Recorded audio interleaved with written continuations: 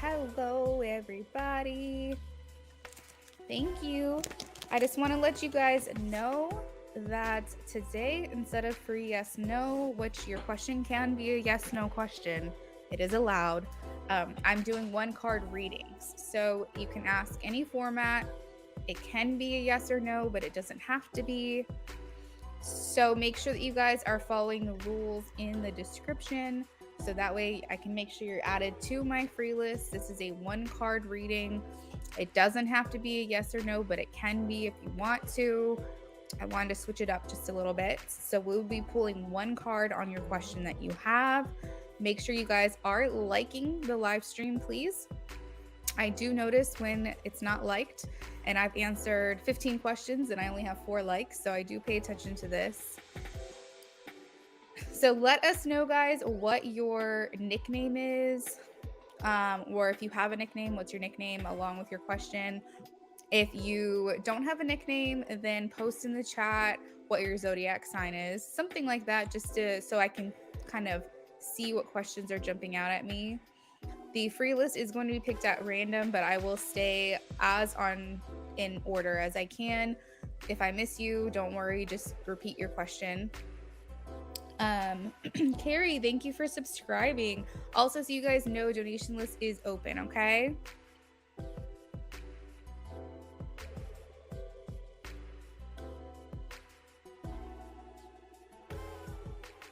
Yes, everyone can ask a question. You said it's vibey. Ooh.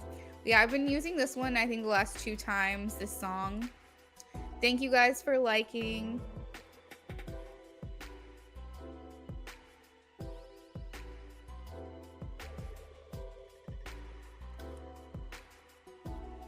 Okay, so Rupali says, will my new boss, Diane Schaefer, like my review of accountant's work that I'll be sending her tomorrow? Rupsy, or is it Roopsy? Roopsy, maybe? That's a cute nickname.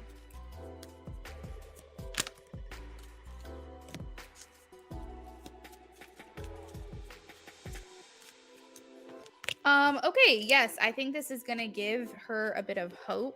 We have the 5 of Cups and the 6 of Wands, so I feel like this is gonna turn her frown upside down. I believe she will be pleased. I am getting a yes, and you will be acknowledged for your hard work.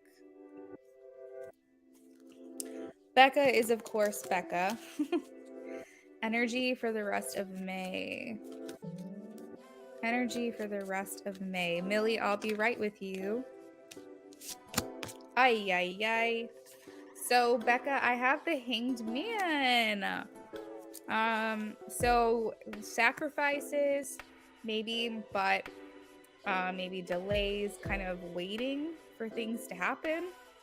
So there is a positive to this card, and it does make me feel like you're learning lessons and seeing things from a new angle or from a new side, new point of view. So that is the positive, but the rest of May could be a little laggy, a little stagnant for you.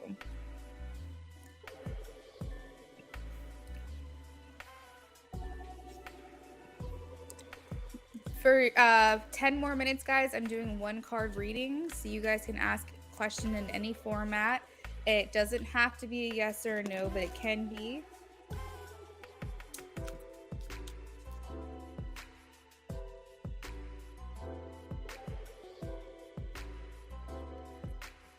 All right, so Millie's question is, will me and Happy come together again? I am getting a no right now. I have the 5 of Wands, Millie's. This talks about disagreements, not seeing eye to eye right now, not being on the same page, or not having enough in common. At the bottom of the deck, I have the 9 of Pentacles, which indicates further separation and independence. Ray, I'm doing well, thank you. How are you? Carrie, again, thank you for subscribing. When you get a second to talk in the chat, you can let me know what your question is. Amy donated, thank you.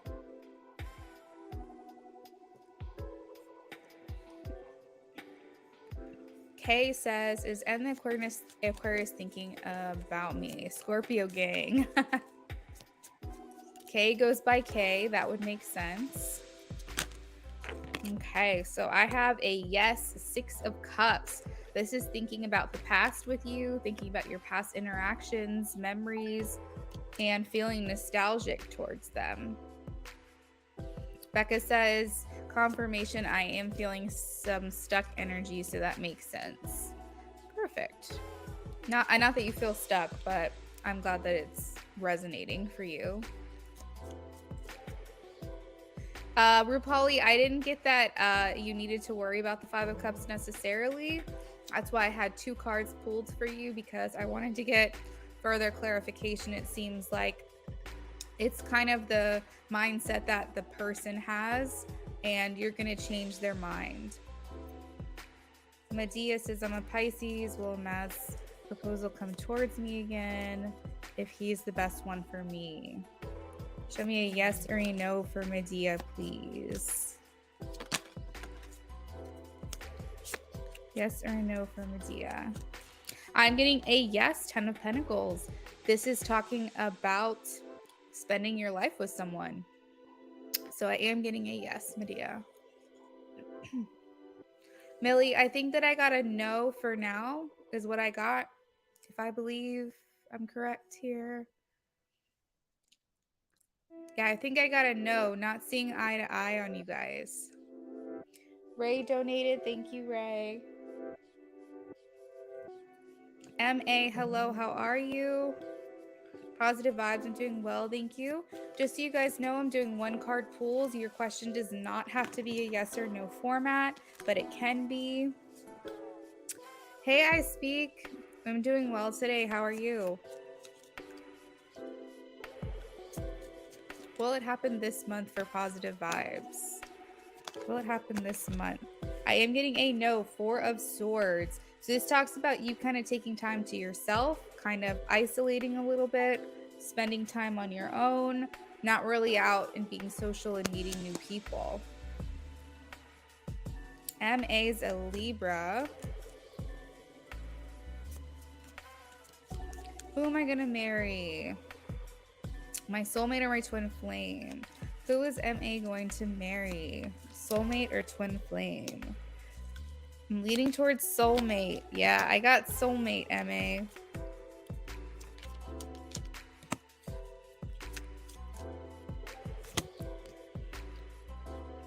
And I think, honestly, you'll probably be happier with a soulmate anyways. Twin flames tend to challenge us, and we don't always end up with our twin flames.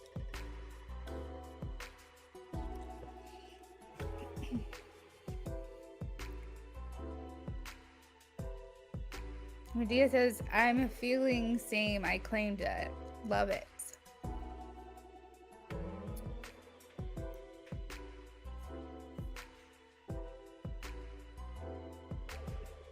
I speak is only doing okay. Are you like feeling sick or something? Or is it just kind of a weird day?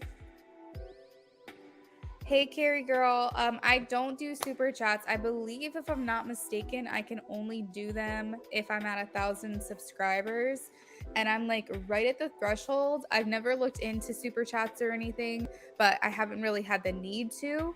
So once I hit 1K, I do intend to look into it a little bit further and see what it's all about. We're like, literally, I think we're like 50 subs away from me being able to do it. But again, I haven't looked into super chats in a couple years, so I'm not sure. Currently, I do not.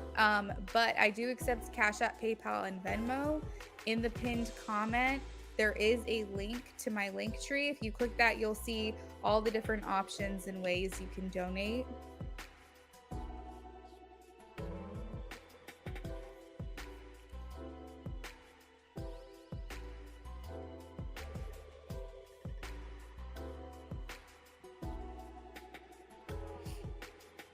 Amy, give me just a few minutes to get the donation list together, but you will be first, and I'll let you know. If you want to post it now, you're more than welcome to, but I just won't be getting to you right this second because we still have about 4 minutes left of the free list. MA, that's what I got for you, yes. Ray wants to know, will I have kids? Becca, it is a StreamYard jam. It's called Lo-Fi. It is a StreamYard jam. I just wanted to switch it up a little bit, and people seem to like it. Will Ray have kids? Will Ray have kids? I am getting a yes, Ray. It looks like multiple children. 7 of Pentacles. So I'm looking at that as multiple seeds.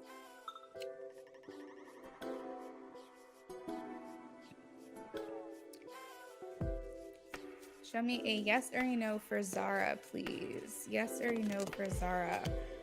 I have a no. Knight of Swords.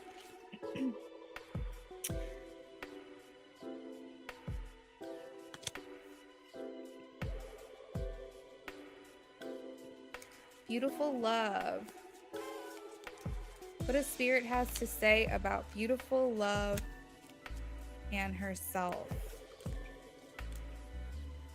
So I have the 6 of Pentacles, beautiful love, and maybe things are taking a turn for you. But 6 of Pentacles talks about generosity, but generosity that is even and equal. So making sure that you're giving to yourself just as much as you're giving to other people is how I would take that message. Be aware of who's taking advantage of you and who's taking without giving back. That's something that you need to be kind of aware of. Amy says, that's okay. Sounds good.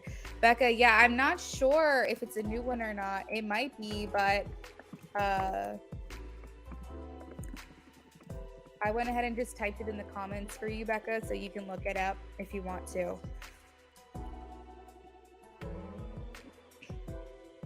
You've been working on yourself a lot. That's good, beautiful love. That makes me really happy to hear. I speak says I'm just tired. Oh my goodness, aren't we all?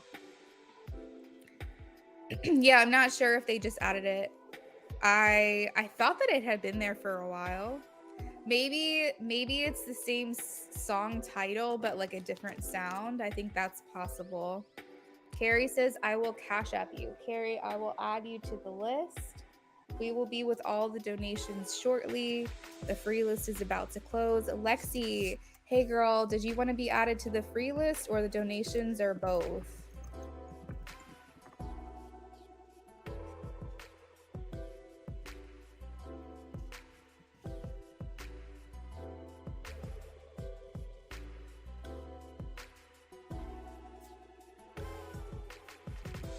Feeding the ducks is my fave. That's the one that I use for like the sexy streams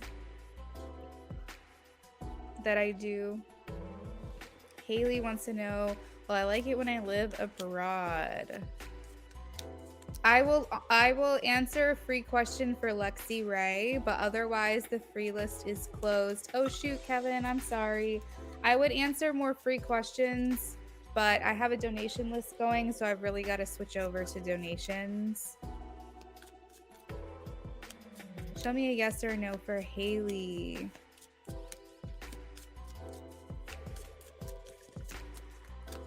I am getting a yes, Queen of Cups, Haley. This talks about really doing something that you love based on your own sincere feelings, living out your dreams. So I feel like this is a good card to get, understanding if you will like it when you live abroad. You're welcome, beautiful love. That makes me happy to hear. 444. Oh, I missed. Oh, because it's 5 o'clock my time.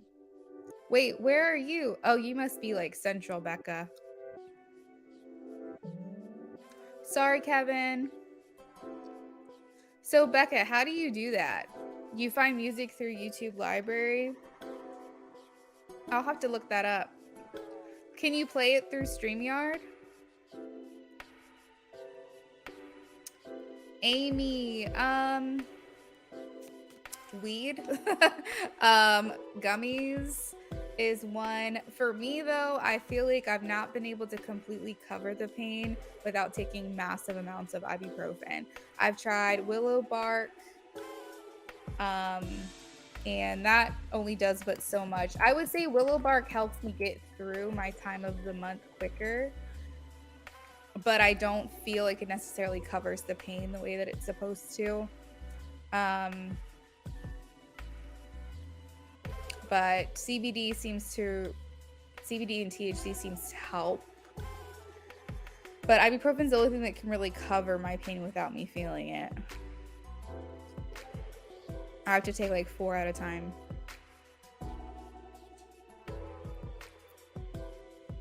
They provide background music you can use through YouTube Studio. Oh shoot, okay, that sounds good. Let me write that down, because I would like to look into that and see if I can find anything else. Thanks for the tip, Becca. True, heating pad and warm bath. You're lucky, Becca. You're very lucky. I actually, when I was a teenager, I used to black out from the pain. Like, there was plenty of times my parents had to pick me up from school because I couldn't see. Because when they say blinding pain, like, that's literally, it was taking my vision away.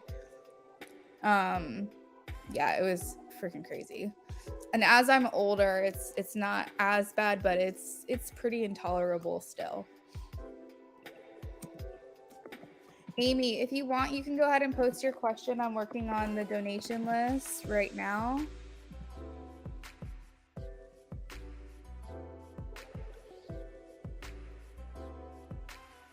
Okay, so everyone that I am aware of that donated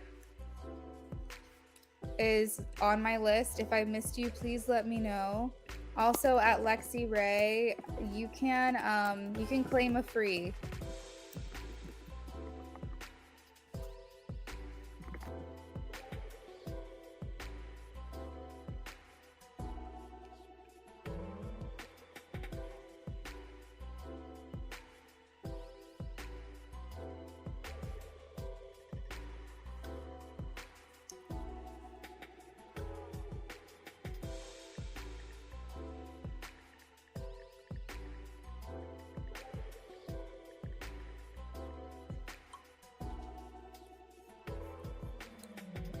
Oh no, that's all good, Amy. As long as you guys don't mind me answering it inexplicably, like, or inexplicitly is a word I'm looking for, inexplicitly. Like, I just don't want to give an answer back that's gonna be really like, ooh, she's saying things on YouTube. Like, I can kind of beat around the bush about it, so to speak. No pun intended. But so as long as you're okay if I'm not explicit in my response, I don't care what kind of questions you ask.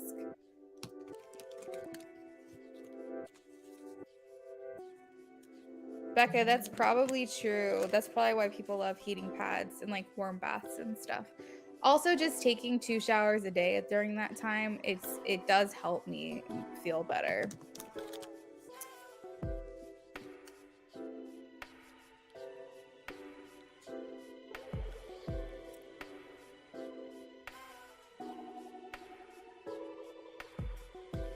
Oh, Lexi, you said you don't feel good. Oh, you have a good day too, girl. Man, it seems like everyone's feeling bad today. But yeah, Amy, you can post your question when you're ready.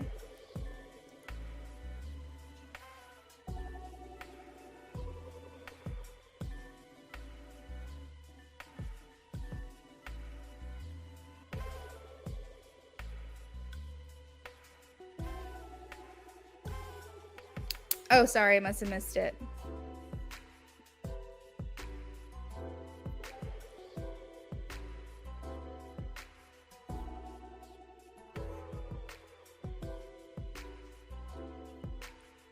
You posted it? I don't see your question.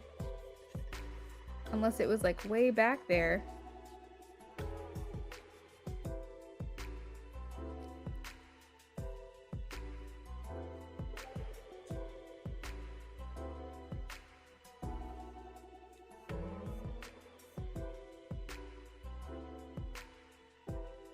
Amy, I don't see your question. I'm sorry. I don't know what is going on.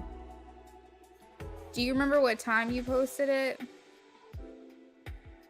Oh, I see it.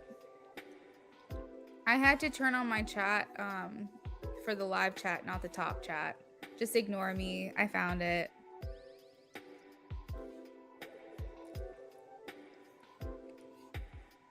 Hey guys, sorry, the free list is closed. Gemini girl, let me see here.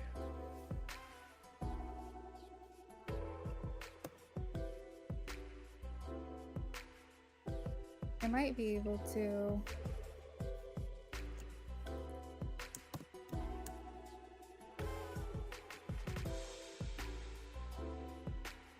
Yeah, Gemini girl, I can answer a question for you, yes. Just post your question. Earth Angel, my free list is closed to people who have been here before.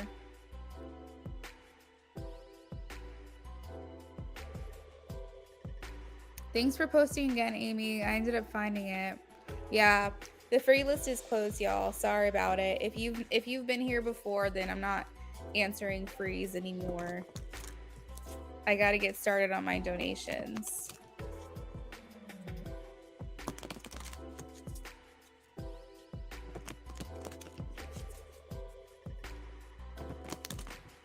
All right, let's pull for Amy. Let's pull for Amy.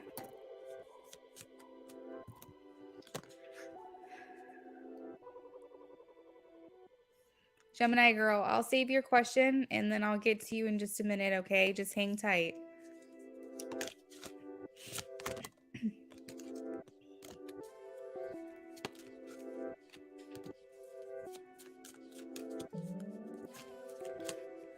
Ooh, he's keeping his feelings to himself, Amy.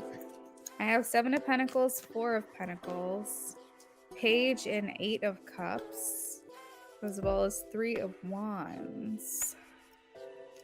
Let's see.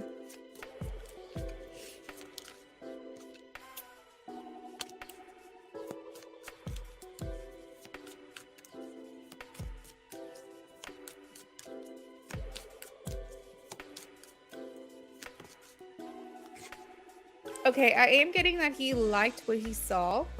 He did like the pictures, but I am getting the sense with the devil here that he kind of knew what you were doing, you know, like he could kind of see through it. So I feel like he was just trying to keep things under wraps, like maybe not. So I don't know if he responded to you or if he like gave you any kind of indication of a response or says like, oh, this one looks good or whatever, if you're asking my opinion.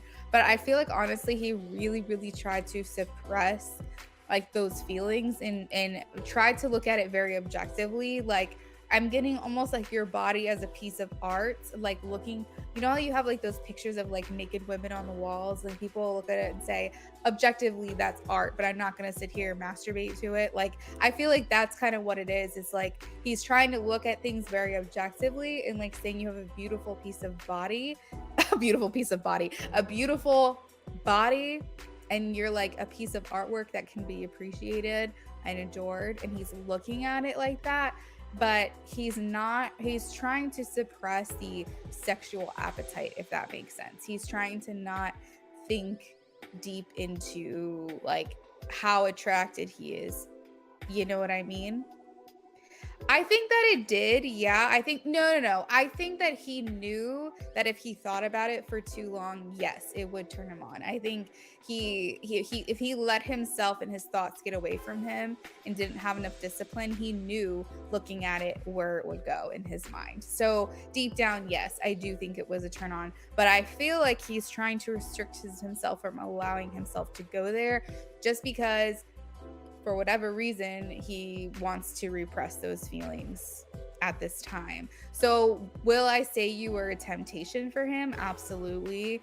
And can I say that, you know, tonight or tomorrow or the next day, is he going to then look at them and feel like all like turned on and stuff? It's very possible, but I think like at the time that it happened, like when he saw it yesterday and everything, it was more like I've got to try to maintain some self-control, and the only way he knew how to do that besides admiring and appreciating how you looked just in general, because he did think you were attractive. He's just not letting his thoughts get away with him in that way.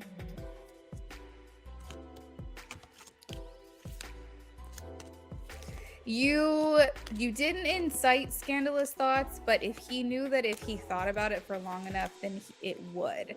And I do wonder if you were to get a reading like tomorrow or the next day and ask a similar question about how he currently feels about it, or how he's felt about it since yesterday into like, what's today, Tuesday, like ask me on Friday maybe, because you know, at the time that he saw it and his thoughts were, and what did he feel at that time during these pictures, he could be like restraining himself, but it doesn't mean that tomorrow or Thursday he's not going to open these up and it be completely different. So I feel like he saved the pictures. I feel like he's keeping them, but I do feel like while he was talking to you or having a conversation, he was trying to have self-control.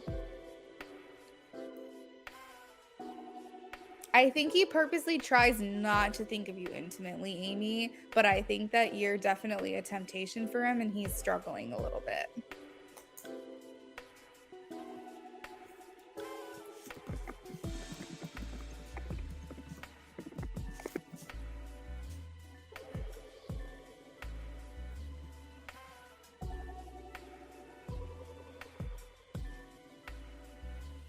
Let's see, does he think of Amy intimately at times? Does he think of Amy intimately at times? I am getting a yes. 8 of Wands. 8 of Wands. So I feel like, Amy, you guys are working back to a good path. It's taking a while to get there, but I feel like he's slowly letting his guard down little by little. It is going to take a little bit longer, but I think that you'll get there.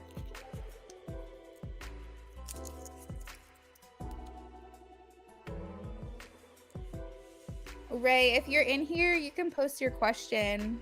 Do you have too many questions or 110 card?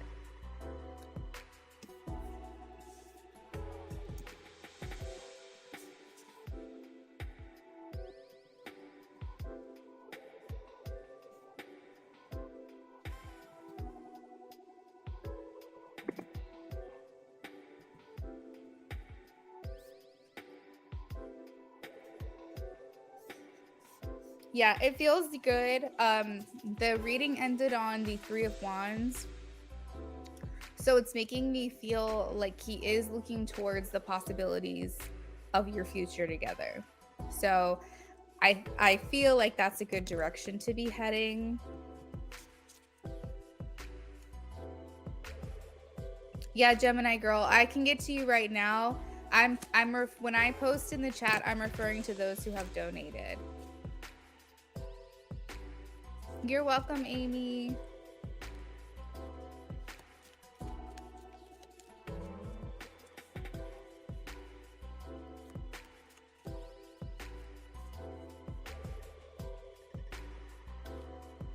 Ray, you can ask a scandalous question if you want in here, but as I said to Amy, I'm not going to be able to be explicit because I don't want my video or my live stream to get flagged. So if you're looking for an explicit response, you're going to have to kind of read in between the lines that I tell you, but I'm happy to answer an 18 plus. The reason why I have 18 pluses specifically on certain days is so I can email you and use like very vivid words and descriptions and things and not really restrict or hold back. But if you're okay with me answering it in a way that's like you can figure out what I'm trying to say or kind of read between the lines, I'm happy to answer. It's up to you, however you want to do it. But if you're looking for like an explicit response, then you'll have to wait until I do a spicy stream.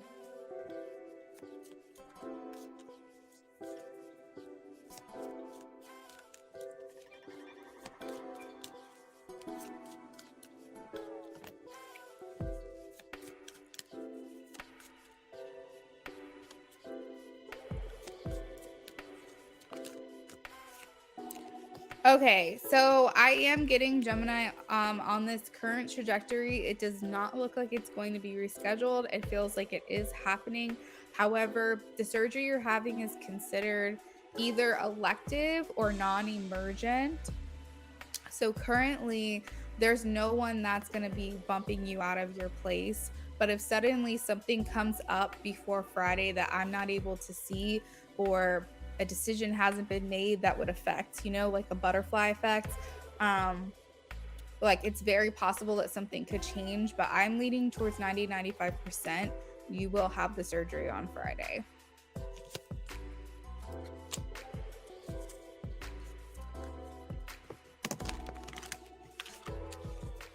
Yeah, Gemini girl. So on Fridays, I do spicy readings. And sorry, I was getting caught up in the chat. I do, oh, thank you, Becca. That's sweet. Yeah, I do spicy readings on Fridays. So make sure you come back. Sometimes I do spicy throughout the weekend. And they're pretty hot. I'm not gonna lie. Okay, so Ray says that's fine. We'll do a general love. Thank you, Becca. She gives good imagery. I really don't hold back. Like, if there's something to be said, you're gonna know it.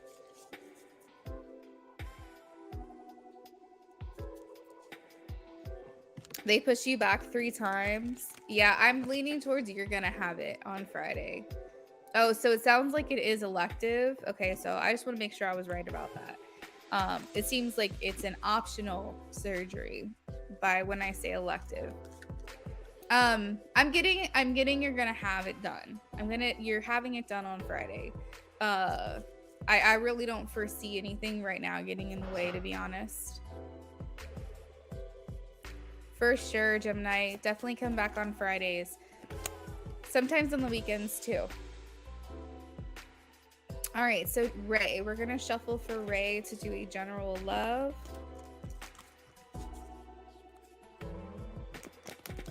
Thanks for the endorsement, Becca, on my spicy readings. General love for Ray, please. And Ray, did you want this to be a 10-card reading, or is this part 1 of 2 questions? You're welcome.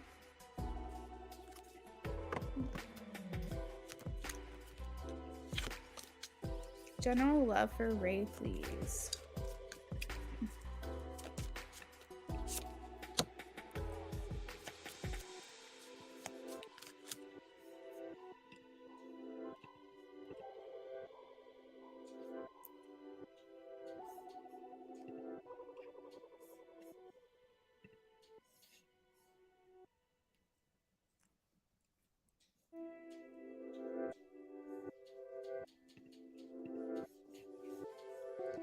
Okay.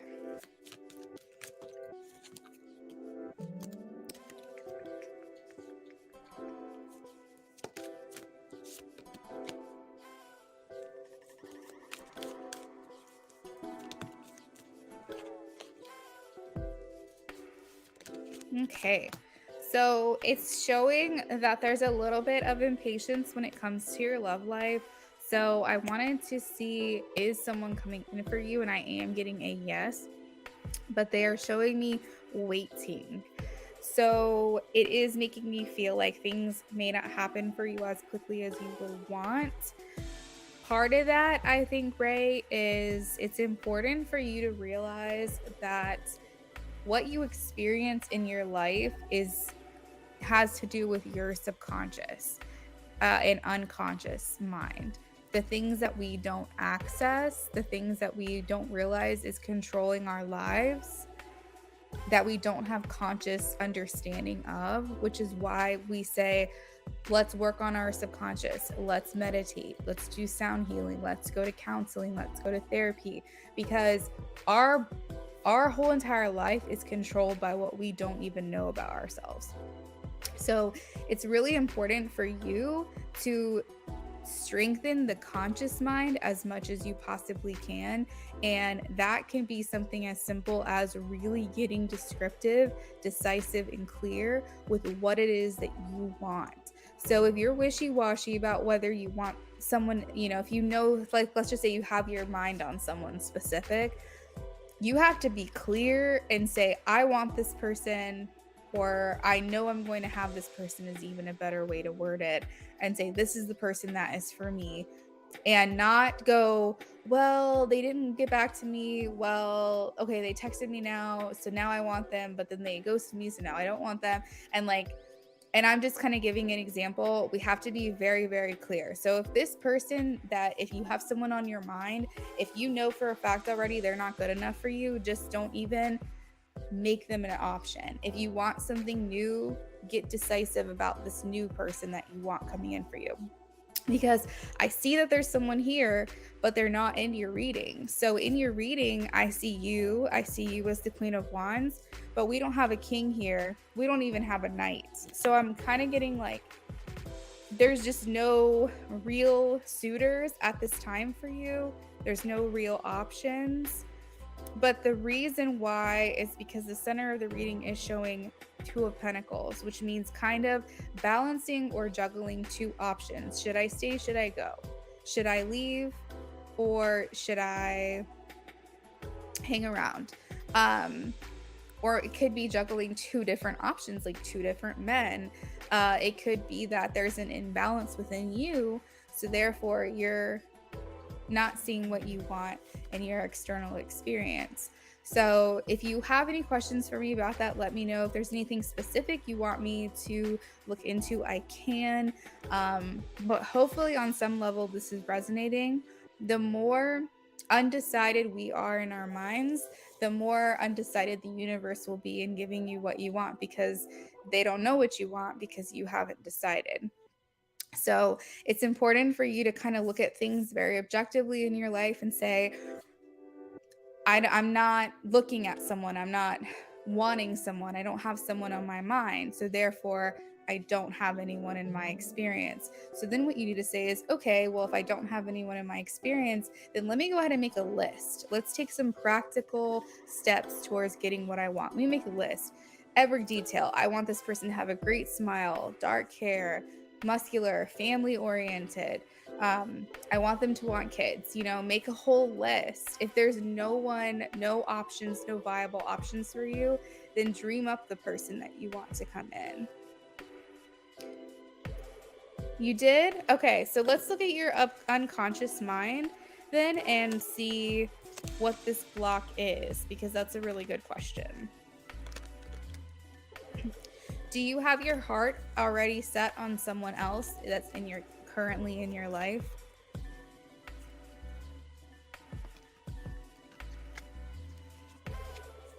What is this block for Ray? What is this block?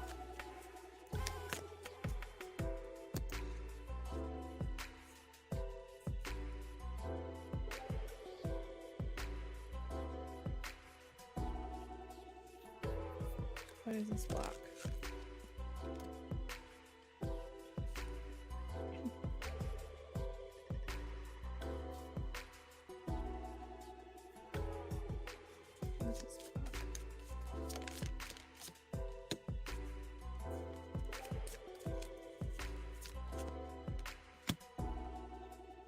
Ooh, okay.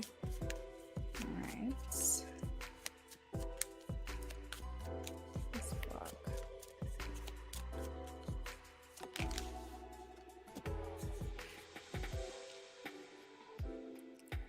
So I'm getting that this is like a multifaceted approach, but kind of like a dual faceted, I will say, maybe not multi. The first thing is that you have essentially agreed, maybe. But before you came into this life, you agreed that you were going to meet a specific type of person and that you weren't going to find true love until you found this specific person. Now, depending on you making all of the right choices in your life, you can bring this person closer to you or farther away, depending on what choice you make. So let's just say, hey nannies, so let's just say there's a person over here that's supposed to come in a year from now. but you are focused on another person that may not be fitting the bill, but they're good enough, but they're just not offering everything that you want. But if you keep focusing on this person over here, then that means that you're pushing this year timeline out to 2 years or 3 years. It's like you got to stay focused on the specific type of person that you want and not allow any distractions to come in. So if you made a list and you said, this is the person that I want, universe goes, okay, well, you made an agreement that once you made this decision, this person was going to come in 6 months, but you're too busy over here focusing on this option and this option and this option and this option, but not really focusing. Like, basically, you need to use your list as a guideline. Hey, Vetus, you need to basically go, does John have 95 to 100% of the attributes I have on this list? No, they have these red flags. Goodbye. Like, does this you need to be very like strict with this list, because any distraction that you allow to come in and any person that you focus on that's not this list, then we have an issue. In addition to that, if you already have someone in mind, but you believe that they're more than you deserve, then they're also not going to be an option for you. So that's where the unconscious mind comes in.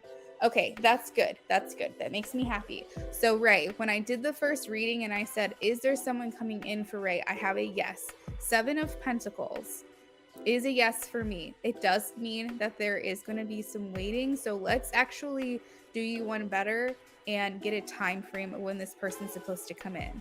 Because I see here 9 of Cups fulfillment. I see 2 of Cups partnership and romantic relationships. I actually see a King of Cups here for you and a new beginning. So let's figure out when this person is supposed to come in.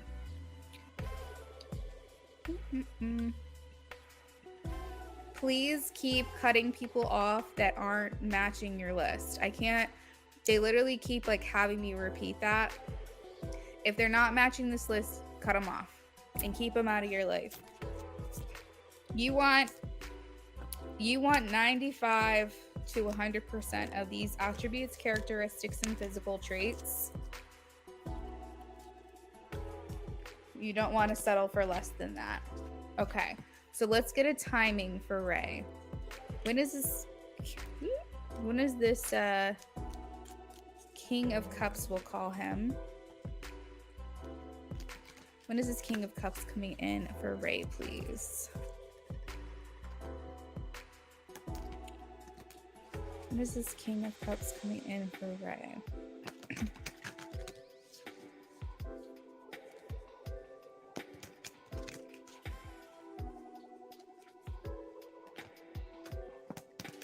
You should be win. After Ray, we have Carrie. Carrie, you can go ahead and post your question whenever you're ready. When is this King of Cups coming in for Ray?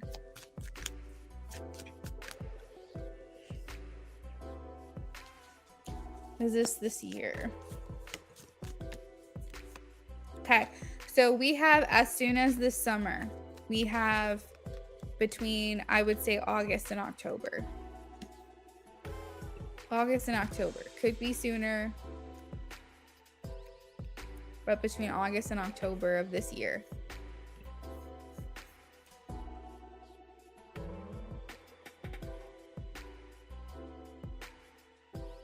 You have to keep focusing on this list though, okay?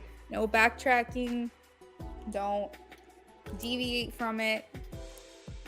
Make sure that this matches the person that you want. If you go on dates, say, how many boxes does this person check? And any red flags that don't go along with your chart, then you have to take that out of consideration. And also, Ray, if you have a second to go back to that list and reread it and make sure that those are still the qualities and attributes that are important to you now, and cross off the ones that aren't important, maybe make a new list or add in ones that you've recently thought of, and maybe even organize it in most important to least important. Because if you put that kids are important to you, Ray, like you put kids are number 1 and that's the deal breaker for you, then when you meet someone and they say, I don't ever want kids, I don't ever see myself having kids, you go, okay, well, I made this list as like that was top priority. This person clearly isn't that person. And just trust that what you want, what God wants, what your spirit guide wants, like it's all to fulfill your desires. You know what I mean? Like they want to collaborate and work with you on this and conspire with you to make this happen. You're welcome. All right, so we are going to move on to Carrie. Carrie says, what is my Virgo Bobby feeling during our no contact?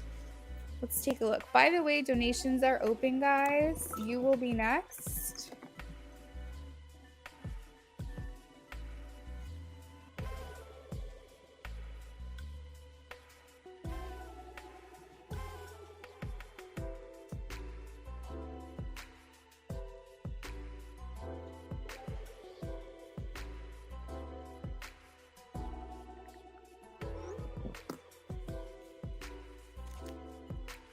Nannies, thank you for donating. I'll be right with you, okay? So Carrie, for your question, did you want me to pull 10 cards for you, or did you want to do too many questions?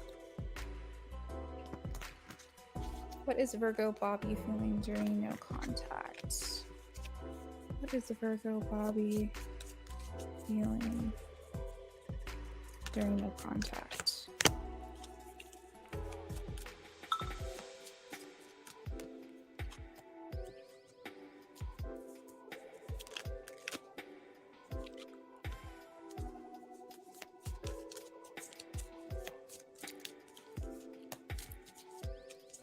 Okay.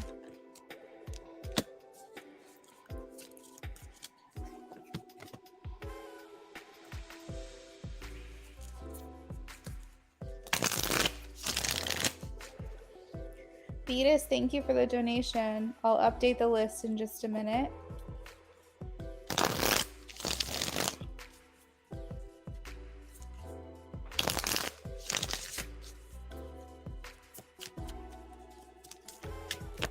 Ooh, okay.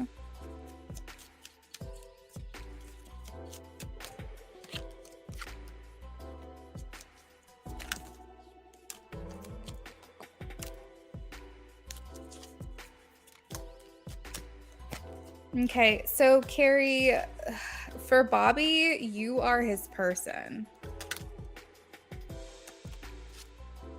I am getting that he wants to reach out. Yes, 8 of Wands. It looks like he will be the one to reach out, but he wants to wait until it feels like the right time. But I do feel like it's coming soon because the 8 of Wands is the quickest moving card in the deck. And it's showing me with the King of Wands that it will be him that contacts you. As far as his feelings for you, we have the Lovers twice. So that is really indicative of, or signifying for me, that this person feels like you're their person, you're their favorite, you are for them, like handmade special just for them, and vice versa. This also indicates high level soul connections, feeling at a minimum that you guys are soulmates for one another. So they feel like you are their other half, or they're equal. I am getting that this person actually looks at you as someone, you guys share a likeness for one another. I have the Hierophant here, which to me makes me feel like he feels you guys are cut from the same cloth. Like you guys have a lot of common interests, a lot of common goals, just basically like a lot of common ground, right? Just a lot of things, that ideas or plans or thoughts, or even your general demeanor and gestures that are very similar. So that also can indicate twin flames as well, where you guys mirror each other. But I do feel like with the moon here, there are some things that he might be kind of keeping to himself. Let me see. What are these things? Where is the moon here? I feel almost like he's wanting to just keep quiet. Like I feel like you're not getting from him his deepest thoughts and feelings. You're not hearing from him what would make you feel appreciated by him. He's thinking of ways to heal the connection. I have the Judgment card here. I do see with the Five of Wands that there is disagreements with you guys that happen. I'm scared he's talking to others while we're not talking. Let's see.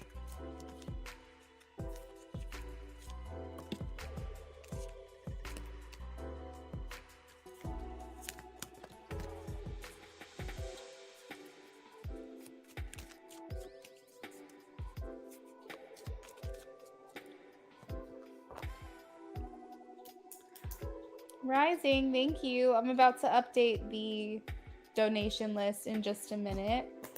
There are 2 people ahead of you. Is he talking to others? Is Virgo Bobby talking to others currently in a romantic sense?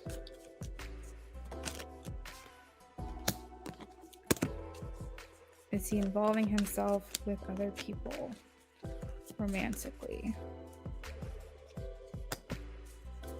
Should she be concerned? Okay, I'm getting you should not be concerned. Mostly, he's thinking about you and wanting you back. 6 of Cups, the Hermit. He could be talking to other people for possibly an ego boost. But as far as like, is he talking to other people? I'm getting a maybe. Should you be concerned? No. And specifically, it seems like his main focus is reconciliation or returning to you.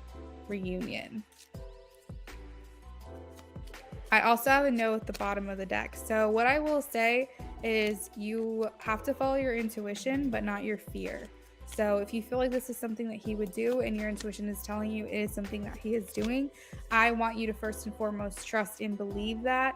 But what I am getting is that if he is, I'm getting a maybe, but if he is, or if he plans to, or if he already has, it's not something you have to be concerned about. It doesn't feel like anything's going to come of it.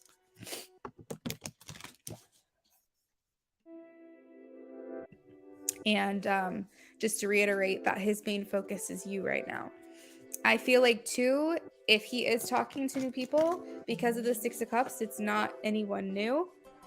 It's more like people that he's been in connection with in the past, and it seems like it's more just to make himself feel better versus really taking something seriously and trying to strike up conversation to start a new life with someone.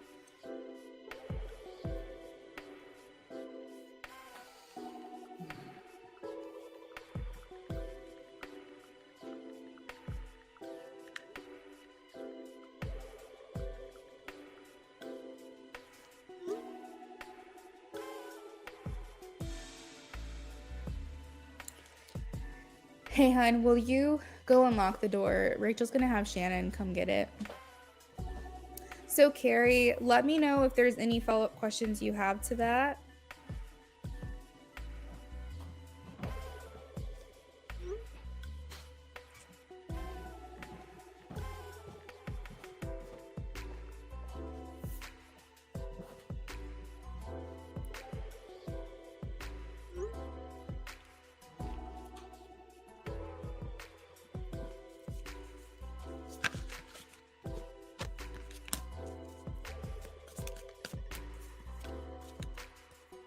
I have a yes, 4 of Wands, Carrie.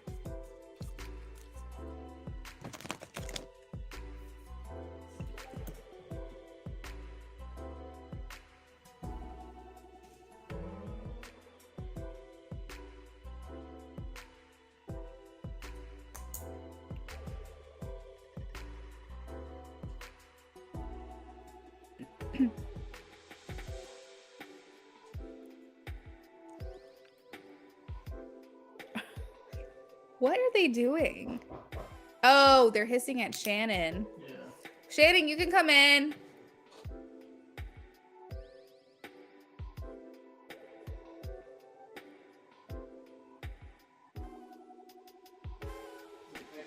I pre-measured it. It should be a full cup. You're welcome. Bye. You're welcome, Carrie. Thanks for the donation. Hopefully we see you back here again.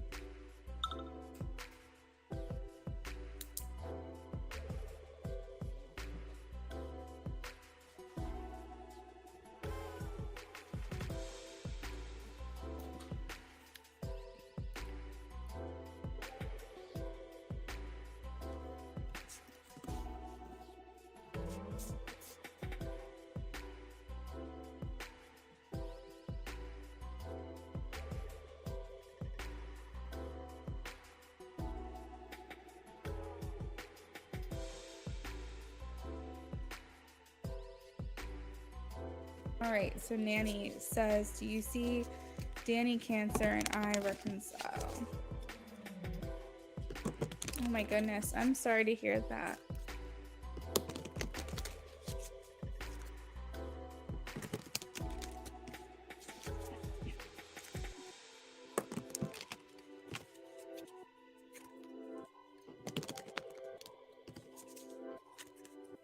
Will Danny and Nanny's reconcile? Please show me a yes or a no for Nanny's.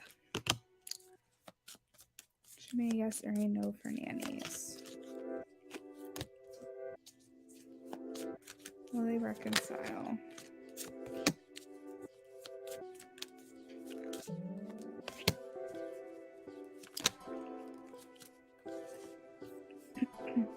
So I'm hearing Spirit say it's too soon, it's too fresh. So I feel like, and like the Temperance card here kind of saying like these wounds are still too open. You know what I mean? Like it's too new, it's too fresh. But I do feel like you guys have the makings to come back together, because specifically it's going to be hard for you both to let each other go. And I feel like being separated is going to be very hard on both of you. I feel like he has an emotional connection to you, and this is going to be kind of difficult. Realistically speaking, I feel like he's going to be more practical, even though he is emotionally invested in you and emotionally connected to you. I think that whatever the issues were that made it so that you guys are at this point now, that he is going to take that into consideration when deciding to come back together with you.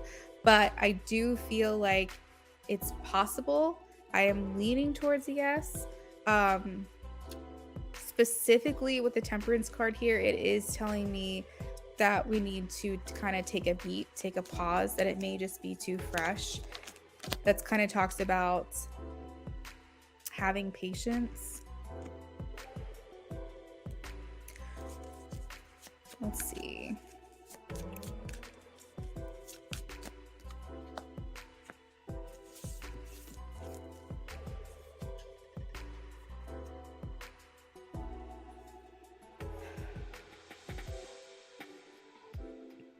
Okay, so I asked when this will happen, and I am getting, it's probably going to be a couple months, Nannies. It's probably going to be,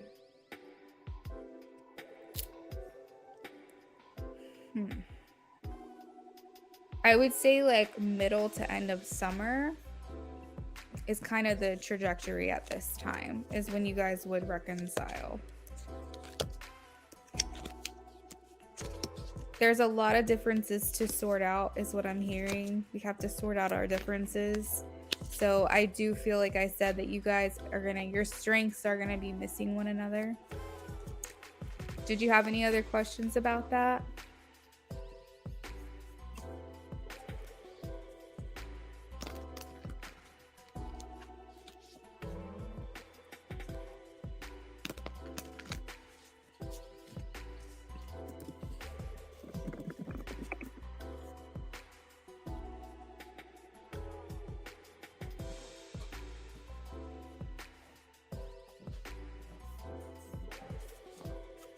What do I mean about what?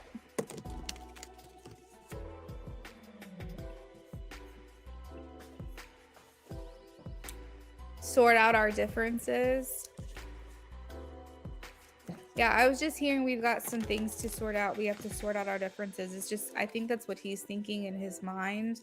But essentially what the meaning behind sorting out your differences is basically saying I have to think through what separated us. I have to think about, because like for instance, people don't break up because they have everything in common or they want the same things. So you guys clearly are on different pages about some aspect of your relationship, and that would be considered a difference. So sorting out the differences, meaning I need to take a beat, I need to step back, I need to analyze the situation.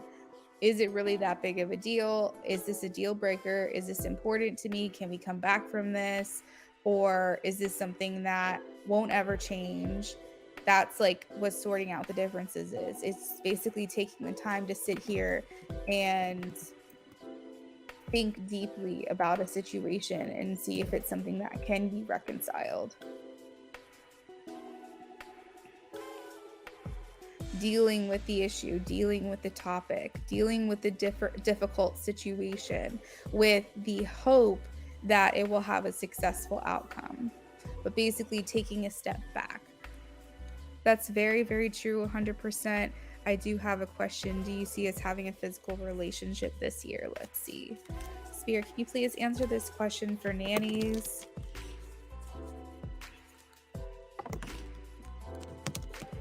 Do you see them having a physical relationship this year, please? Danny and Nanny, do you see them having a physical relationship this year? I am getting a yes, Queen of Pentacles. Pentacles has all to do about the physical reality as well. So it's a really good card to get when you're wanting to know about the three-dimensional world. Nannies, thank you so much for your donation. I'm going to be sending you lots of love throughout this hard time for you.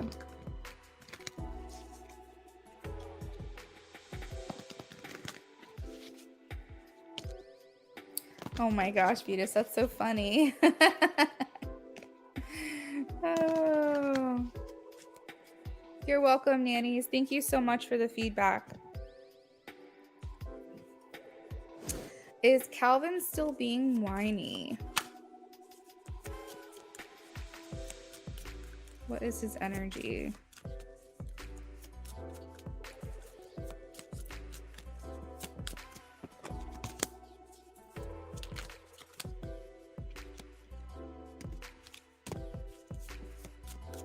What is Calvin's energy?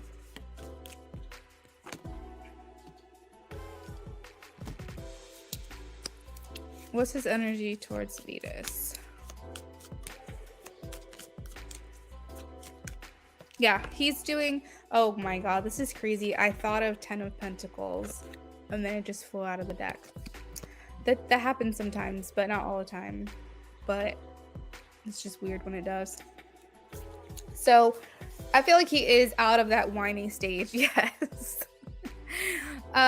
He's more, I will say, more solution-based mindset. He is thinking through his struggles versus just trying to point the blame and, you know, not hold himself accountable. He is more looking for solutions, resolutions. I think that he's definitely more in the energy of love. We have the 2 of Cups and the 10 of Cups and the 9 of Cups, which indicates that he's feeling more romantically inclined, wanting to show more affection, wanting to show more gestures of gratitude and joy, generosity and happiness and lovey-dovey feelings. When it comes to you, I have the 10 of Pentacles, which means that he views you as his life partner. So that is I feel like this is a shift, actually. What are his next actions and intentions towards Vetus? Next actions, please. Next actions.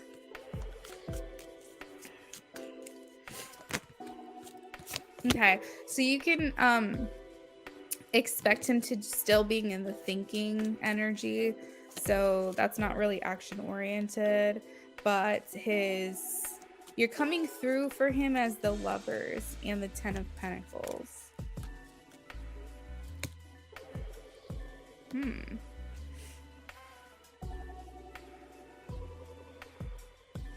is he feeling? What is he thinking towards Vetus?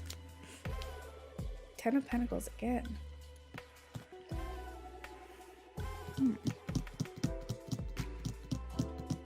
I'm almost hearing like, I abandon you, I abandon my happiness. That's what I'm hearing from him. Meaning like, you guys, his happiness is mutually exclusive with whether or not he chooses you or ends up with you. So he's saying, if I walk away from you, I'm walking away from my happiness forever. So he's deep in thought. As far as his actions towards you, I have the King of Swords and the Nine of Pentacles. This is still an independent energy, meaning that he's not going to be moving towards you in an action sense, but he is trying to think realistically about maybe the connection itself, because I think that he equates you to his happily ever after. And so he has to decide, do I let life get a little bit messy so that I can have my happiness and happy ending? Or do I ignore that part of myself and be miserable?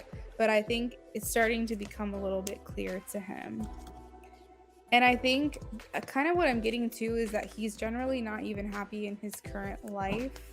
Hey, Terralyn, how are you? Welcome. He's not happy in his current life. And so I think he's thinking to himself to some extent, I'm pretty miserable. Like, I don't have the life that I want. So what is keeping me here? What is keeping me tied to this? Because I'm already dissatisfied. So why do I feel the need to stick around? It's kind of what I'm hearing him say. He's saying like, I'm unfulfilled in this life that I'm living. So what's keeping me here? But I do feel like he's tethered in very what we perceive to be human problems. So he could have like shared bank accounts, or like both their names are on a house, or you know, logistically, like location wise, it could be complicated.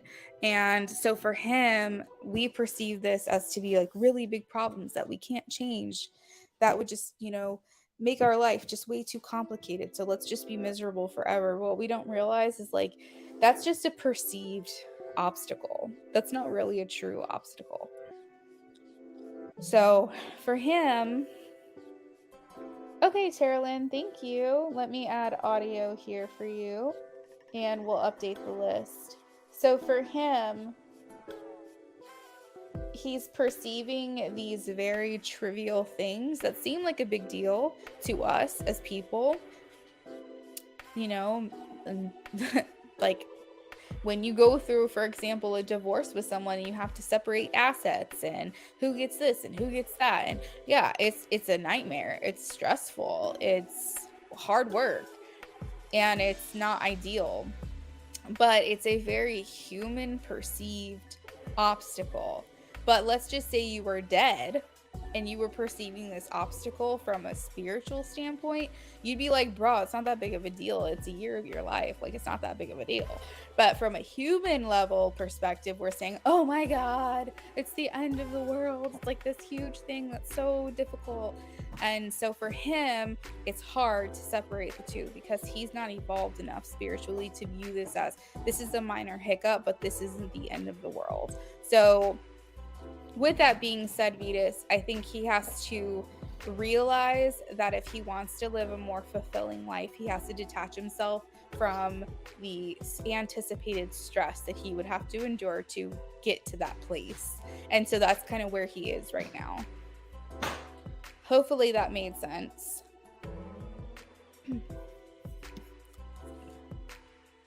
All right, so next up we have Rising Storm. Rising Storm Tarot, are you here? Vetus, let me know if you have any other questions associated with that reading.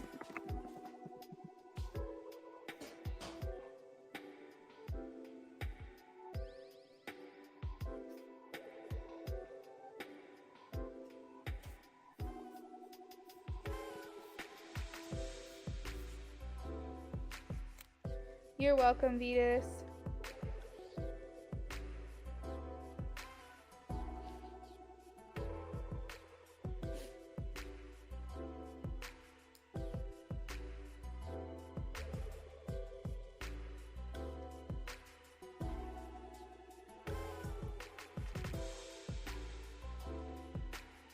Oh, I gotta update the list.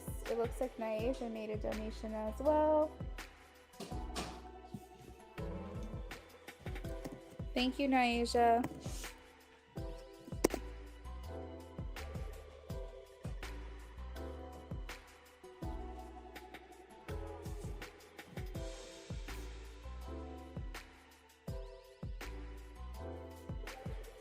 You're welcome, Vetus. Thank you. Naisha, thanks for the donation. I added you to the list. You should see your name now. How's everyone doing? Naisha says, how's everyone doing? I'm doing well. Just, you know, hanging out in my house. Today was a very interesting day. But pretty boring, though. All in all. I learned how to take voice clips and make them ringtones on my iPhone. So I spent a couple hours doing that today, which was kind of fun. I just let Brennan do a bunch of voice clips and we just put them for ringtones for everybody. He likes to do impressions, so I basically did the impressions of people in our lives and made them ringtones. So that was a fun thing to do. Yeah, boring. It was a little boring, but we got good laughs. It was pretty funny. I took a voice clip from my nephew and made it a ringtone too. It was fun. Hey Jasmine, how are you? This is the ringtone for my nephew. Let me see if I can find it. I love you, and can I come over to your house? It says, I love you, and can I come over to your house? So that's his. So whenever he texts me, that'll be his. But we just did funny things like that all day. Rising Storm, I am shuffling for you. So it took me a long time to figure it out. Isn't his voice so freaking cute? He even has a lisp, so I just die every time I hear him. Basically, you take a voice clip that's already on your phone and you upload it into GarageBand. This is if you have an iPhone. I don't know how to do it any other way. But you basically make a voice clip of something and you save it to your phone as a document, and then you upload that voice clip into GarageBand, and then you save it as a ringtone. So that's how it works.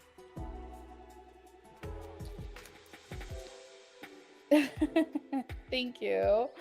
Oh, thank you. He's so cute. I wish I could have him here to like just talk to you guys, because I'm telling you, he needs to be like the voice of, I'm biased, but I think his lisp and the way he pronounces things is like so cute and endearing that I feel like he'd be really good to like voice a character on a TV show.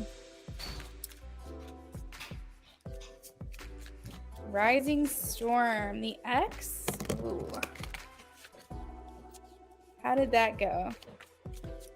How did that go? Did you see her walking out with a box full of stuff? How did this interaction go, please? We have the Six of Cups in reverse. So letting go of the old, letting go of the past, focusing on the future, leaving home.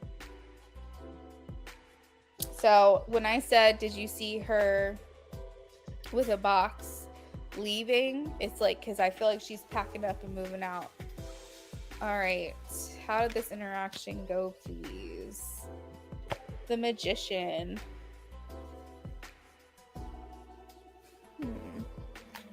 How did this interaction go?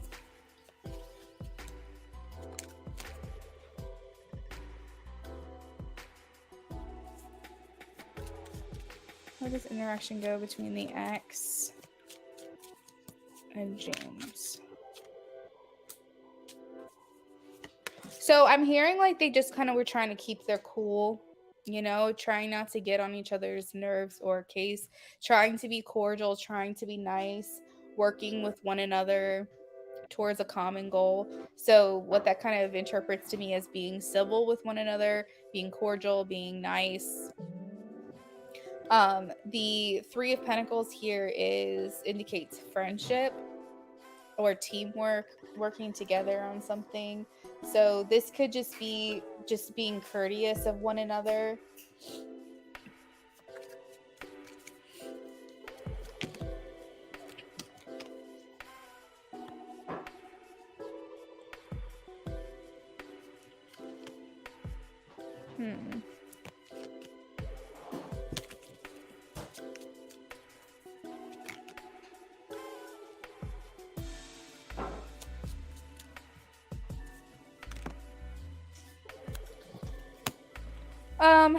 Who was this? Who was this spirit? Who was this? Oh, the Tower.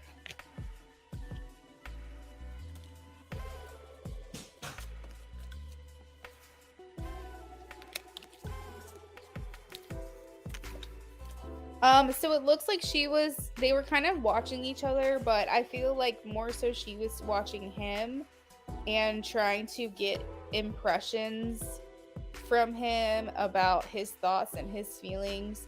You know, when you aren't really sure how someone thinks of you or feels about you, so you pay extra close attention to their body language. You look into everything that they say, what they could have possibly meant by what they said. You look deeper into everything with like a big magnifying glass because you're not sure where you stand with someone. So you just pay extra close attention to all the cues and what they could possibly mean. And I feel like that's what she was doing with him. I am getting that things aren't well for them. This is shaky, rocky ground. The Tower here indicates destruction, chaos, upheaval, trauma, tragedy. There's so much history here that it's like we can't come back from this. It's okay if she's territorial, but I think she knows deep down that she has nothing to really be territorial about. I just think that she doesn't want him running into you she can't control what happens, but she might not necessarily want him coming to you. So she thinks, okay, well, I can't control what he does, but I can make her think that we're still involved, and maybe she won't do anything about it. So she's trying to make sure that you see her because she's trying to do what she can to control the situation as much as possible. I feel like he's disinterested in her at a minimum. I feel like he's detached from the situation with her. The interaction felt like, I don't even think there was tension, to be honest. I think he knew that he had the higher ground, and he knew that what he says goes. And I think honestly, and the thing is that if there is tension, that's not good, because tension would be like there's still feelings there, and I feel like it was just very matter of fact. I think that she's still grasping, but I think that he's letting go. The Six of Cups the Six of Cups in reverse is indicating to me that there's no going back. And the Tower tells me that too.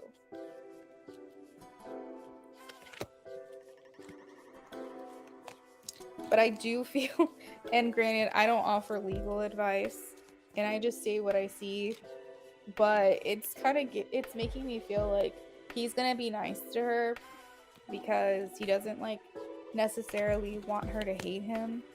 I don't think he really cares. He's just trying to be nice. But I feel like she's just gonna keep pushing and pushing and testing the boundaries, where he might need to get a restraining order or something.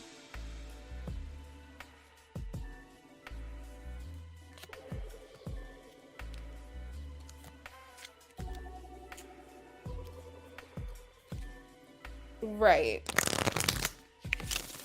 Yeah, that's why I have the Three of Pentacles, because that's like friendship. So here's the thing, they could be complete friends or try to be friends. And then that way she feels she can still kind of be perceived as the girlfriend, even if she's not.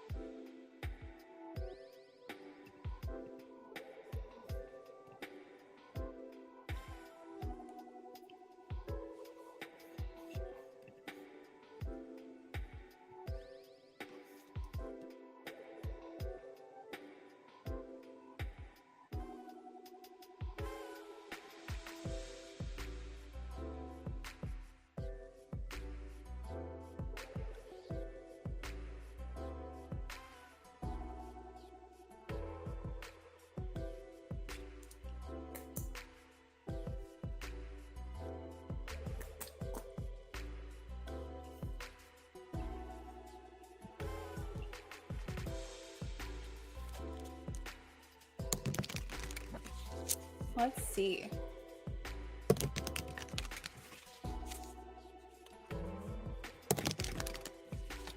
Tara Lynn, I got your question. Thank you.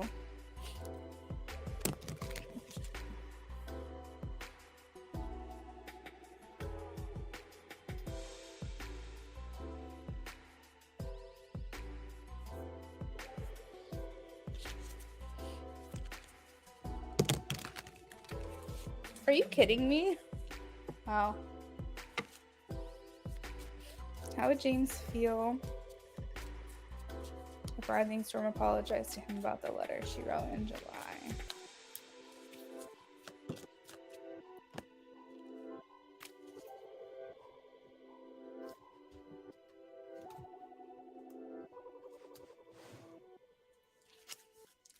How would James feel?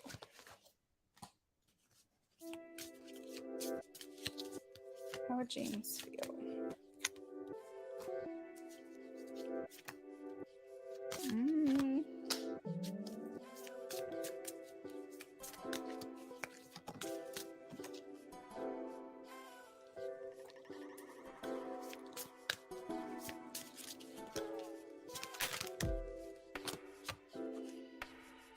Interesting.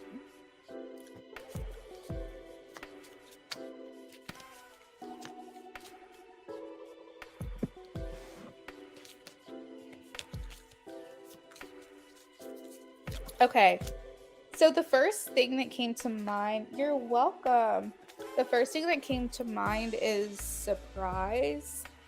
So I'm like, is it surprise about the letter? Did he know that the letter existed? Or is he just like shocked about this? So it's like more like taken by surprise. I have strong indication that he does know about the letter, but there's this element of like taken by surprise or feeling surprised that you would approach him about this.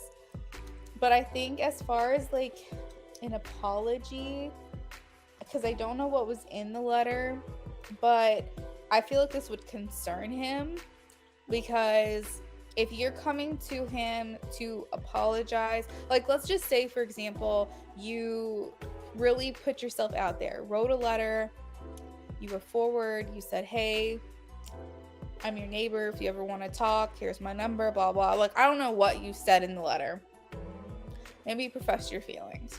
But he would view this apology as you backtracking. And therefore, it would make him feel worried that your intentions have changed and doubt that you have affections for him or admire him in some way, or have feelings for him even. So I'm not really sure what the letter said, but it's creating doubt or worry or concern for the fact that you would be backtracking or trying to say, disregard what I said, because in his mind he'd think that you don't feel that way anymore, that you've changed your mind. I don't know what this is, but that's what it's making me feel like. He would feel like you were giving up. Surrender. I have the surrender card here. He would feel like you're giving up on the connection, or that he should give up on the connection. I do feel like he has compassion and empathy for you and what you did. Something tells me he appreciates the letter, or he would appreciate the sentiment, or he appreciated the sentiment. The one thing I will say is that it would get you guys talking, so then he would feel like that's a good thing, because I have the word success here. But it's making me feel like he would be concerned about what has changed, what has transpired to make you approach him in this way. Hopefully this is making sense.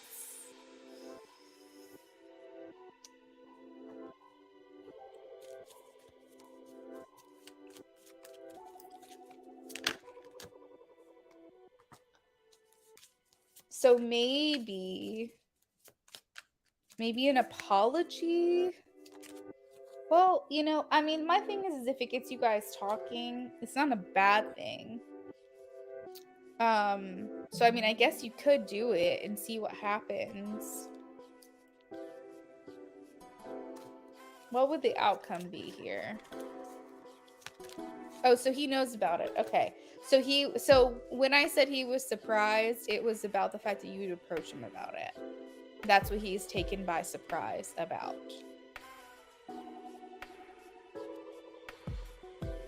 Yeah. So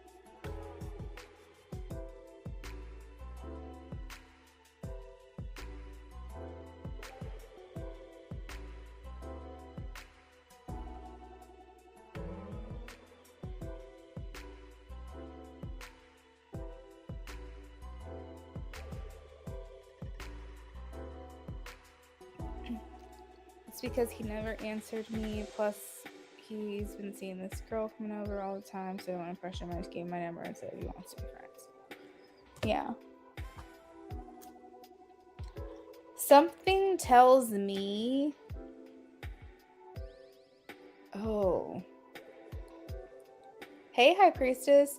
Something tells me that at the time that you gave him this letter, it was proving to this other person, this ex, whoever this girl is, his loyalty.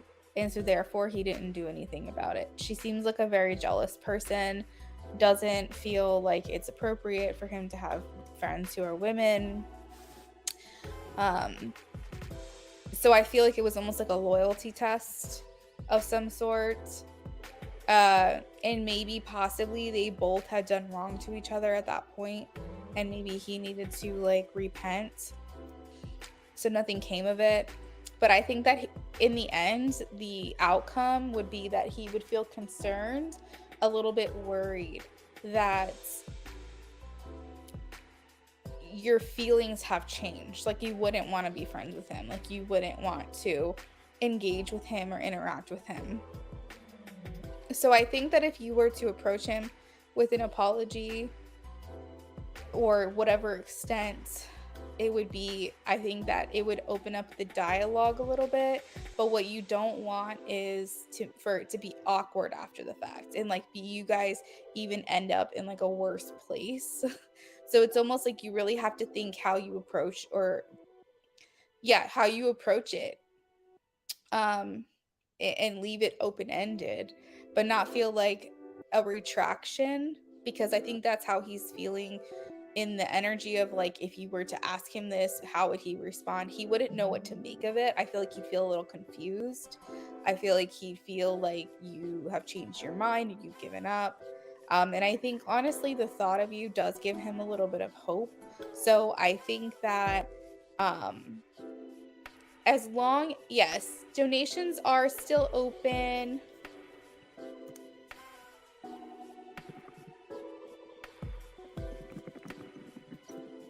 So I think that if you were to kind of make it open-ended and kind of be like, I'm trying to think of an example. Like, remember when I gave you that letter? I was really looking for people to get to know around this area. You looked interesting to me. And but I never meant to get in the way if you felt like it was a bad time, if it was going to cause problems or anything like that. Like I was just trying to get to know people around here, and you were someone who got my attention. I think that would be kind of a good way to word it, instead of like really coming over as like an apology, just more like an explanation of where your head was at. I think would be probably the best way to go about it, because you don't want to leave it feeling more confused, and you don't want to leave him feeling discouraged either, especially if you have this opportunity to bring it up. You can use it to your advantage as like an icebreaker, because I feel like taking the approach that you originally had is feeling a little bit like he may feel worse after the conversation, or like even more confused. Hopefully that makes sense.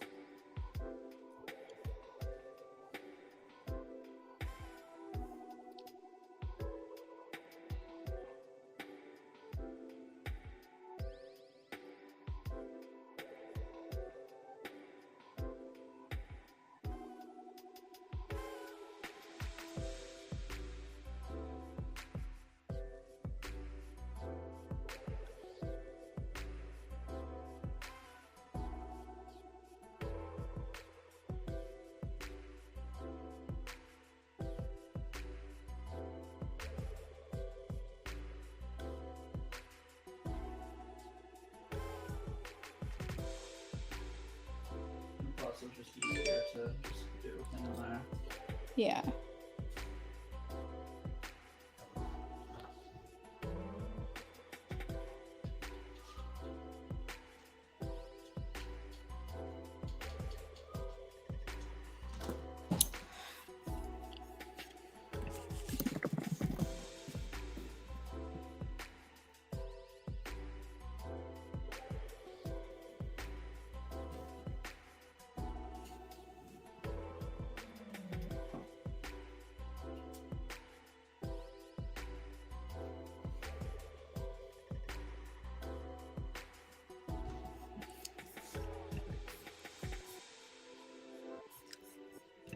It's awkward already.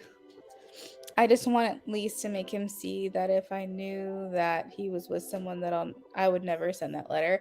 Yeah, I mean, I definitely think that there's a tactful way to do this that would open up a dialogue and clear the air. And as long as the way that you approach it doesn't sound like you're changing your mind about being his friend, or to that extent something more than friends, I feel like as long as he doesn't feel like you're retracting your statement and saying like leave me the hell alone, as long as he knows that there's still like an open-ended that you guys are walking away with like the air being cleared, but like he still has the ability to approach you. What you don't want is to end it on a note where he feels like closed off, where he feels like you've completely changed your mind to even the thought of being friends with him, and like he just shouldn't even try. So we don't want to leave off on a note of more confusion. So if you just wanted an icebreaker or a way to say like, hey, I just was looking to get to know people, you caught my eye, I've realized since then that, this girl's been passing by here and there, and I never would have done that had I known that you were already involved with someone. That's just not my style. Something like that. I think that he would realize, like, you still feel this way, but had you've had more details or more information, you wouldn't have done that. And I think that that's a way to kind of indicate to him, hey, if you're not with this girl, we should still keep talking.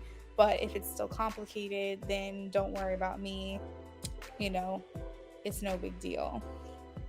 Yeah. So I feel like if you can keep it lighthearted and say like, I never wanted you to feel like awkward or pressured or anything like that. And it's been a while. So trust me, I'm not that type of person. I wouldn't have ever done that. Because then maybe that'll be an icebreaker, and maybe that will allow for him to go, yeah, back then, probably not the best thing, but, at this point, it doesn't even matter because we're not together anymore or something. For all you know, that's what he might end up telling you. So I feel like it's not a bad thing to get the dialogue going, but I think that it's important for you to, I don't know. I hope that I'm making myself clear. It's important for you to not leave him feeling more confused about where you stand when everything is said and done, because the last thing you want to do is shoot yourself in the foot.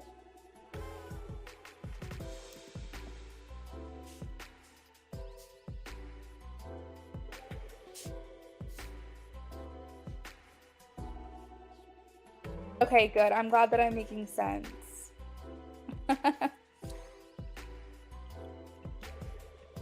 So, Rising, that is what I've got for you, girl. Thank you for your donation.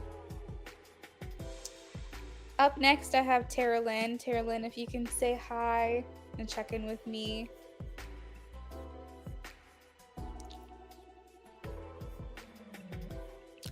I updated the donation list, and I also made sure that the donations were in order. So High Priestess came in at 7:03, and then Rocky came in at 7:05 my time. So I did that in order. So currently on Tara Lynn, next up we have Nyasia. Tara Lynn says, how are you? I'm doing good. I hope you're doing well today.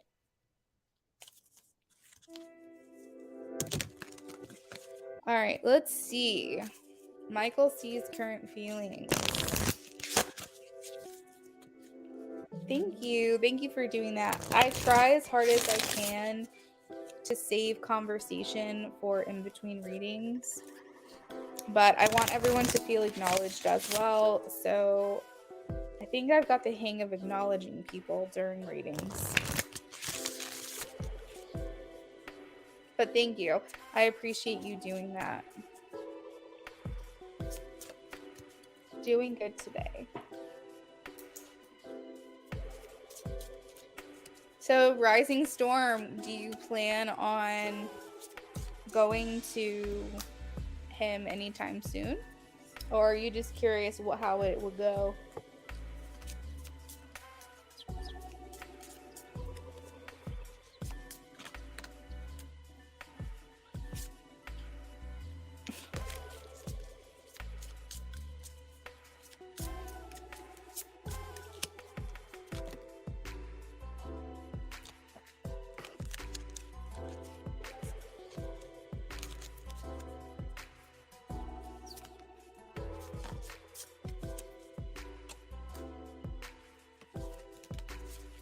Oh my goodness, do it, do it, do it. Please tell me how it goes.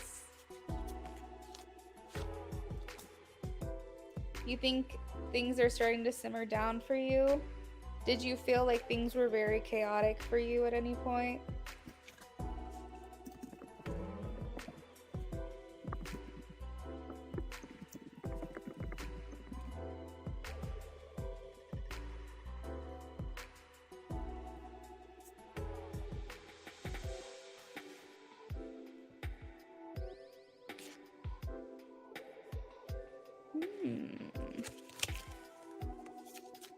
You're welcome, Rising. Oh, since February, just your life in general has just been kind of crazy? Or have you just been feeling like a anxious energy around you?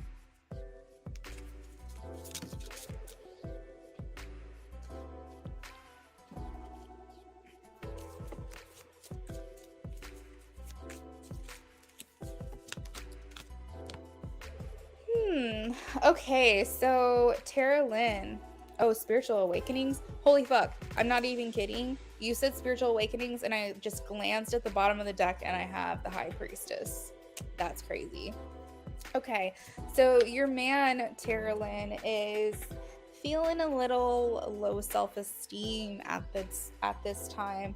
I feel like men, generally speaking, they have highs and lows every single day, but generally men are very just even keeled type of personality. Generally speaking, of course, if they have personality disorders or mental health issues and things, that can be different. But just your standard general conventional man, pretty even keel. So I feel like in the morning, you can expect them to be one way in the morning, always in the morning, one way at night, always at night. One way midday, always midday. Women are a little different, and there's a reason I'm explaining this, but women are a little different. You know what I mean? Like, we have different cycles throughout each month where we're feeling different ways. Like, if you were to look at us on a chart, our emotions are all over the place. Men are usually pretty much the same. So for him to be going through a period right now of feeling lack of self-esteem, this is making me feel like some things in his life might be changing or making him feel this way.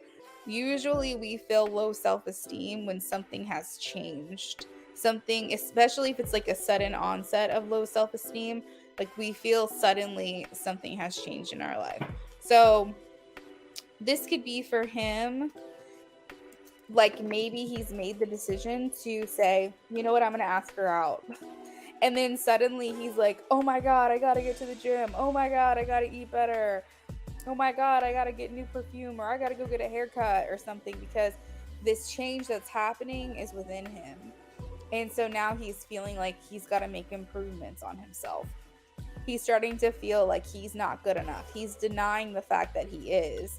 He is good enough, but he is feeling like low confidence.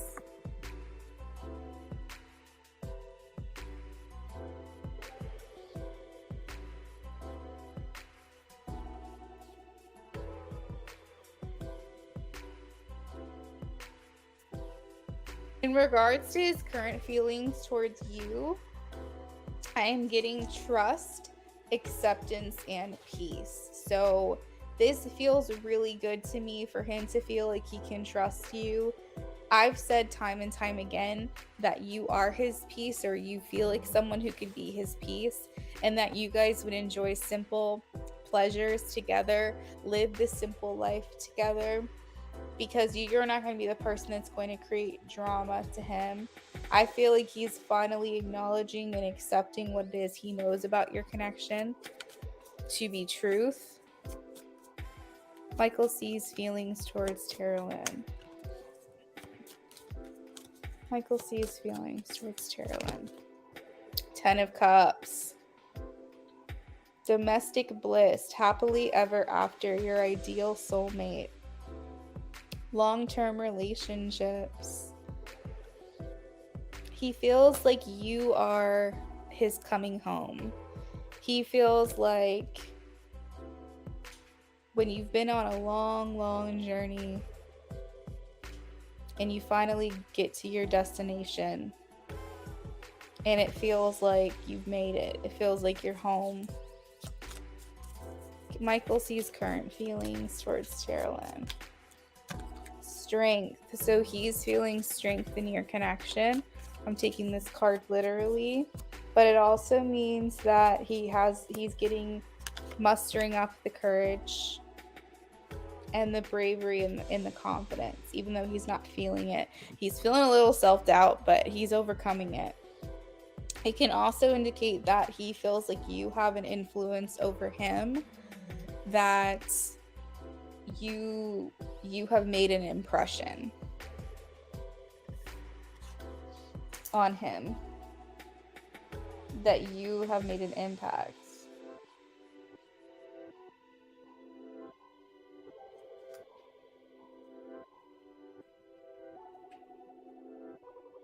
You know what it's kind of feeling like too?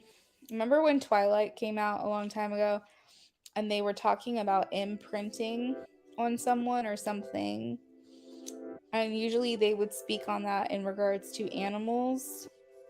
But I feel like he's like, you've imprinted on him or he's imprinted on you, person to person. He said, girl, don't you dare. Michael sees current feelings towards Terralyn. Making an investment. So he is making an investment in you. Equal match. He's ready to extend more effort in time. Are you seeing him soon? I feel like you need to see each other soon. 10 of Pentacles means long-lasting relationships. So you have the 10 of Pentacles and the 10 of Cups.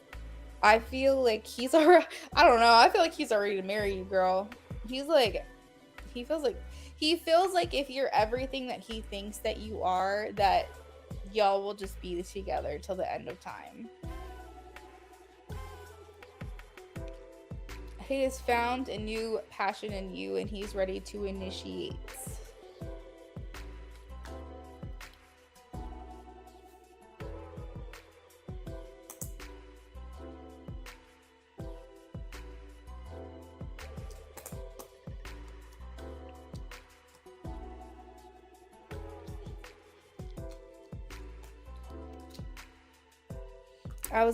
I was literally listening to that on Mother's Day, so I was listening to the Twilight track that day. So you were thinking about it. Okay, here's the thing. I don't feel that there are any coincidences. I think that there's a reason why I got that message for it. It was like on purpose. It was to give you confirmation on what you already know. Like I did a reading for someone the other day, and I'm just doing a general reading and I'm just like, blah, blah, blah, blah, blah. She's like asking about this person that she works with. She's like, you know, can you give me any insight on this person? I'm picking up a hostile work environment. She's confirming it. I'm saying, you know, I feel like you wonder to yourself whether or not you should say something or bite your tongue. And the advice that I'm getting is that you need to bite your tongue. Even though it sucks and even though it's not what you want to do, this person's going to take whatever negativity they're already giving to you and make it worse. It's not going to be constructive for them. They're just going to take it as criticism.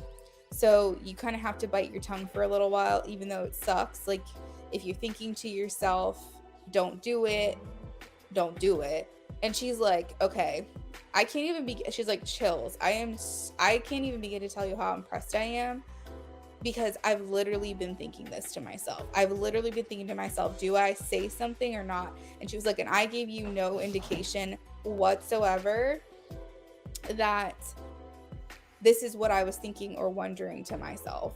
And I was like, look, that's how I take that as confirmation. Like, I feel like spirit gives me messages and tells me things, and it's not for coincidence. Like there's a reason behind it. There's a reason why these words come out of my mouth. So take that as like a message for you that what I'm saying is true.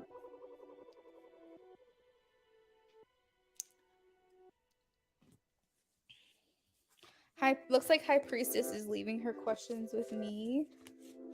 Next up, we have Nyasia. Nyasia, if you're ready, you can post your question.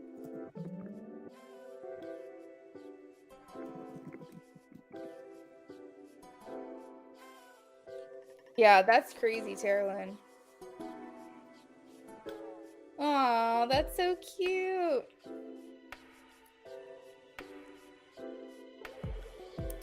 I love when you were like, girl, don't you dare. Do not do it.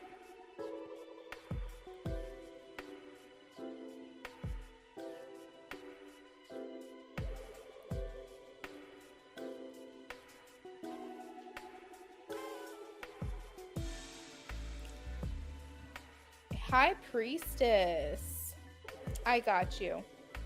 Okay, High Priestess, I saved your questions, and you will be next after Nyasia, okay? You're welcome, Terralyn. Thank you for coming in. No, do not apologize for posting early, girl. I will never be mad at anybody who wants to leave their question with me. Like, I would prefer that than someone disappearing for 30 minutes. You know what I mean? So leave your question with me. Nyasia, you forgot you donated? Oh my god. High Priestess, that sounds good. I will call on you when it's your turn. If you're not here, then we'll timestamp it, okay? It made you jump. But so true. Oh my goodness, Nyasia. Good. I'm glad that it resonated for you, Terralyn. That makes me happy.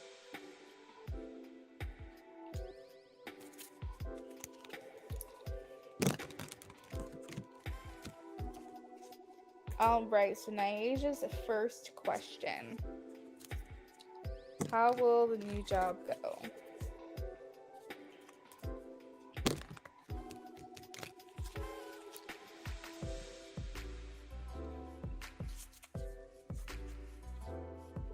Thank goodness for the small piece. I know when I've hit my threshold, like, it's too much. It's too much. When I'm like 2 hours in and I know that it's still gonna go further, I like start freaking out because I'm like, I took too much. I took too much. It was funny because I'm shuffling for you, Nyasia, by the way. But one of the voice clips that we did for me for when I contact Brennan, like on his phone, is an inside joke about one time I had too much weed. Like, so I'm basically like coming to him, I kid you not, like he tells me like, you literally came to me like every 60 seconds and was like, this is what's happening, you leave, walk down the hallway, do something, and then immediately come back. But in my mind, I was thinking it was like 30 minutes later. I didn't realize I kept coming to him like every 60 seconds. So like at one point, I had just told him how I was feeling, and then I walked away, and then I came back and I was like, update, it's getting worse. And he was like, you literally just told me that, like literally like a minute ago. And so that's like his inside joke for me, is he's just like, update, it's getting worse. And I die at that story every time because I'm just like, in my mind, I had no concept of time. I had no idea. I literally just told him how I was feeling, and I came back, oh my god, just anyways. So that's kind of funny. That made me think of that because we did that voice clip today. And yeah, I don't do well with high dosages. I probably should just stick to like maybe 10 or 12 milligrams max. No concept of time. I remember there was a commercial with Snoop Dogg doing something, I can't remember, and I was staring at this commercial so hard, and I literally like could not remember what I had just seen. Like it was, my brain was so far gone. I couldn't concentrate. I couldn't read. I couldn't remember what I was just trying to say. No. Brendan was like, you don't like it when I drink? Because he doesn't ever drink. He's such a lightweight. So when he does drink, it's like really, really bad. And he's like, well, I don't like it when you get high. I was like, I'm sorry. I'm such a nuisance. Yeah, good. I'm glad you stick to small doses. So how will the new job go for Nyasia? I can drink too. I can drink pretty well. I know my my stopping point, but I feel like with alcohol, it's in real time. Like in real time, you don't have to wait for alcohol to catch up to you the way that you do with weed. Like alcohol comes at you in the amount of, like, basically within minutes, you know? Whereas weed, sometimes you don't know you took too much until you're like 3 hours in, you know what I mean? So it's like it's hard to dose yourself.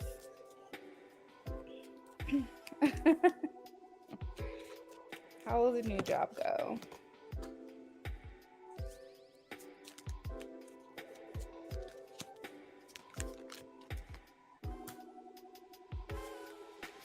Will she initially like it?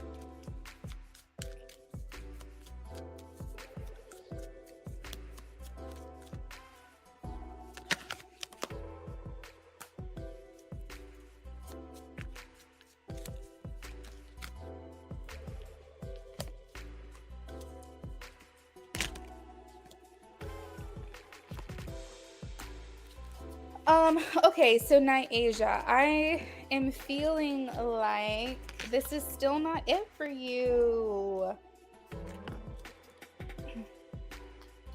I'm still kind of getting, you see, yeah, I made sure I dosed myself because I don't like feeling. Yeah, same here. Same here. I have to make sure I'm like properly taking it. I feel like this isn't it for you with this job. I know you're looking for me to say, but it's like I'm not seeing 10 of cups, 10 of pentacles, 9 of pentacles, 9 of cups, you know, fulfillment. Like I'm just not seeing like, you know, what I want to see with a job. I'm a little bit, you know, I mean, I do feel like there are aspects of the job that you do like. The main thing that's making me feel like there's other places for you to look at or other places that you'll want to go to after this is because I have the 7 of cups. So that indicates like thinking about your options, thinking about your dreams. What's next? What's next? What's next? What's next? This is just for now. I also see the 3 of swords, which usually indicates like things not working out and going your separate ways. And then we have the 9 of wands, which makes me feel like you're still a bit guarded, like you still don't feel like this is it for you, but you're resilient, you snap back, you do what needs to be done, and you move on. I'm specifically getting like from a social aspect, you're not really getting along with people that you work with. Either you're not getting along with them while working with them directly, or you don't work with people. Because I'm seeing like an incompatibility with the people that you work, your peers. So either this means that you don't get to know them socially, you don't have the ability to socialize with them, or you don't like them when you do socialize. It's one or the other. Okay. Yeah, I just need to stick with something until I can get my business off the ground. Okay. I think you need to trust your gut with that because we have the 7 of swords and that indicates someone not being 100% upfront with you. Like they could be possibly a little two-faced, a little sneaky. Like with 7 of swords, it's kind of like someone who you kind of have to watch out for. You don't want to fully put your trust in them or confide in them to have your best interest. Oh. What did she say? I see you said I need to stick with something until I can get my business off the ground. I do feel that wholeheartedly as well, Naija. It's just what you're looking for is something that you like, that you can see yourself doing for an extended period of time. And I think what's hard for you is you start these jobs and you're like, no, this isn't what I want to sit here. You know, your time is precious to you. You don't want to just sit there and do something just for the sake of it. You want to feel like you're being taught something, being challenged, and above all, you want to not dread going to work. You want to like to some extent what it is that you're doing and feel like it's teaching you and getting you to this, you know, the steps that you want to be at. So for you, you're just kind of like, can I just find somewhere where I'm at a minimum content and let me stick this out until I can get my business off the ground. So I completely get that. I don't know if this is the place for you necessarily.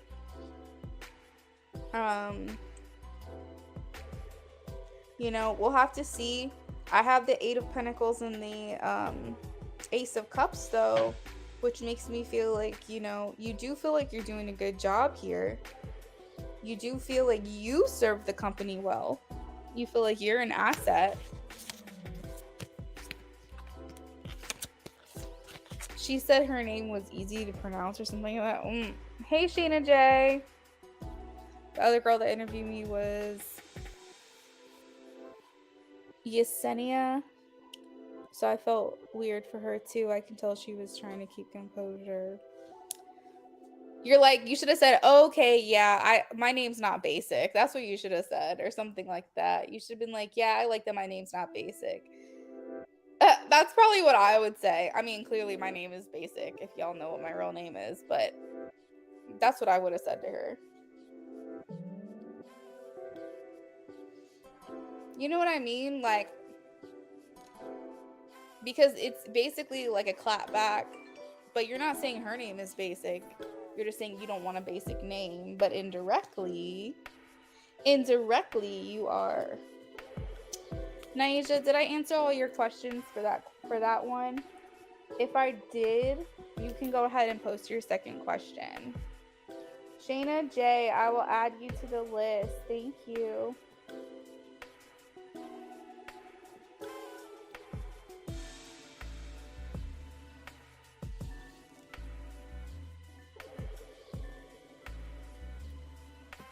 Good. Yeah, no, I completely understand. You want to make a good impression. I just feel like the audacity, you know what I mean? What do they say? The Lion, the Witch, and the audacity of that bitch to say what she said.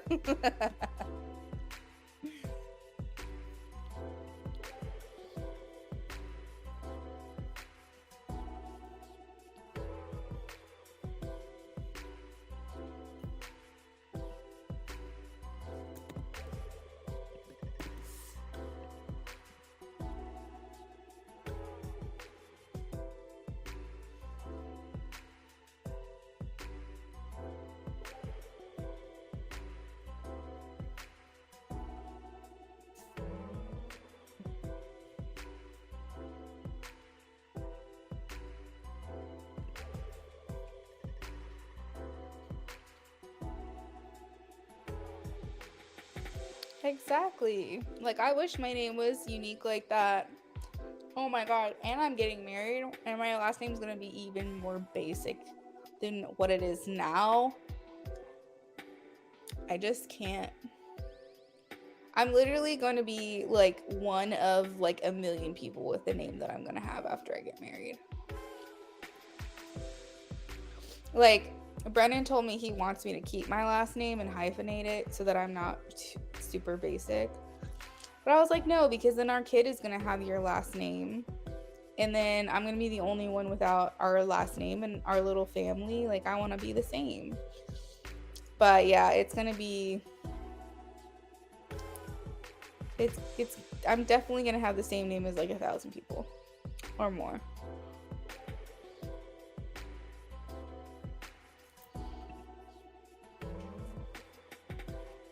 All right. So next question is, when do you see my business getting off the ground?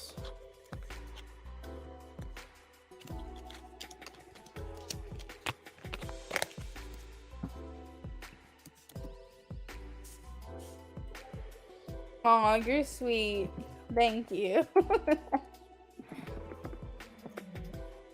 Yeah, I'm not too worried about it because honestly, I've never really resonated with my name in general anyway.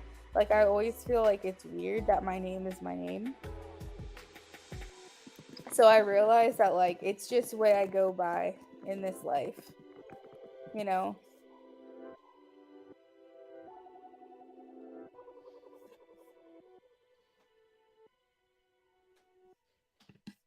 Oh, thanks, sweetheart. When do you see my business getting off the ground? So we are wrapping up with Nyaja's last question. Next up, we have High Priestess. Donations are open. I updated the donation list a few messages back. So if you guys want to know where you are or where you'll be if you donate. That is true. I have a lot of nicknames as well. So And no one, I think that's part of the thing, is no one really calls me by my name either. And so I think that's where also like it feels weird for my name to be my name. But I think even ever since I was a kid though, like I've always felt like my name was something different other than what it was. But that could just be because maybe I've had a lot of different names in my past life, and so no names really resonate for me.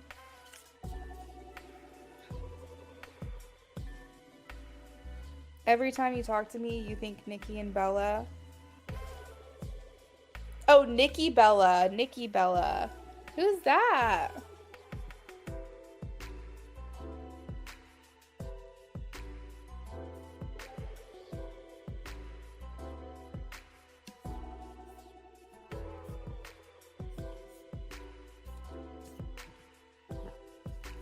When will the business get off the ground?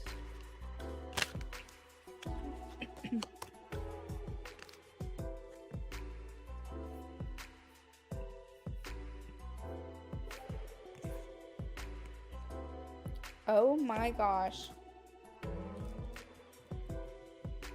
So it says good news pouring in, good news coming in. There is progress here and movements. Things happening quickly for you.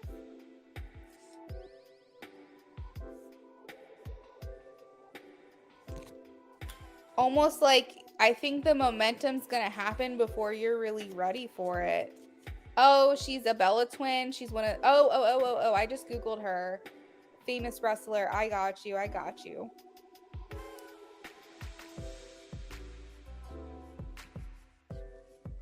Oh, she's so pretty. Gorge. Well, thank you. That's high praise and a compliment. I appreciate it. Wish I had that body, let me tell you. That sounds like a plan. Can you give me a timing, Spirit? When will Naija's business get off the ground? So basically, Spirit says that you're going to be getting, like, this progress is going to happen before you're actually mentally prepared.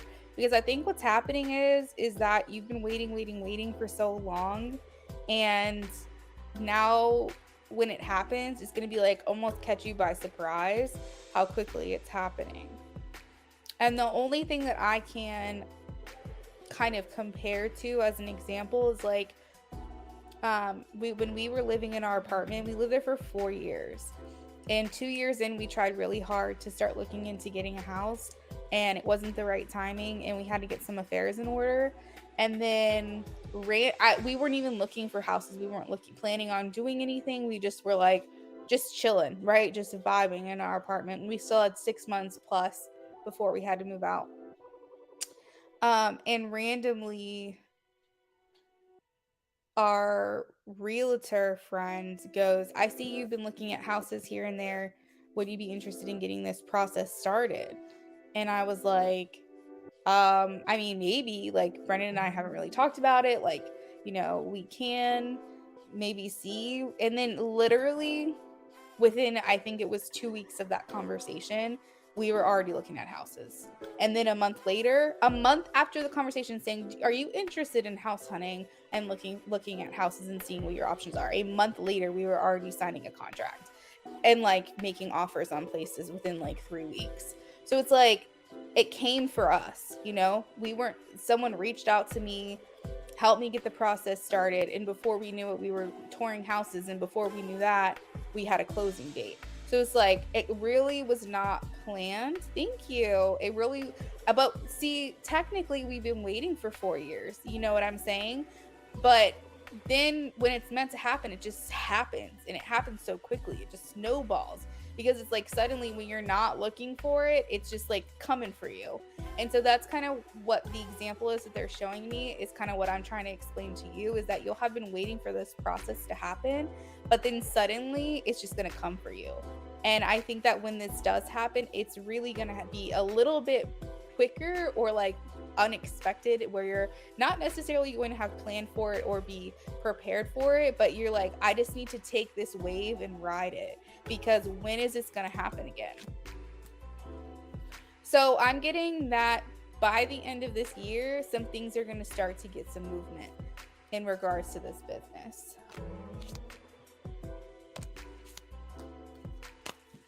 So that is what I've got for you, Naisha. Thank you so much. I hope you enjoyed your readings with me.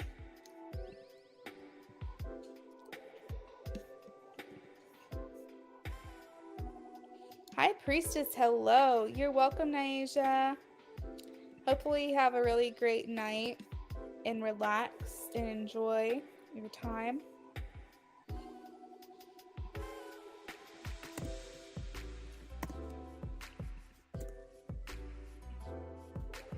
All right, so High Priestess. So remember when I asked you if I should file a motion against my ex? Well, the court rescheduled the trial date. Where I file a motion? Oh, rescheduled. Sort of forcing me to file the motion against him. Okay. Now that court is forcing me to file these motions, how do you see him reacting?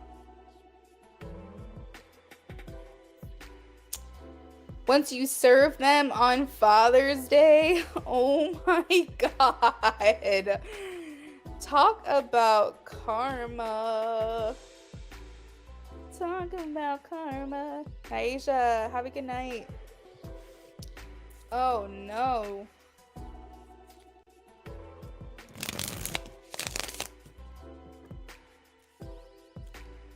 Yes, you were right on time.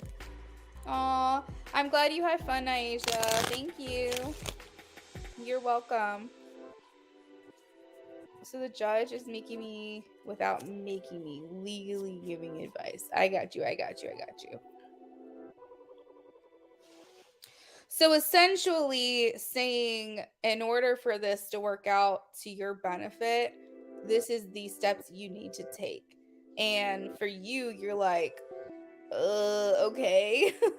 But you know this is going to come across a certain way. Let's see. All right, so Spirit, how is he going to react to this? How is he going to react to this?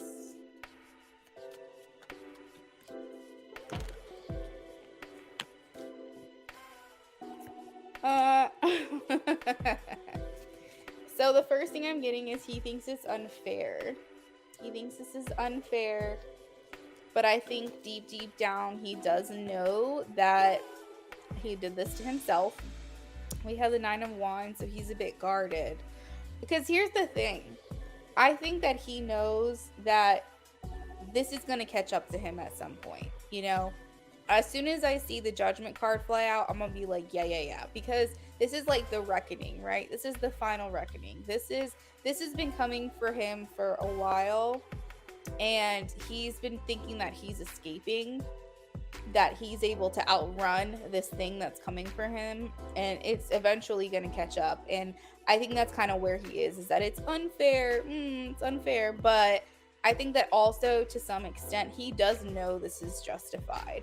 Whether he's going to admit that to you or not, whether he thinks it's fair or not, he does know, because I think he's always had this inner awareness that he's not going to be able to get away with this, you know? She sent us an order demanding us to file paperwork, but also put in legalese telling me what paperwork I have to file to claim assets. I got you. I got you to the extent that I can understand this.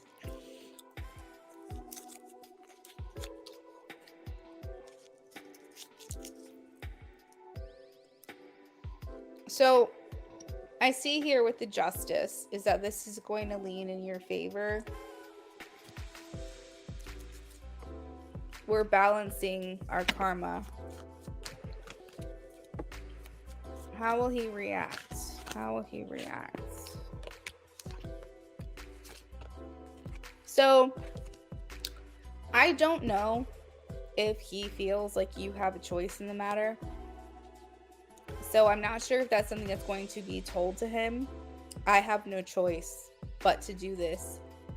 But he is going to feel like this is any emotionally based decision. I have the Queen of Cups and the Eight of Wands. He feels like you made this choice to do this of your own volition. Come hell or high water. It doesn't care how many people you hurt along the way. He feels this is your decision. And whether you feel backed into a corner or not, he feels like you're coming for him. This is personal.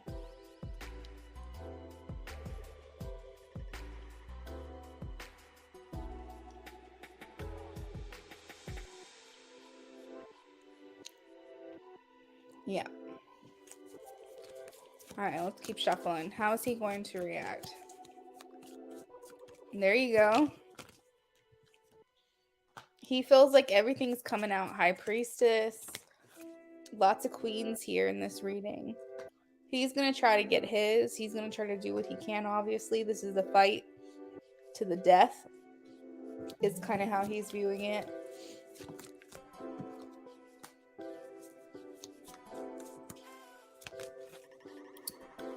He feels like you're coming for everything he's got. The 10 of Pentacles. Oh my gosh. I'm aiming high to win, so tough luck. He sees that. He sees that. How's he gonna react? How's he gonna react?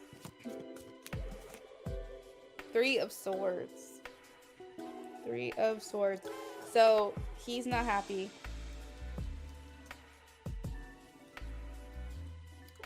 Betrayal. Division. Loneliness. Sadness.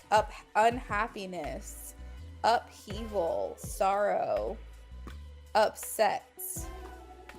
This will be an upset. You know, and that's kind of making me think of like the sports terminology of upset, because he probably thinks he was in the lead. He probably thinks he was the one winning. He probably thinks he was getting away with murder. I'm using that term loosely. But he thought he probably had the upper hand. And so now when you win, now when you come for him and take him for everything he's got, this will be an upset, quote unquote. So you were the underdog because he thought he was getting away with these things, and now he's not going to, because in the end you will win. He is a little delusional, girl. A little delusional, because he's still going to try for what he can. But at the bottom of the deck, we have the Tower, which is also just like the 3 of Swords, like shattering his false narrative, a collapse in his old way of living, bankruptcy, divorce, disaster, upheaval.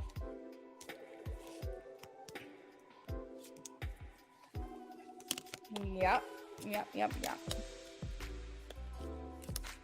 He thinks you're coming for all his assets. That kills me that the 10 of Pentacles is here. Just like, he feels like you are going to take him for every cent he's worth. Is there anything else I can answer for you in regards to your question?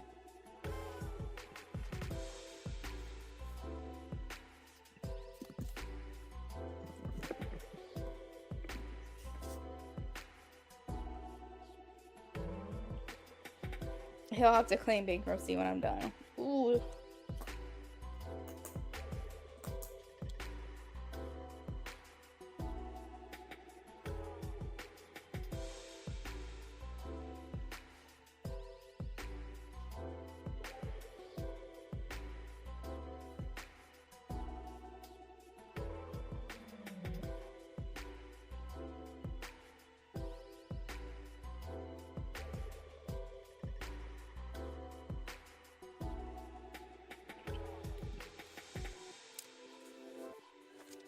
Let's see. Well, he says that he feels like it's personal. Okay. So I'm leaning towards a yes, but let's specifically ask that question.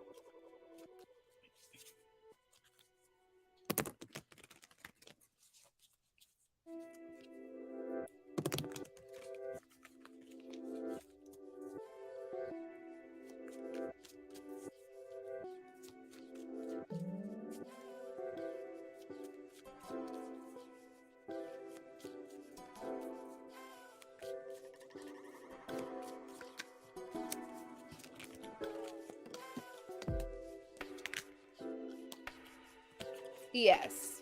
It is something he's trying to ignore to some regard. Four of Swords is here. It's like an internal denial. But I think that every sign is going to point to him, to the fact that this is heavy-handedly your motivation. So I do feel like he might try to play dumb, but I do feel like deep down he does know that this is the reason why, that you have this energy, you know, that you have this motivation to do this, is because of what he did. Because I do think that he doesn't want to claim accountability here, and that's the thing.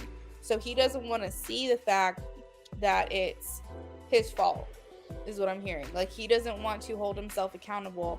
So he would rather just blame you and say you're just a spiteful B word, without taking any part of his accountability in this. So he's not going to say, oh, you're just doing this because I did this. I mean, he might say that, but I don't know. I feel like inside, he's just thinking, she's this and she's that and she's this and how could you do this, da, da, da, without like actually paying much mind to what he's done to you that would make you not give him any grace during this period. Now, is he dumb? No. I think that logically speaking, he will feel like that's a factor.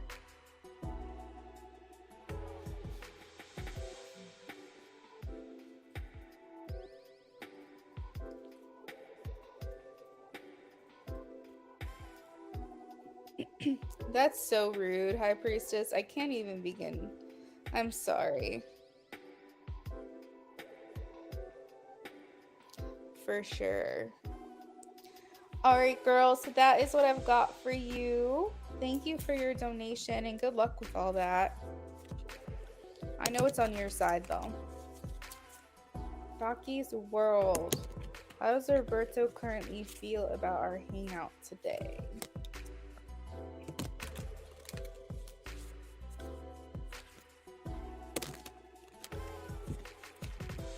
That's true. Positive spin. I like that, High Priestess.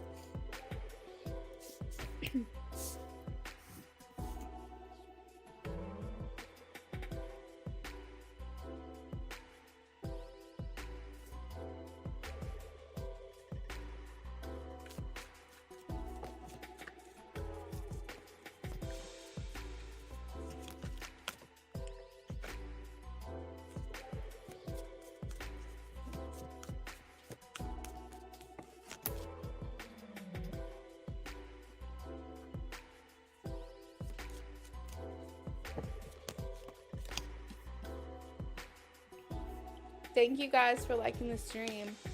I just saw a jump in likes from when I last saw it.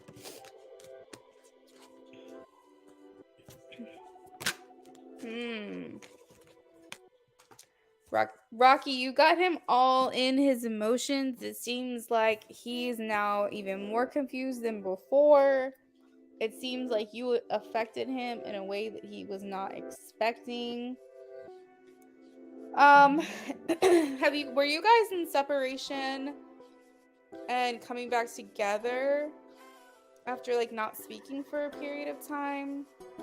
I'm kind of getting like him trying to be cautious, and I'm trying to understand this perspective or this energy.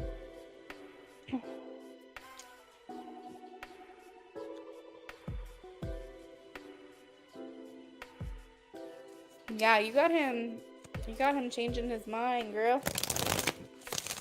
Or not, maybe not changing his mind, but I don't know. He's looking at you differently is what I'm getting. Yeah, you're making this hard for him.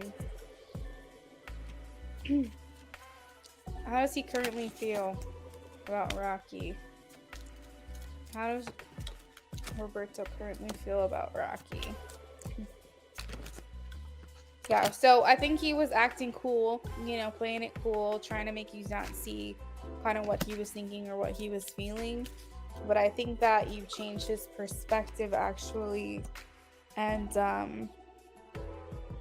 you've shaken something up. We have big changes, epiphanies, revelations.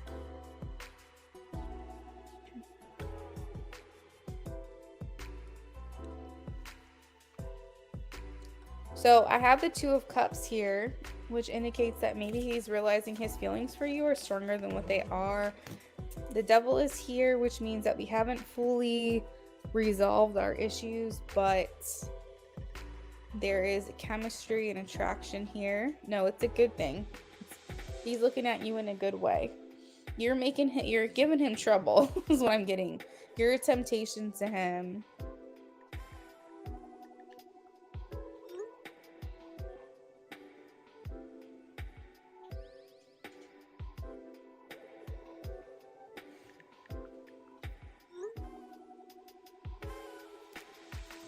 So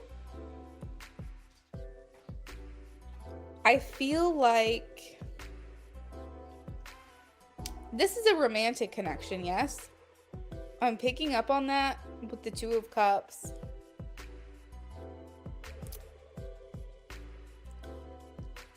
But I just wanted to confirm. But anyways, I am getting from him that he has more feelings than he lets on. I think that when you guys were in separation, he thought he was okay. He thought that he was fine. But you've made an impression on him. You affect him. Because before, every time we see each other, we slept together. But today I was expecting it, but it didn't happen.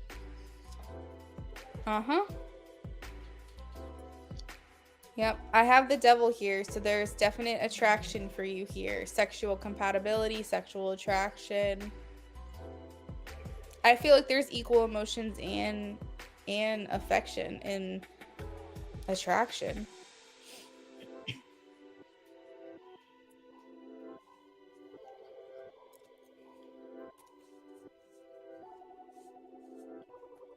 There is an element of him holding back a little bit. But other than that, I feel like you're changing his perspective. You're making him think things.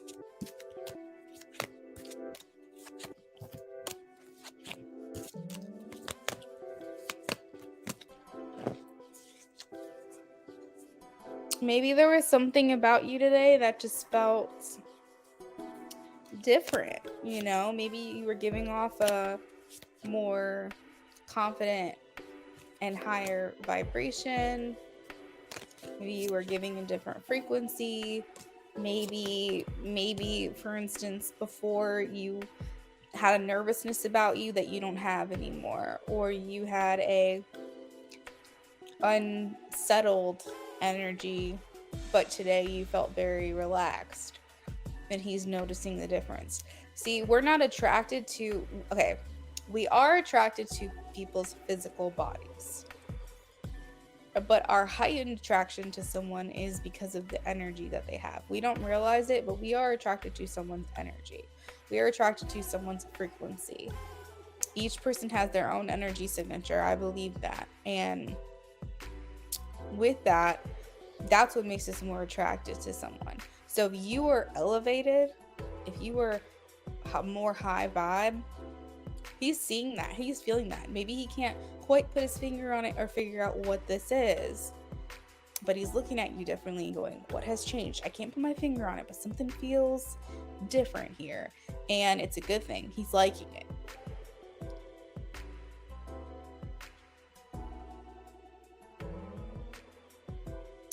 He is holding back, but that's okay. You know, he doesn't have to put all his cards out there just yet.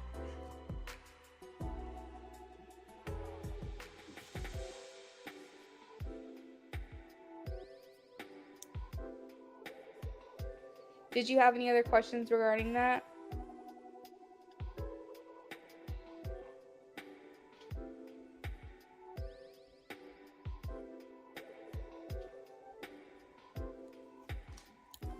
So a lot has changed. Yeah. Did you tell him no? Is that why you guys didn't hook up? Did you put your foot down or something?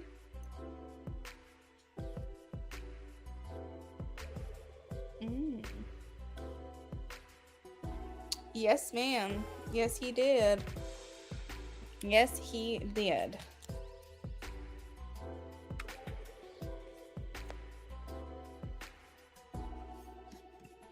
I think you know that already. You know that's what he wanted.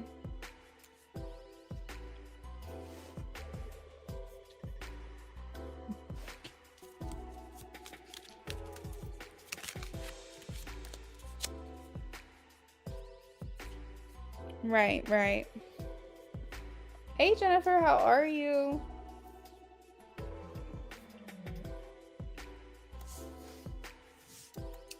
Now, I think he's trying to sit back and see what this is, where this is going to go. But he is definitely still attracted to you. Maybe just the way that you were just kind of threw him off a little bit, and he didn't want rejection. So he was kind of just like, maybe not put myself out there just yet.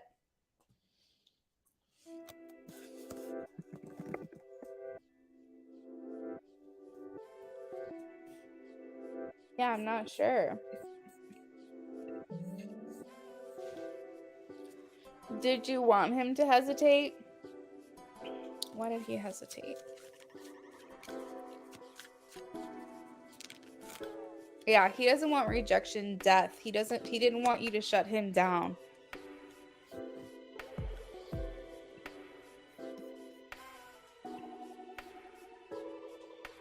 Hello to all who are joining. If you can take a quick second to like the stream, I would really appreciate it. Donations are open. You will be next. I'm working on Shayna J, and then we're open after that.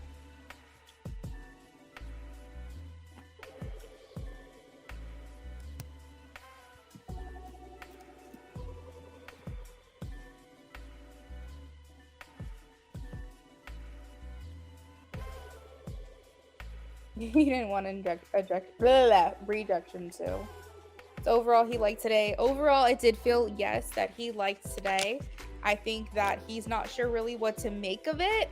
He enjoyed spending time with you, but like I said, he's kind of feeling like you kind of making him look at you differently, and he's like not really sure what to make of it. So it's good. It's not negative. Whatever he's feeling is not negative. But he is still trying to figure you out. It's almost like getting to know a new person, if that makes sense. So he's trying to decipher what is going on here. But I think stay in this place that you're in. I feel like it's good for him to recognize that just because you guys are hanging out doesn't mean you guys are hooking up. The more high value he views you, the more effort he'll put in. So just kind of like let things just do what they will, you know? You're welcome. Jennifer, I'll add you to the list. Thank you. I'll be with you after Shayna J. 10 card. Got it.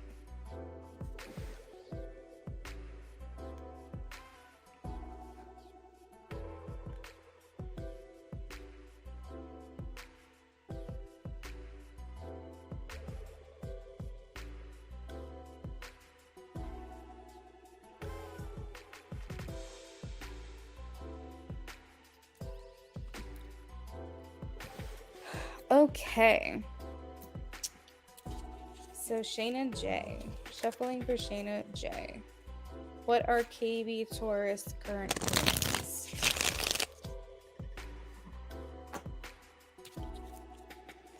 What are KB Taurus current feelings?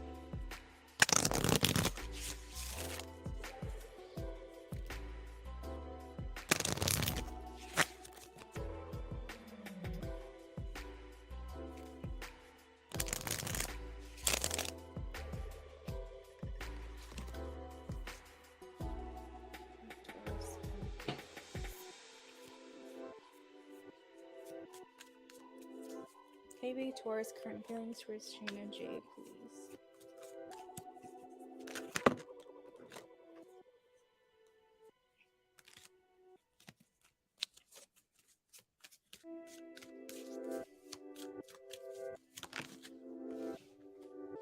Jennifer, you can actually post your question too whenever you're ready. KB Taurus current feelings towards Shayna J. So he's feeling lonely, and I feel like he misses you. Which, now that I say he misses you, I'm like, are y'all even separated? But it's like he's wanting to spend more time with you. He's feeling lonely. He's feeling alone.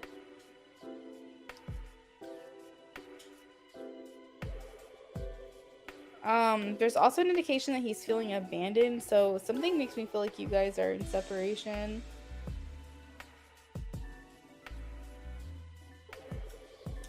There's some feeling of loss. The Five of Cups indicates grief, mourning.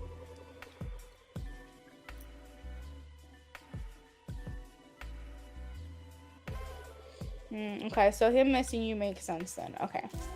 What are KB's current feelings towards Sheena J? Ah, okay, yes, this makes sense because you said he's making tiny moves lately. And I have the Judgment card here. So the Judgment, the traditional tarot, it indicates people being reborn, kind of coming out of their coffins to live a new life. So he's wanting to kind of put the past in the past and create something new with you or start over with you. But it also has a flag on the card, which to me symbolizes, because it's a literal red cross, which to me symbolizes healing. So I feel like he is trying to say, let's not forget the past necessarily, let's learn from it, but I do want to make things right, and I do want to start anew. Maybe not necessarily try to erase what has already been done, but maybe try to start over in a sense, while still, he's looking for forgiveness. So the Judgment card talks about absolving of guilt or shame or betrayal or fault, whatever faults he feels. And I feel like in order for him to forgive himself for what he has done and or has not done, he needs to first receive forgiveness and acknowledgement from you. That's what he's seeking, is for you to say, let's move on. Like, we can get past this.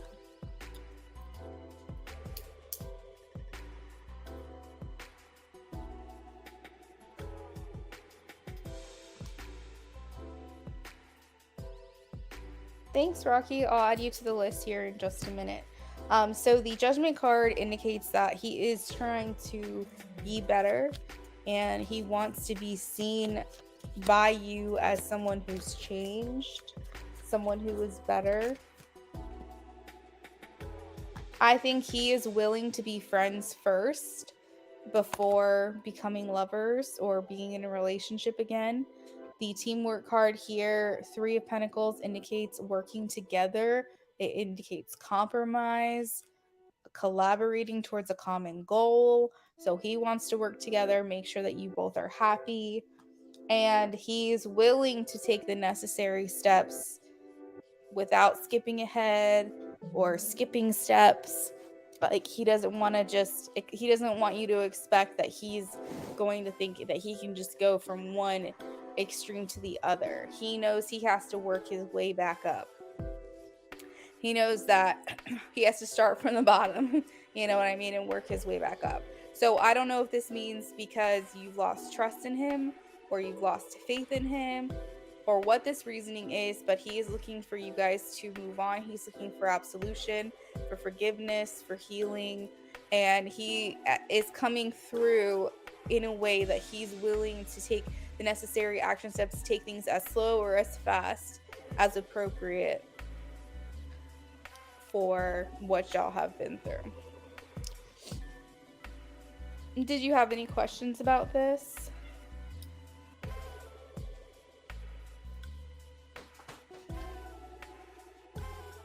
Baby steps is actually a really good word because I have the Temperance card, and this talks about taking things slow, doing things in moderation, not jumping in with both feet. But I do feel like he misses you. He's felt the pain of losing you. He does not want to do that again.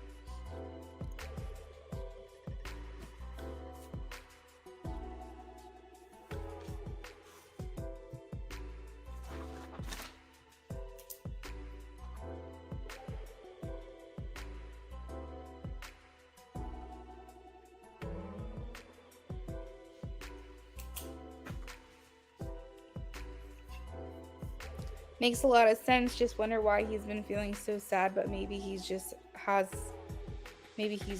a revelation. You're welcome, Shayna. You know, absolution has to do with forgiving yourself as well, because it's very possible that he regrets his choices. He regrets the things that he did or didn't do, that didn't or did or generally didn't serve the connection. So he could be kicking himself for that. He could be angry with himself. He'd be frustrated with himself. And so, you know, all of that would fall under the category of Five of Cups as well. It means that he's, you know, trying to get and navigate through those feelings that he has. There was another message. Also, when you are grieving something, it means you don't have something anymore. And considering he's trying to quote unquote start a new life or start anew and put something start a new life over, you know, then he has to make some changes, which causes him to be in discomfort or in an uncomfortable situation as he grows, because that's what they call it, growing pains. So I feel like for him, he's also having to mourn the life that he's leaving behind, you know? So if it means him doing better or being better, that can be an uncomfortable thing. And it doesn't necessarily mean that's the life that he used to live that he wants to keep living anymore. But let's just say, like, a life where you two share together wouldn't indicate him going to the clubs anymore or going out with his friends as much and things like that. And it's like, he does want a better life. He wants to be more settled, but it doesn't mean that he's not going to miss the life that he used to have if that requires him to change. So I hope that makes sense. Hey Ray, thank you for donating. Let me update the list really quickly. Good, I'm glad that makes sense.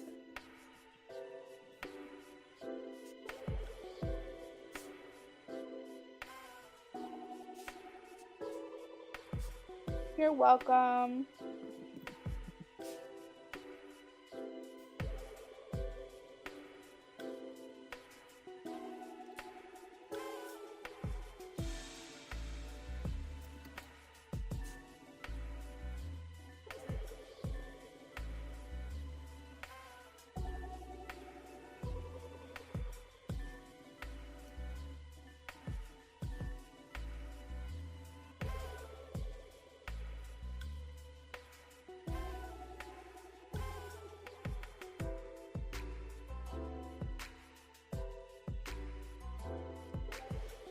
All right, so I have Jennifer for a 10-card reading.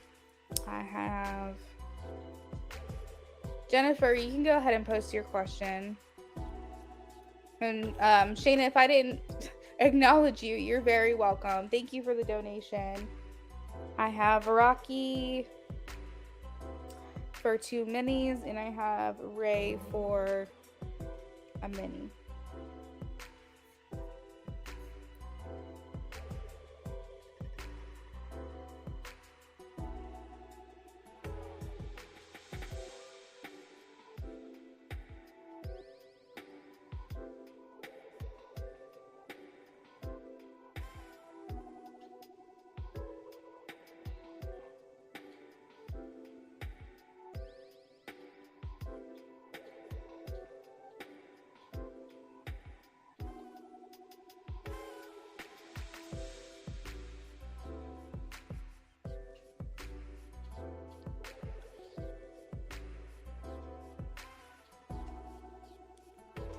Okay, anything Spirit wants you to know about your job? Let's see.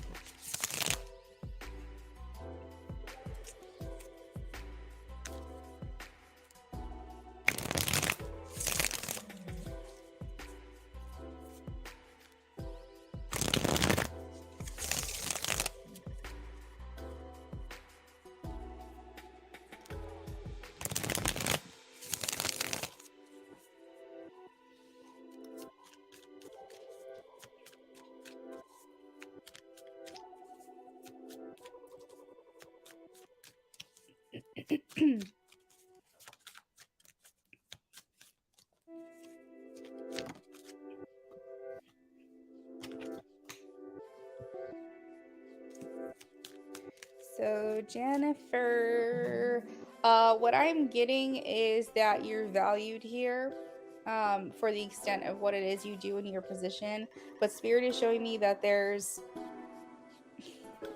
what's this confirmation?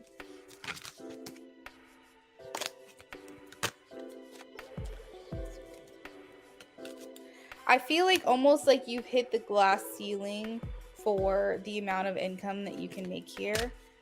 So if you're looking to make more money, I don't really know, if you will. The Page of Pentacles indicates to me what you were offered, there's not much room for growth here.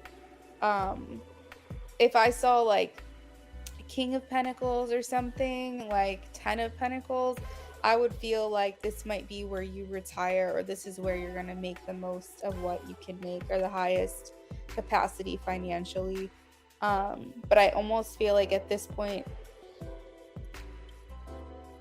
yeah, there's something about a glass ceiling here. The Hanged Man talks about stagnancy.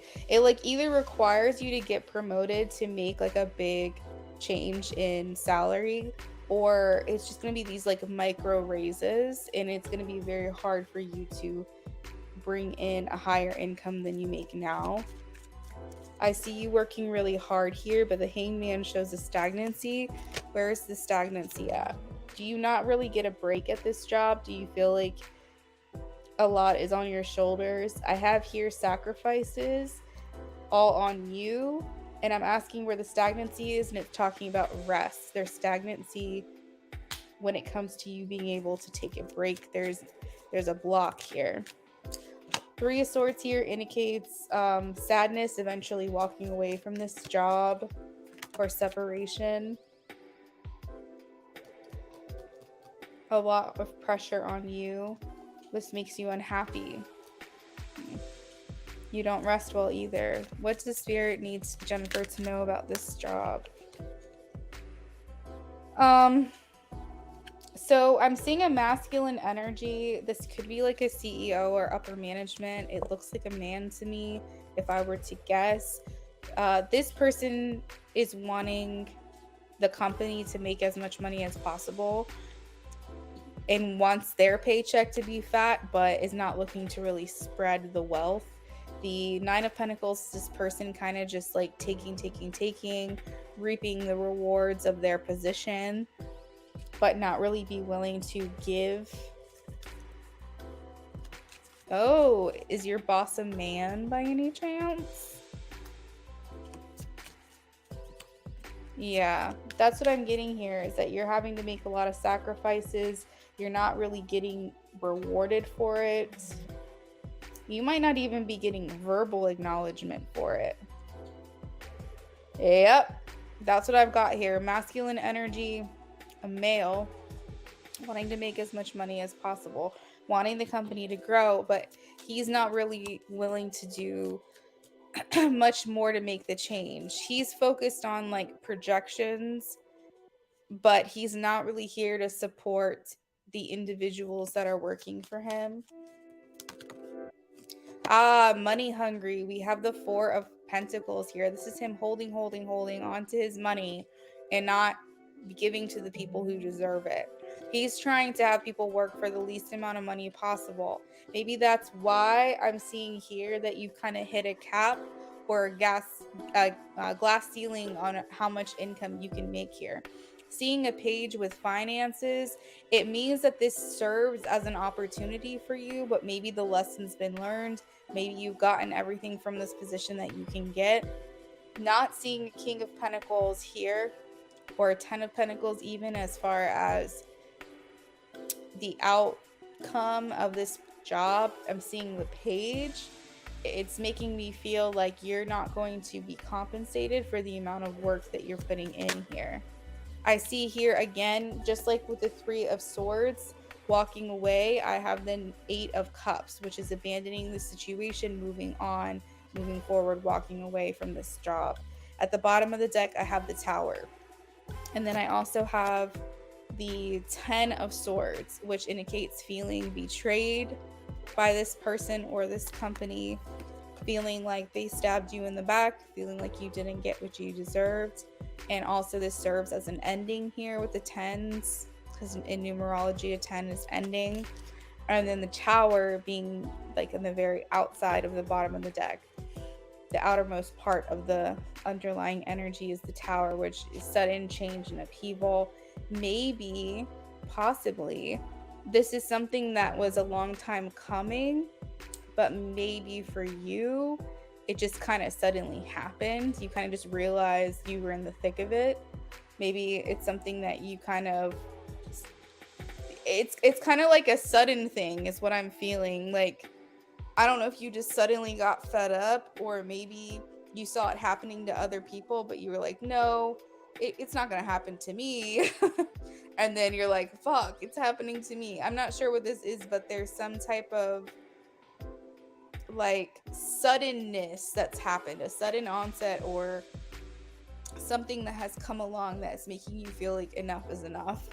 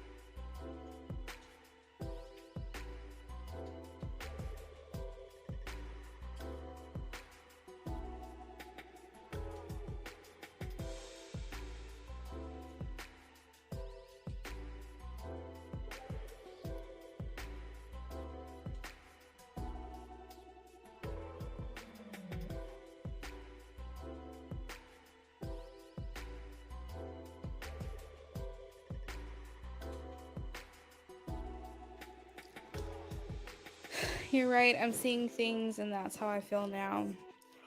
Do you know what stopped you from?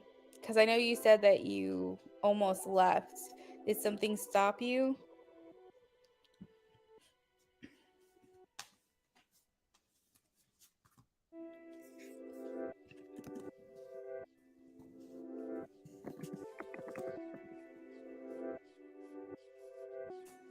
James, yes. The donations are open.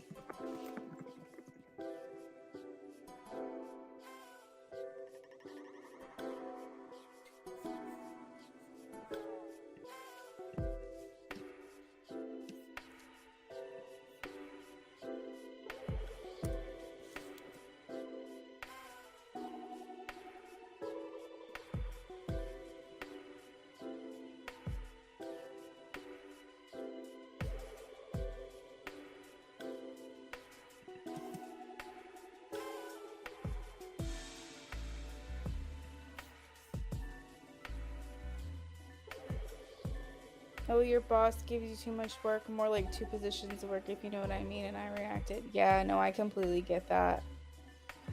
Jennifer, we'll just know, I guess, walk away with peace of mind that Spirit's encouraging you to start looking maybe for something else. You don't have to jump ship right now, but they feel like you've reached the maximum in all aspects, monetarily,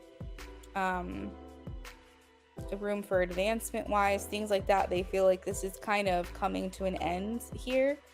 What they don't want is for you to be, what is the term, up a hill without a paddle, or up, what is the term? I think I'm like mixing idioms together. It's basically like, oh, up a creek without a paddle. That's what it is. They don't want you to be in like a troublesome situation where, had you looked now for another job and eventually easily phase yourself out of this situation, then you might be in a position later on where you're like, I'm just gonna quit. I'm just gonna fucking quit. And then you're not gonna have like a backup plan. So Spirit's just kind of saying, like, get your affairs in order, start looking other places. You've hit the ceiling of what this job can do for you. So just start looking for something else. Even if that something else doesn't come along for another year, just go ahead and get some feelers out there to go ahead and move on.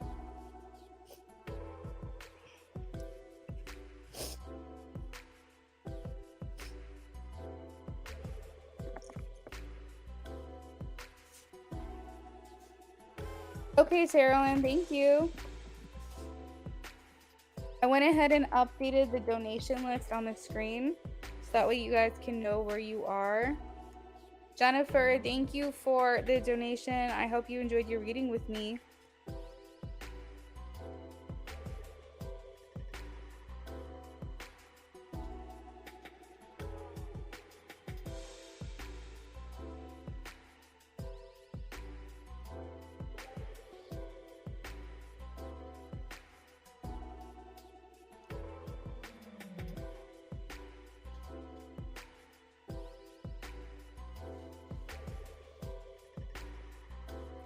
James donated for Love and Minnie. Got it. All right, so Carolyn, I have your question. You're welcome, Jennifer. Thank you. So I just updated the donation list so you guys can kind of see where you're at. If you don't think you're going to be able to hang around, if you can leave your question with me just to be on the safe side, I do call on you when it's your turn. And if you have a second and haven't already had the chance to, make sure that you like this live stream. It helps me out. Also, if you're new to me tonight, meaning you're a new subscriber, you've never been here before, say hello. I will do a reading for you for free. It's a 1-card pool. It can be any question, or I mean any format question, like yes or no, or just regular. And I answer most areas of life. There's certain things I don't do. If you want to know what those are, you can read the disclaimer. Shuffling for Rocky now. Rocky has too many questions.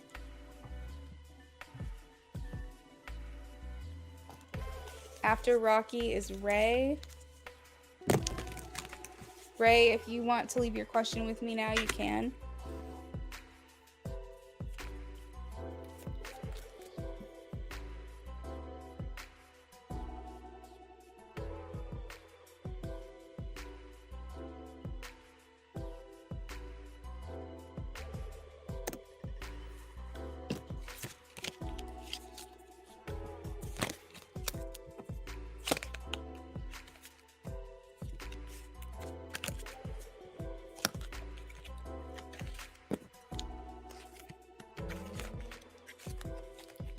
Rocky, I am shuffling for you right now. I'll answer you in just a second.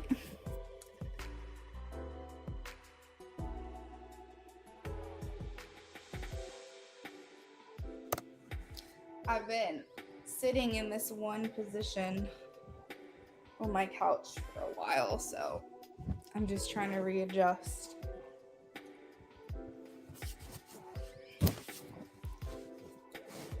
Okay.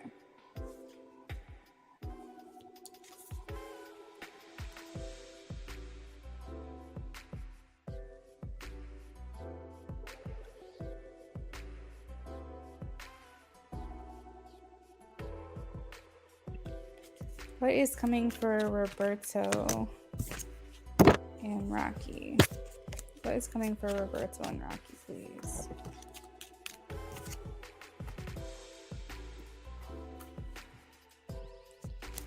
What is coming for Roberto and Rocky soon?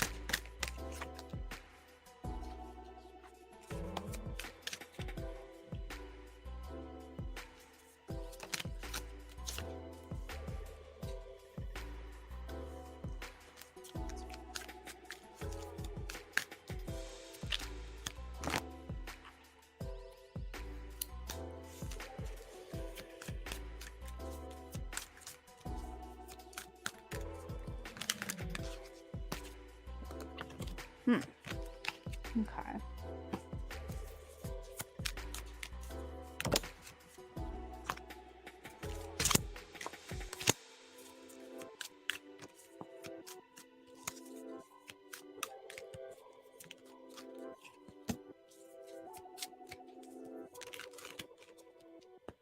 Okay, so Rocky, when you say soon for me, that is relative. So if you're talking like the next couple of days, if you're talking the next month, near future kind of thing, I am getting that.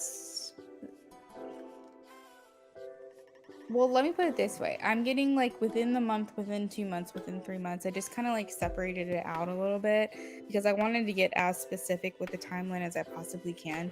I'm trying to remember your question from earlier. Were you the one where you guys were...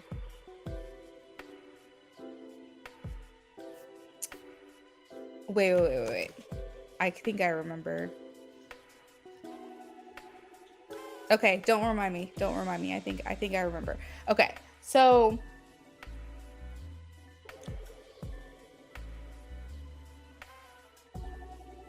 I will say, let's start in reverse because I feel like I'm getting more information the further out we are. So I would say like in 3 months. So what is that? May to June, June to July, July to August. So like July to August sometime. I am getting that you guys are going to feel good. Like you guys are going to feel like there's more substance to your connection. I feel like the more we work our way in, like the nearer, sooner energy, even out to like 2 months from now, there's still uncertainty. Keep in mind, time goes by fast. Like when you're wanting something from someone, it can feel like years, you know, and if it's one whole day. But realistically speaking, if you back up and take a perspective and look at it, 2 months really isn't that much time. But I do feel like within the next month, within the next 2 months, if we try really hard, we might force something that isn't ready to be blooming. As far as like the potential for where you guys could be before the end of summer, I am getting that it's all very good. We have the Ace of Swords, the Empress, the Wheel of Fortune, the Lovers. So this is indicating to me that your relationship can blossom so much but before the end of this summer.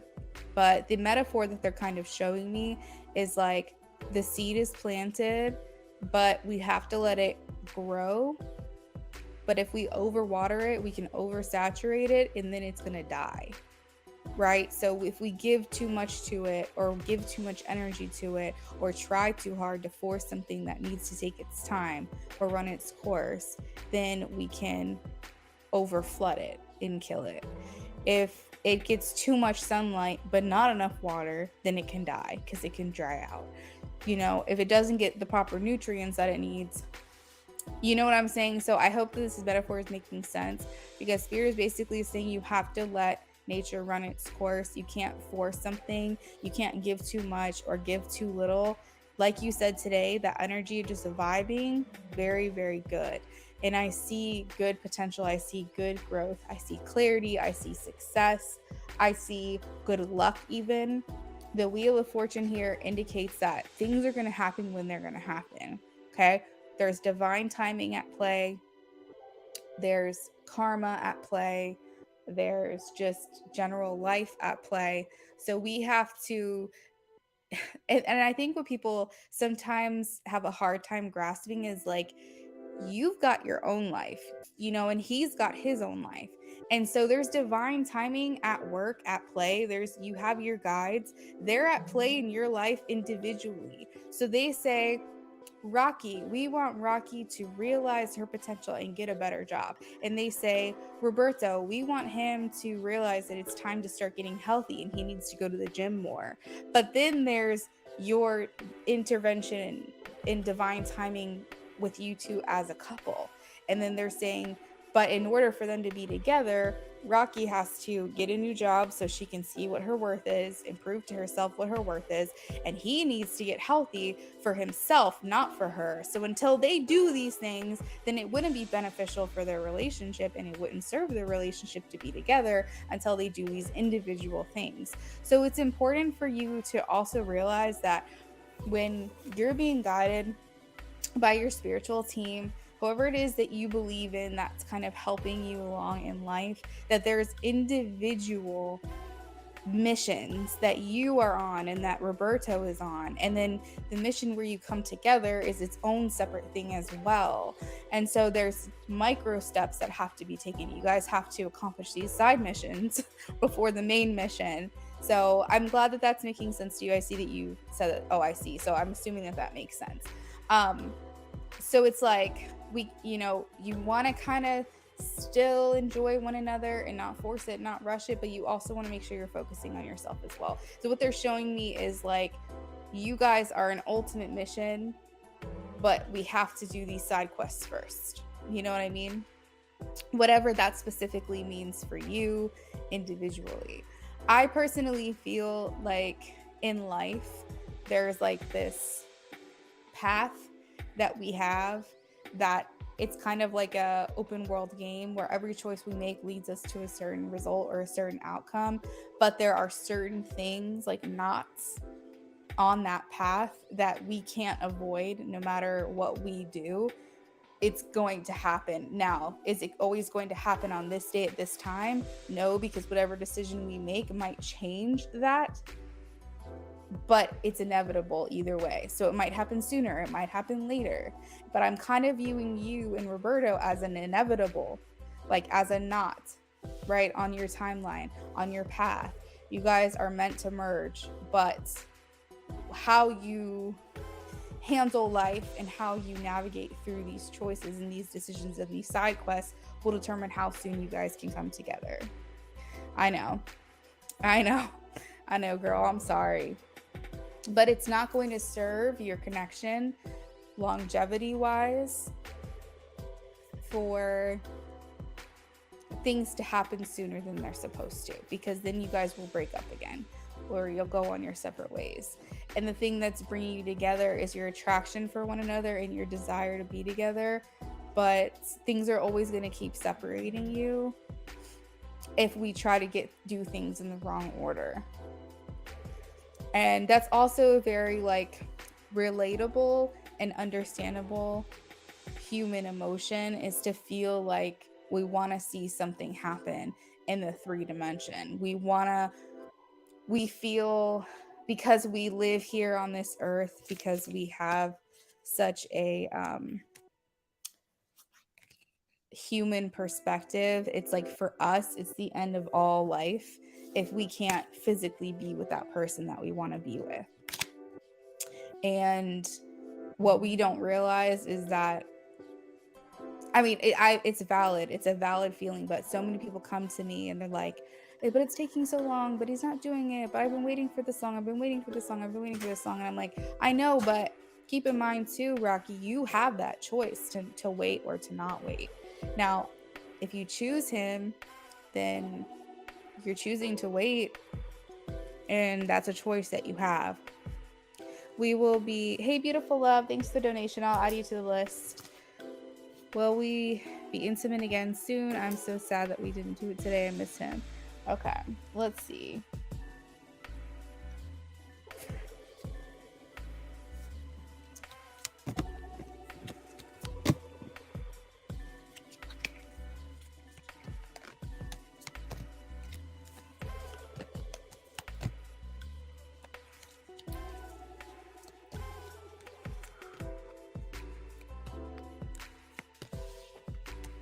Will they be intimate again soon? Please show me a yes or a no.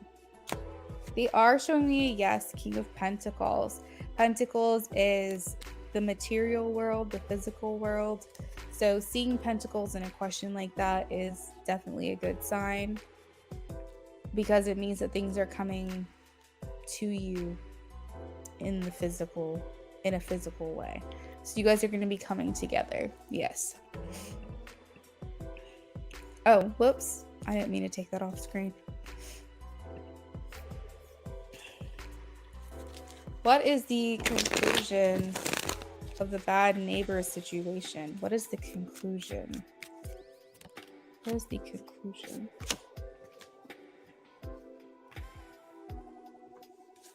What is the conclusion? So I'm seeing big changes happening quickly.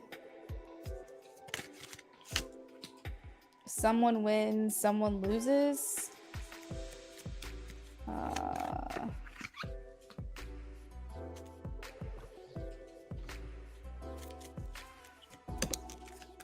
She's saying you, Rocky, are coming out on top or winning.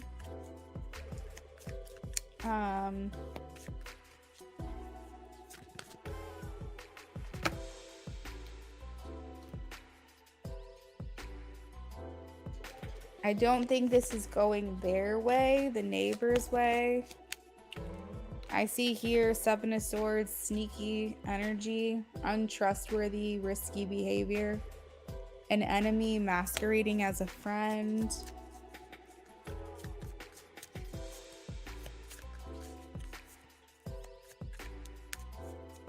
What's the outcome of the bad neighbor situation?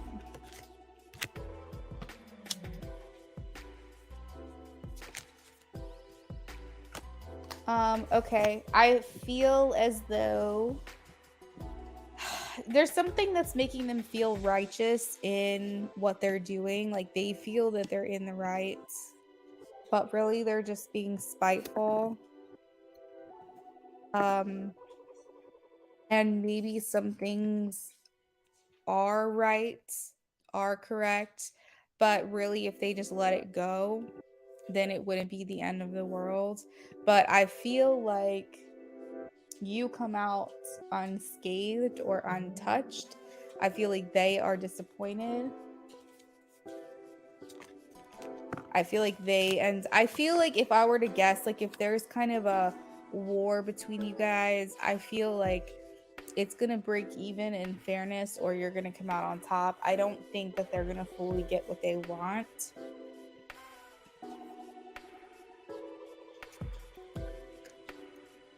But they feel validated in their feelings.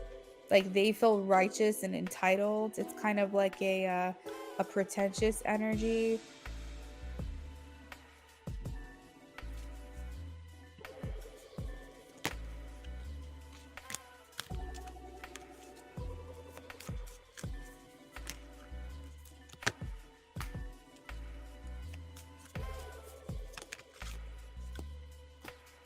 Is this, they're showing me something escalating, Rocky. Is this something that started off small and then it became like bigger and bigger over time?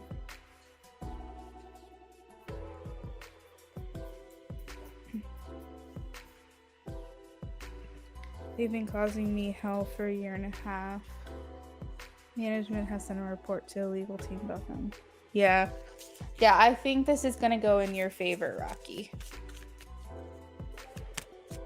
Oh, you have management on your side? Is that correct? That's good. Hard work paying off is what I'm hearing. Okay. Good, good, good.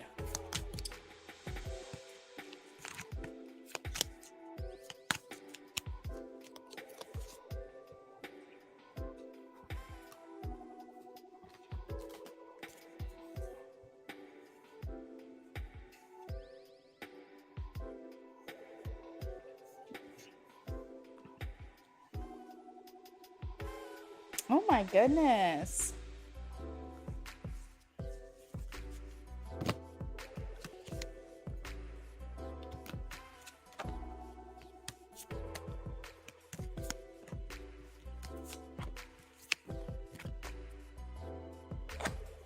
Jesus.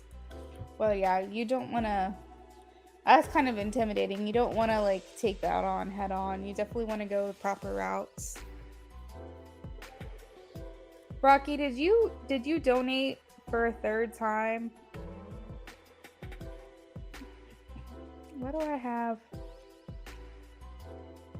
No, that was it. That was it. Okay, so Rocky, thank you for your donation. I hope I helped answer some of your questions.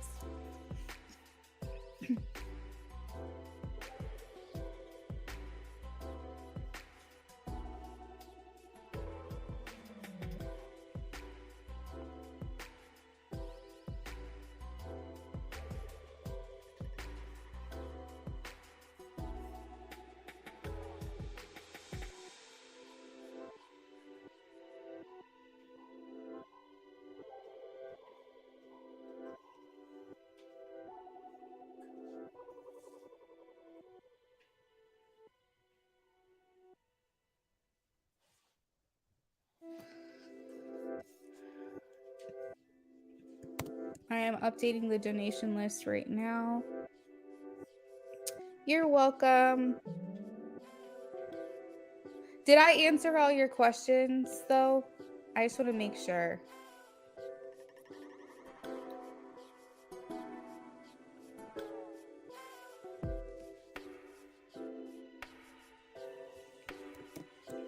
Oh, I see what you're saying. Yeah, that's right. I did answer 3 questions for you today. It's just they were separate donations. Okay.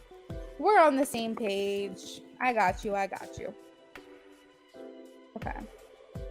I'm trying to like keep the list all organized. And then Beautiful said she donated. Beautiful. I don't see the donation yet. You're welcome, Rocky. Beautiful Love, I know that you usually donate on Cash App, but the last donation I got was almost 30 minutes ago. Let me see if I close out my app. Yeah. Beautiful, Beautiful Love.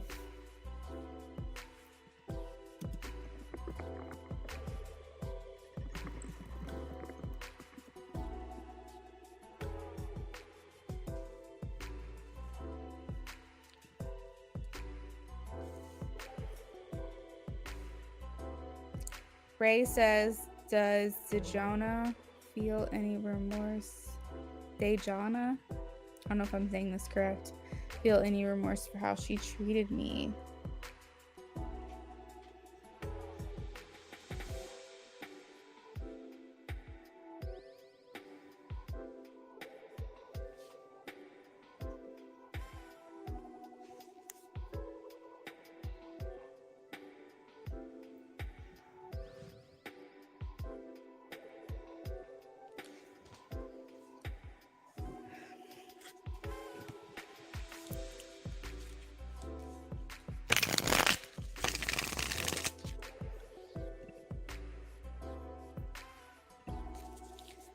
Does D feel any remorse for how she treated Ray? Please show me a yes or a no. Does D feel any remorse for how she treated Ray?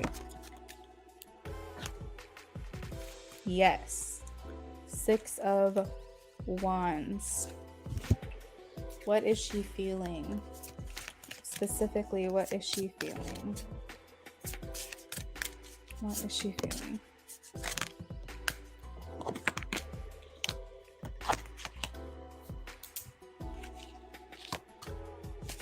What is she feeling? Guilt. What is she feeling?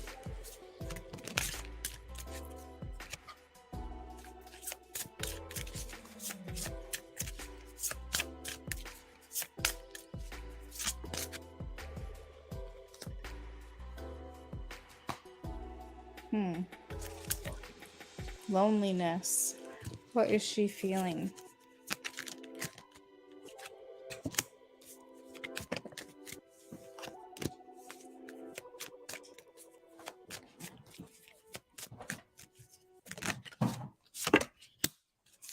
She is trying to see things from a new perspective. The Page of Wands indicates viewing things differently or trying to see another side to a situation, trying to see all sides of a situation.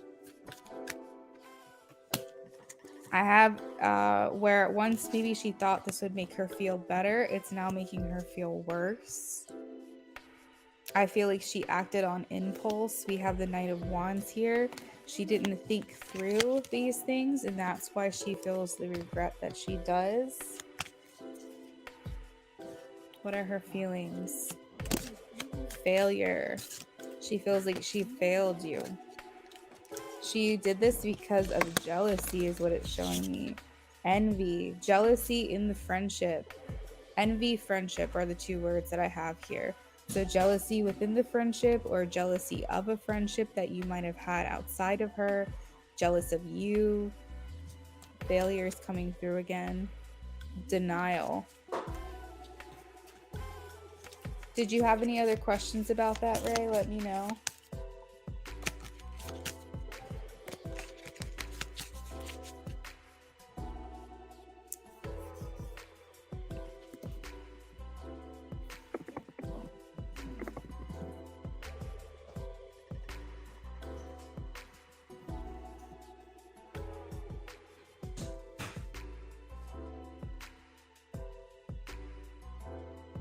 We were in a friend group. Someone stole from me and she took her side and stopped talking to me.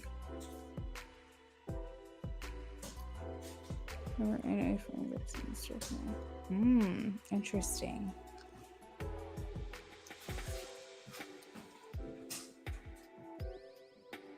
So when I saw envy and friendship, maybe she wanted you to be jealous of her taking this friend's side, possibly. How is she trying to see things differently, Spirit? How is she trying to see things differently? How is she trying to see things differently? Okay, so she's trying to regain her power, to speak up, to have courage as well. I have the courage card, so that makes me feel like maybe to some extent she had fear of, you know, like when you don't speak up in protection of someone, or when you don't do what is just, what is right, it stems from a fear of people rejecting you or taking it personally. And a lot of times people will just remain a bystander, or they'll take the side of the person that they know. I almost am sensing this person that they took their side. It was like they were immature and you were mature, so she'd rather piss off you because you would eventually get over it than piss off the person, because she didn't know what they would do. She didn't know how they would react. And she really didn't want the backlash on her, so she kind of just remained a bystander. But in doing that, she took the coward's way out. So her perspective is that she is trying to figure out how to regain her power, regain her voice, regain her courage to not let that happen again, to try to stand up to people when they've been in the wrong, to kind of put an end to, or a stop to, people who are antagonizing or bullying, or people who are in the wrong speaking up against that person. Beautiful love. It did not go through on Cash App. I can check again here in just a second. Yeah, jealous of you. How is she trying to see differently, please? She's trying to be someone now that's well liked and well respected, but for good reasons. So I feel like all in all, she is trying to, or wanting to be someone who is fair and who does the right thing. So she feels guilt for having done the wrong thing. Oh, I hope that helps, Ray. Let me know.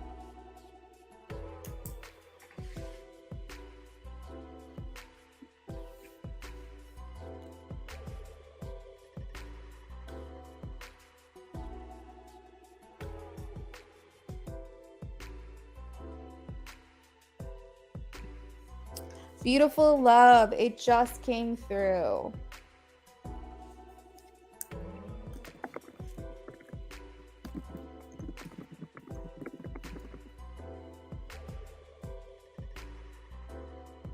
All right. So you're welcome, Ray. Thank you. So next up we have James. We are going to start with a 6-card love spread.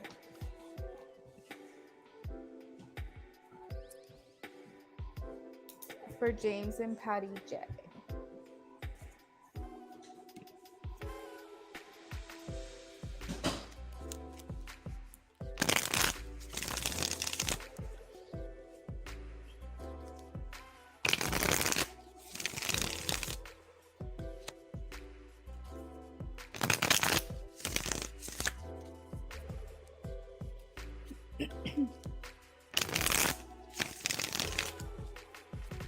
Six-card love spread. His feelings, her feelings, his intentions, her intentions, the underlying energy of the relationship.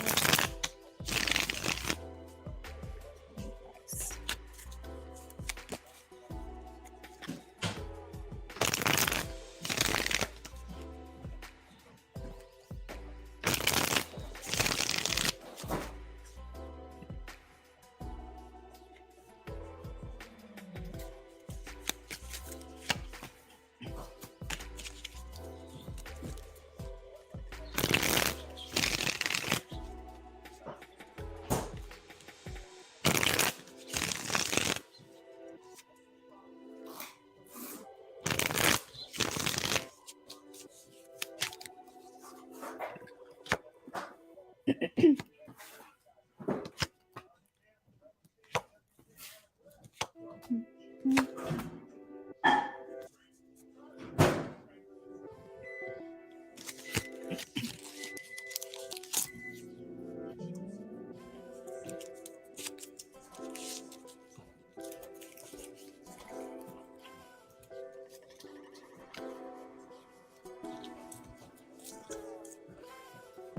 All right.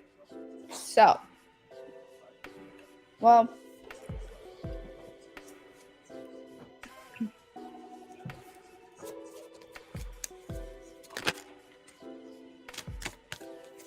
so James,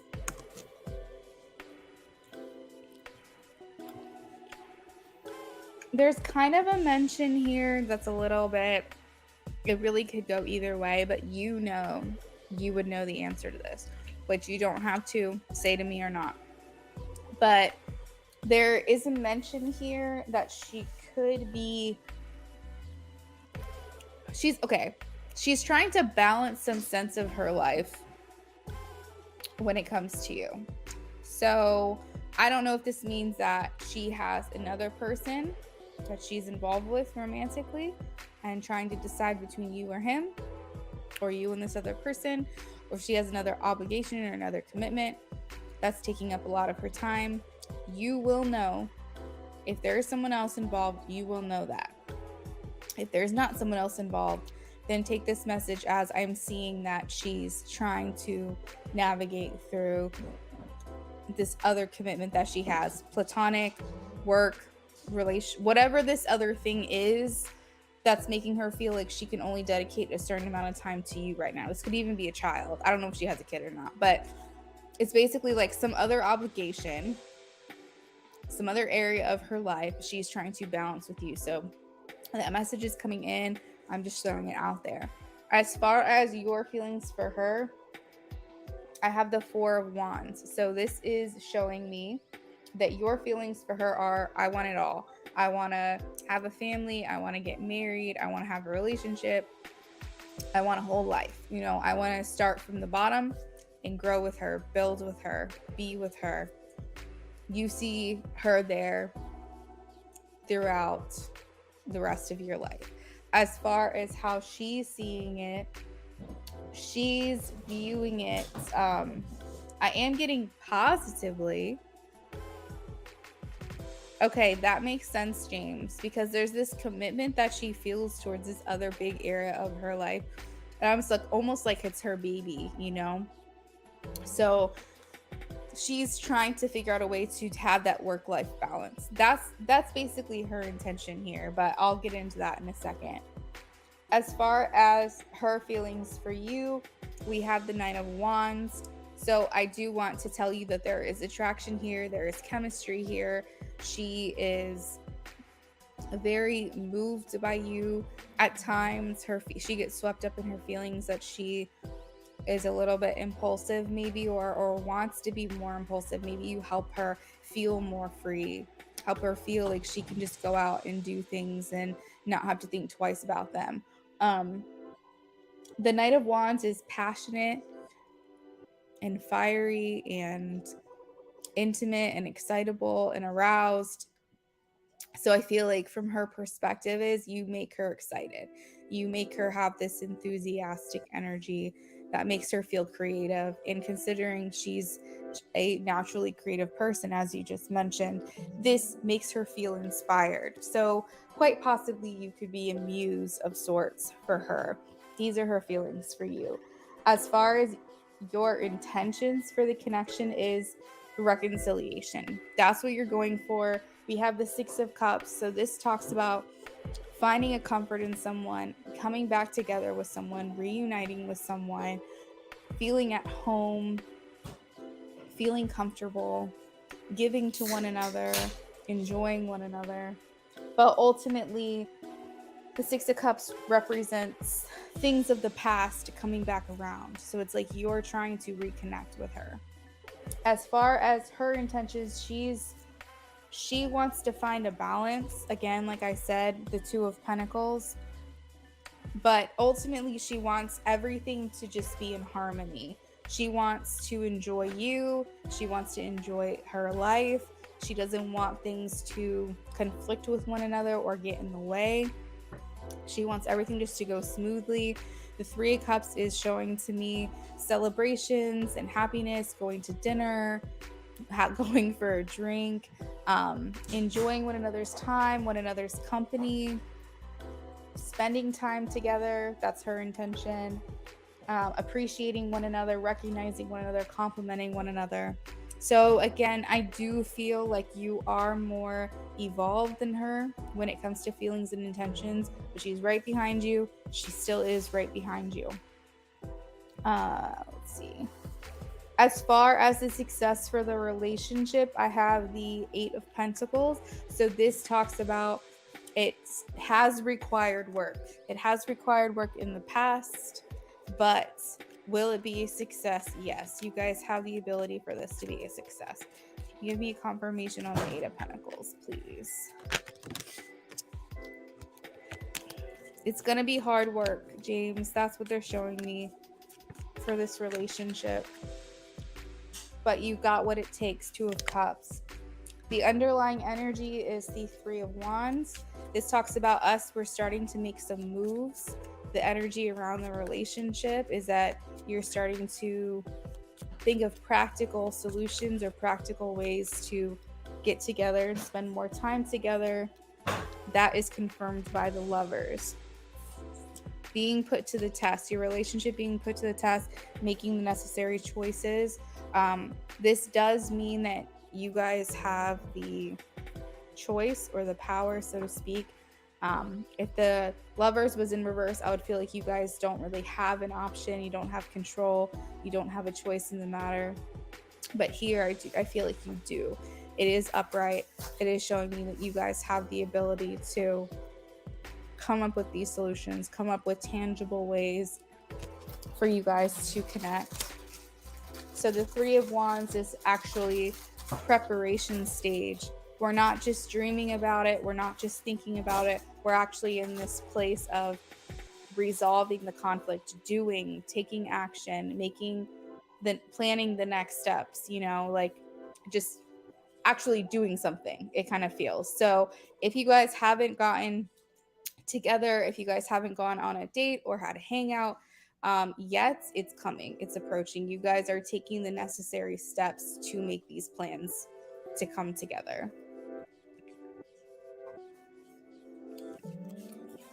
For James, as far as your question, because you said you donated for a mini, what can I look into for you for that question?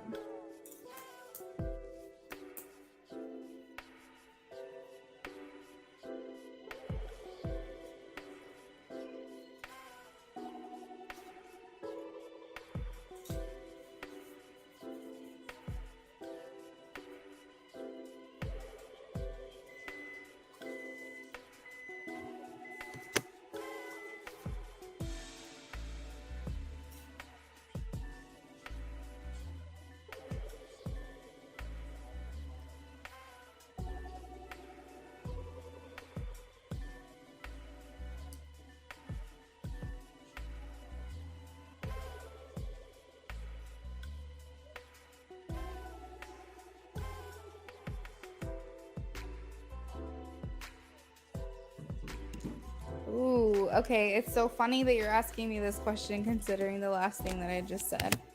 All right, let's take a look.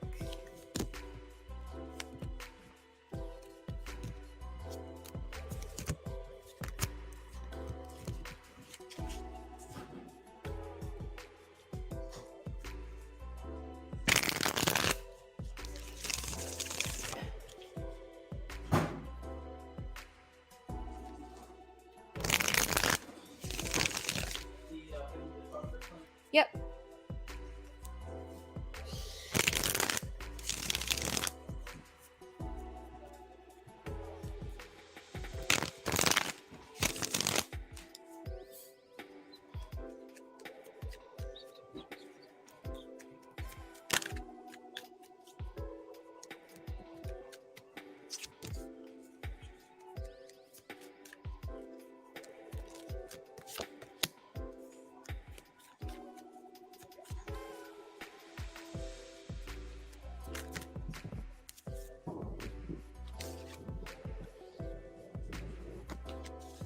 Oh my god, all my cards just tried to fall down the side of the couch.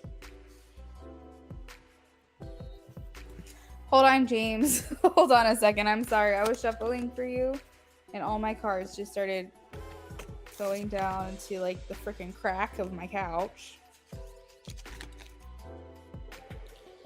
I want to make sure all my cards are here. Give me 1 second.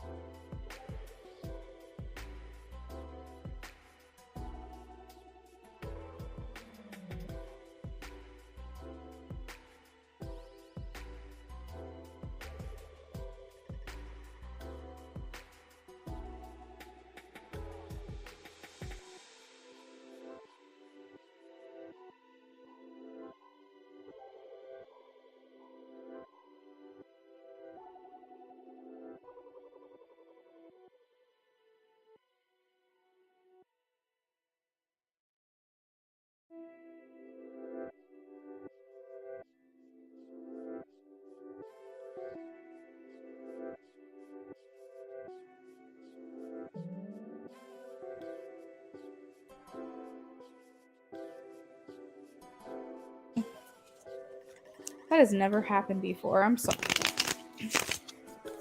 Would it be a better outcome for her to reach out to him? Would it be a better outcome for him to reach out to her?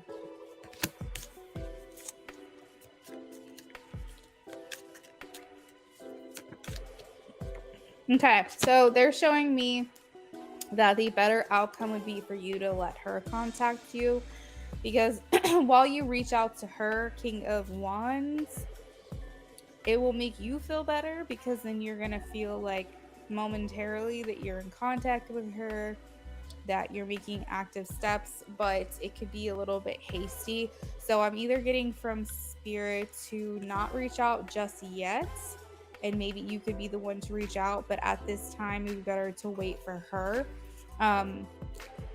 So like King of Wands is like thinking with feeling, thinking with passion, but Knight of Swords with the King of Wands indicates that you could possibly not be thinking through things. You might just kind of send a message and hold your breath and hope for the best. And in the meantime, it might make you feel good, but if you don't get the result that you want, you might kick yourself for doing that. So I feel the better outcome is to wait for her to contact you, at least for now. I'm getting a 10 of Cups for her contacting you. That's the outcome. And 10 of Cups means you guys are both in alignment. I think it's just a matter of her needing to catch up with where you are right now. And any what is it? Any pursual, I don't know what the word is, from you to her before she's ready might just kind of push the timeline back just a little bit. I feel like this is a good question to ask me maybe like next week and we can check in with the energies still and maybe just do energy check-ins and see when would be a good time. But I'm getting right now that you might not get the outcome you're looking for if you were to reach out at this time. We got to give her just a little bit more time, I guess, to wrap her head around this. So better outcome would be to let her contact you, at least for now.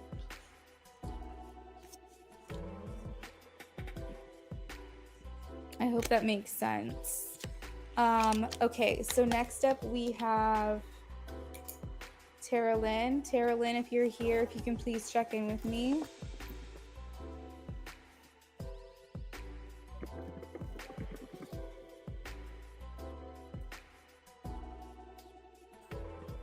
So James, let me know if you have any further questions about that, or hopefully I answered your question sufficiently.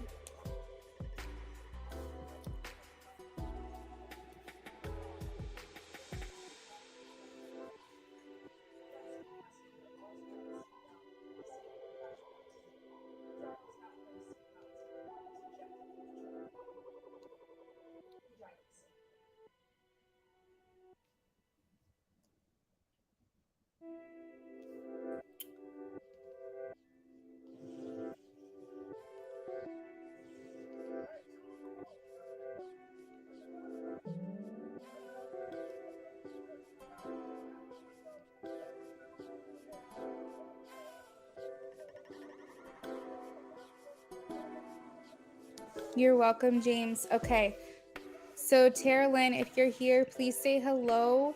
We are about to work on your reading. If you are not here, I will timestamp. And then Beautiful Love is next. Beautiful Love, if you are here, you can go ahead and post your questions if you're ready.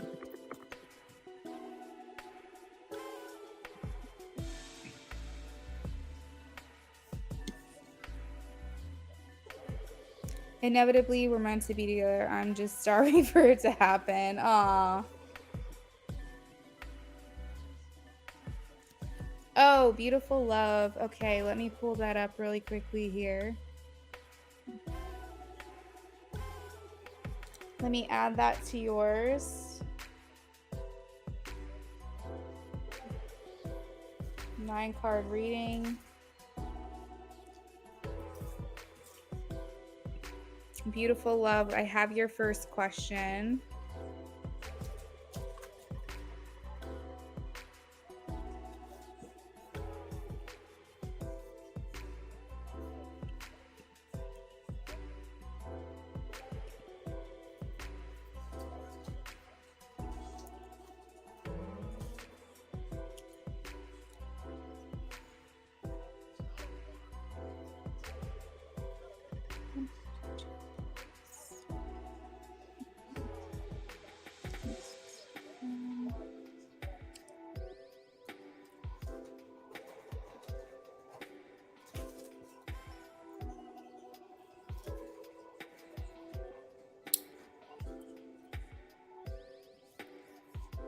You said, yeah, you got a feeling? You had a feeling it was your turn.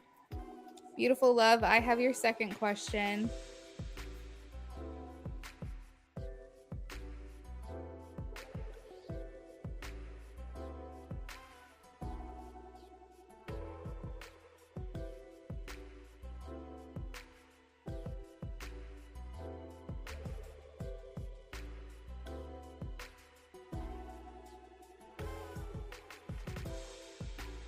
All right, so I'm shuffling for you.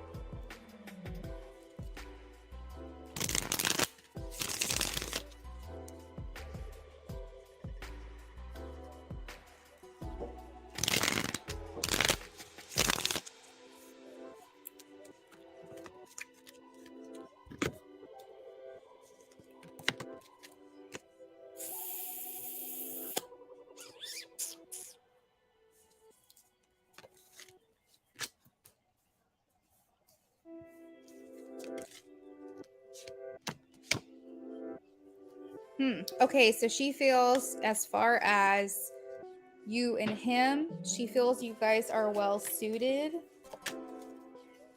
There's also like something about childhood here. So I'm not children.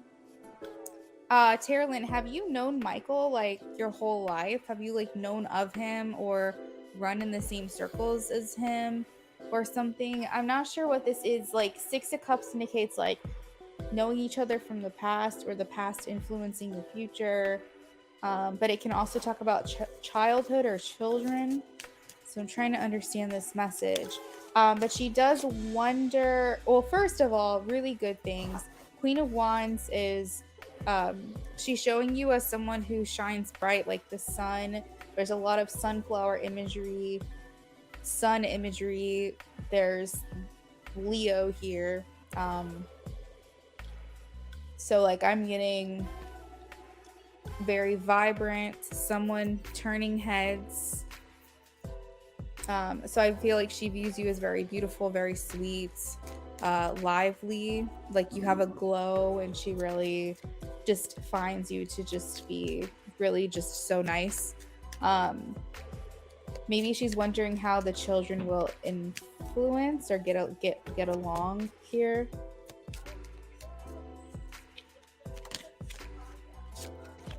She is curious about you. She's curious about the man in your life, this other man that's still involved, because she's here, she wants to protect her son's heart. So she sees like a father figure, which I'm assuming is your kid's dad, and she's watching, she's observing, she's curious about this relationship, this interaction. I think she can stop holding her breath when she feels like this person's completely out of the picture or completely a non-starter. So she is thinking this other man and what's their involvement.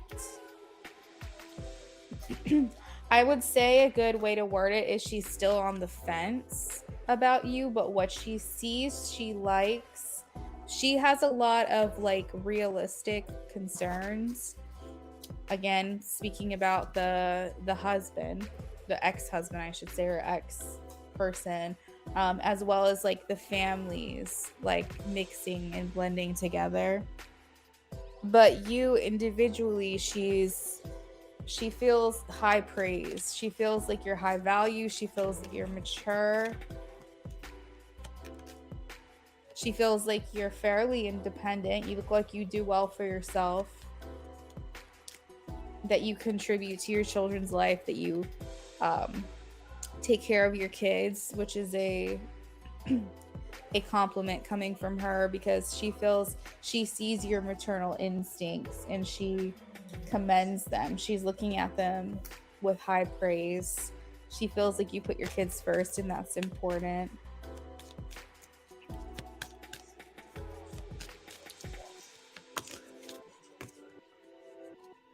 But I would say she's on the fence. She's got her concerns. I don't think she'd ever make them known, but I feel like if there's anything that you can do to put her mind at peace, when you and Michael come together, that would be great, without her having to ask you.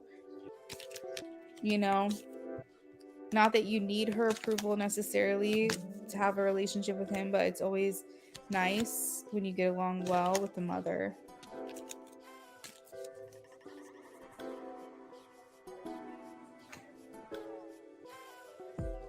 Did you have any other questions about that?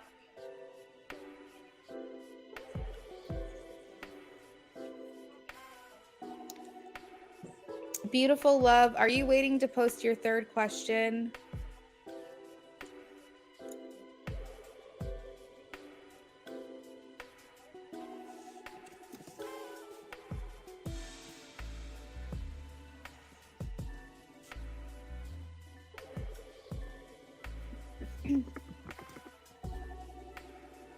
You've yet to meet her. No, I think I'm set. Thanks. Sure thing, Terilyn. Thanks for coming back. All right. So next up, we have Beautiful Love.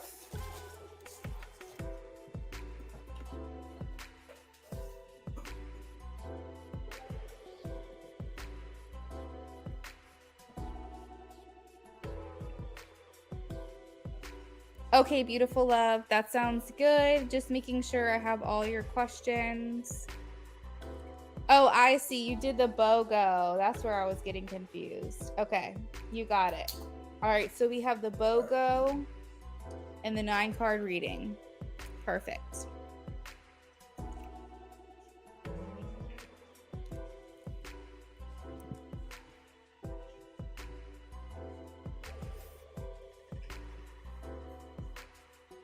For those of you who are just hanging out, donations are open. You will be next after Beautiful Love. If you haven't had the chance to yet, please make sure you're liking this live stream. It does help me. If you are new to me tonight, meaning you are brand new, have never had a reading with me before, free or otherwise, you're a new subscriber. Today, you clicked the subscribe button. Make sure you say hello in the chat, and I will do a quick free reading for you.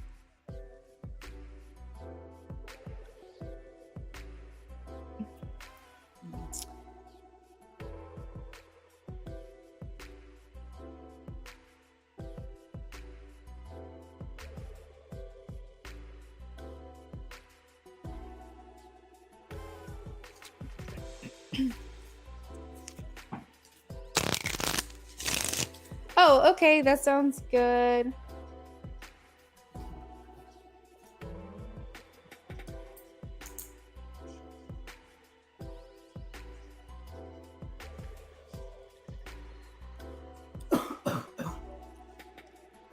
Is that oh, I see it. Okay, it says it's pending. It'll be cleared by the time I get to it.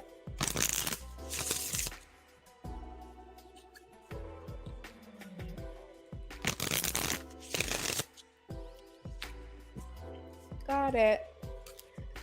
Okay.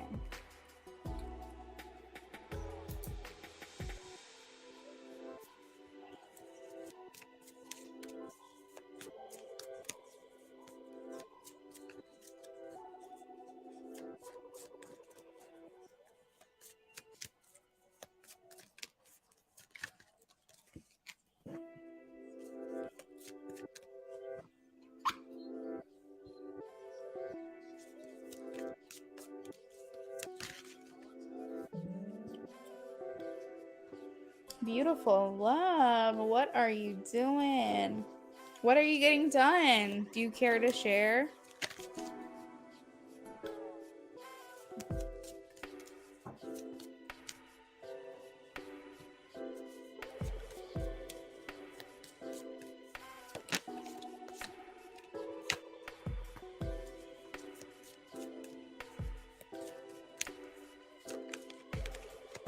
Ooh.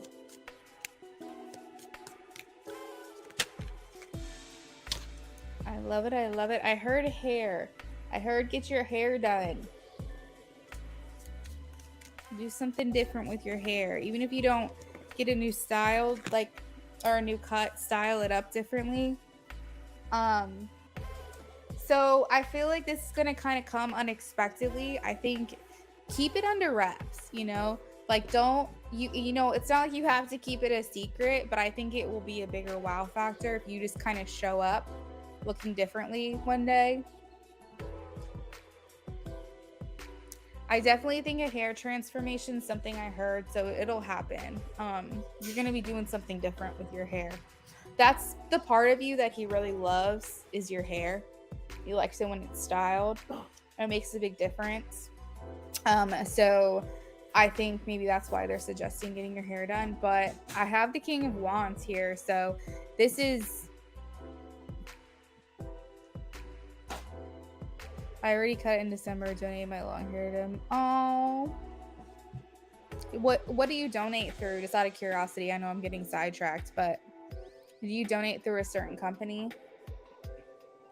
Yeah, definitely change up the hair since your style is already a bit different. Blonde would be fun. You're brunette. So maybe even just like some highlights and stuff, lighten it up just a little bit. So I'm getting that he likes it, but I'm getting that it's coming a little bit unexpectedly to him. The Eight of Wands is kind of just like a bunch of things suddenly happening. So like that could be one day you go and get your hair done, get your brows done, put on some makeup and wear a new outfit. Boom, boom, boom, boom, boom. And a lot of things that are coming at him that look new. So even if it's not like you're putting a ton of effort into something or making big, big changes right away, it's like I feel like he's feeling surprised. I feel like he's feeling like a sudden information has come to light. So I do feel like he likes this. The King of Wands is making me feel like he's attracted to it. It makes me feel like he likes it. It's inspiring him to maybe want to get close to you.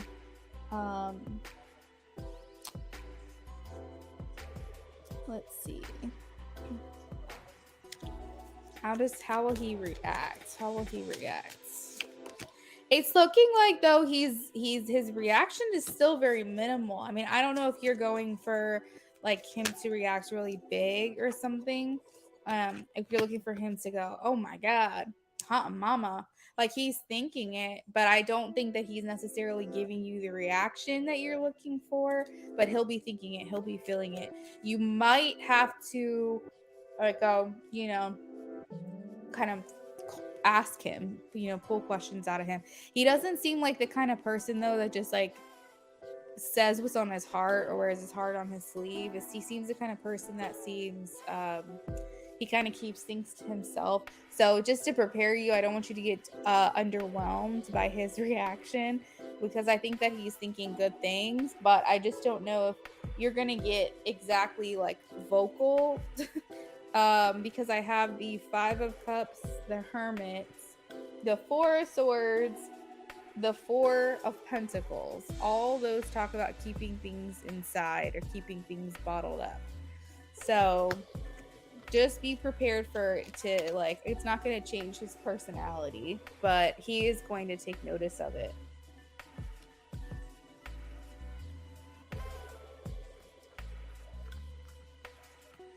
Oh my goodness. You know, well, sometimes, like, what if he was like, oh my God, you look so good? That would make you feel good, but at the same time, would it make you go, okay, I'm getting a really big reaction from him. So like, what do I look like to him on a normal basis? You know, so it's like, how do you want him to react? Do you want him to like, I mean, I know you're putting effort in, I'm sure you would like to be complimented, but like, if he really freaks out, it might start to become offensive, because he might be like, to you, might be acting like you look so different and so good that you're just like, well, what the hell did I look like before? So just don't expect a big reaction out of him is kind of what I'm hearing. But did you have any other questions about that?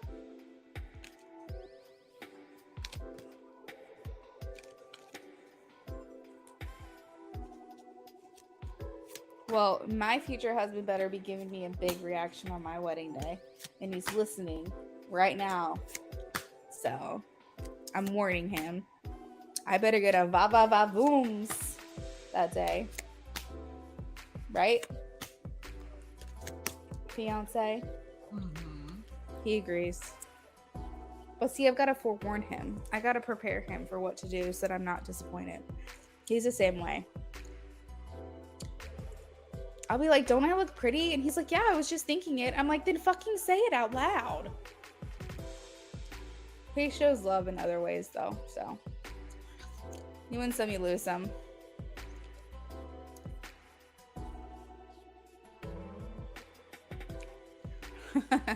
Yeah, it'll be a noticeable difference to him. All right, so question number 2. Say it out loud. I want to hear it, bruh. I didn't just spend an hour and a half getting ready for no reaction.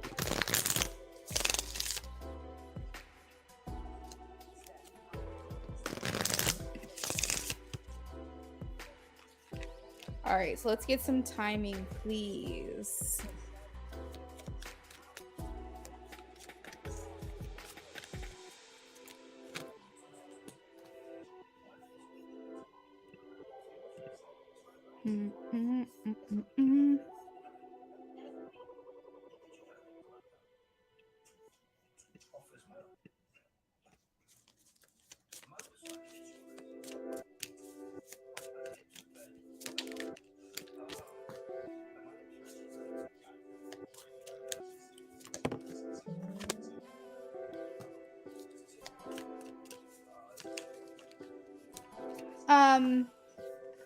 Beautiful love, do you mind telling me what your age is?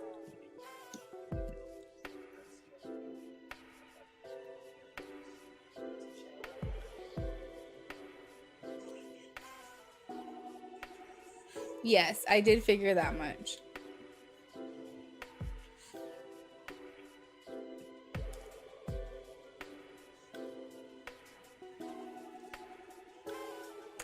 Okay, I was gonna say, I don't know why I keep hearing 35, 36, but I don't know, I thought you were my age, so I was like, I don't know. I'm specifically hearing 36, but I don't know if that means his age or your age. So I asked like a time frame. I'm getting he's going to want to start trying in the spring.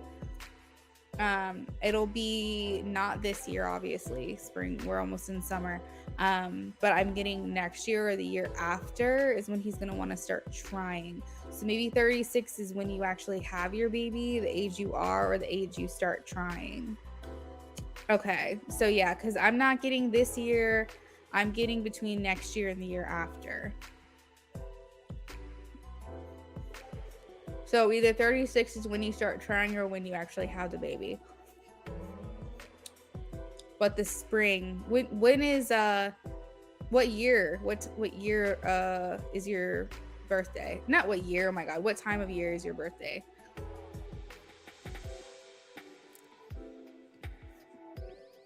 I'm also seeing here with the King of Pentacles, because it's like he wants to get more financially secure. King of Pentacles. He just doesn't feel like he's reached his potential to take on new responsibility. February. Okay, so it might be the spring of 36. It might be the spring of age 36. So that would be, if you just turned 34, that would be 2025.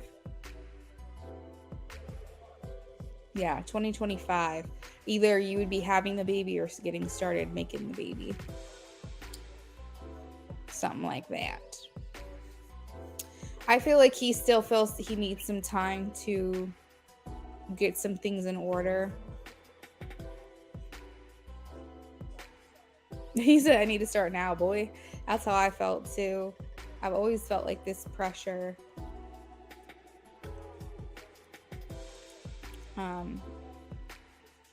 You know, your biological clock, but then in general too, the older you get, the more you're like, do I have the energy for this? I know it. I know it.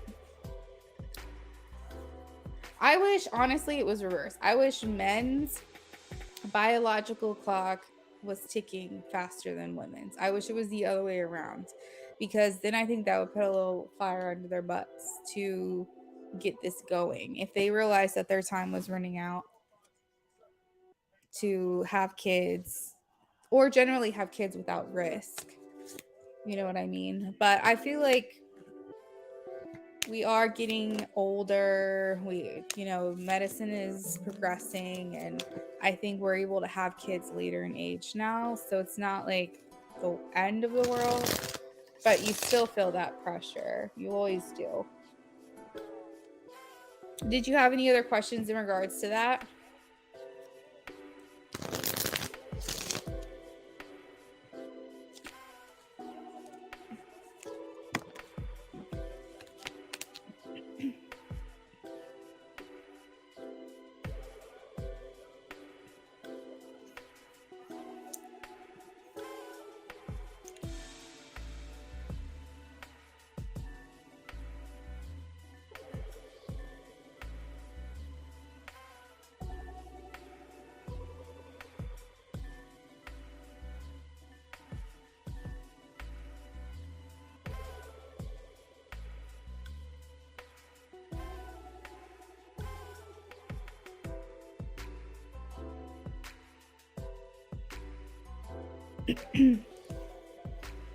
Patty and I are turning 33 this year, so I feel the heat. We're all in our 30s, like, damn, man. No, I'm just kidding. It'll happen when it's gonna happen, you know? It's just something you can't rush. I've learned that.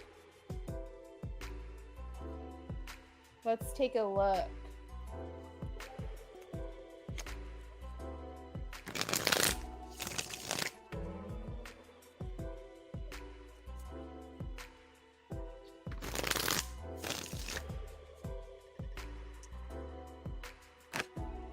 I'm getting a no, beautiful love. I'm getting 6 of swords. He's not thinking about that.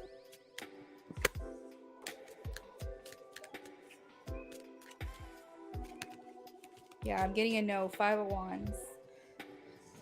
So it doesn't seem like that's his priority.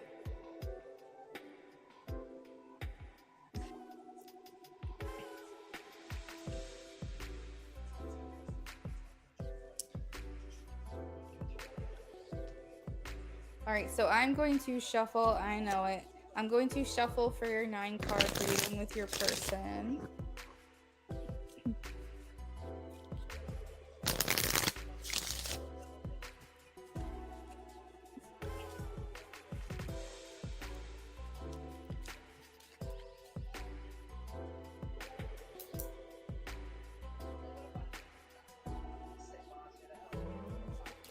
Ray, thank you for the donation. I will be with you soon after I'm done with Beautiful Love.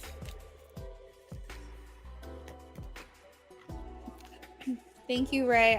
You'll be right after Beautiful Love when I'm done with her, okay? All right, so Beautiful Love, we're going to do how he feels about you, his true intentions, what you want, what he wants, what brings you together, what pulls you apart, the energy around the relationship currently, what's hidden, and what we can do in regards to serving the relationship. All right.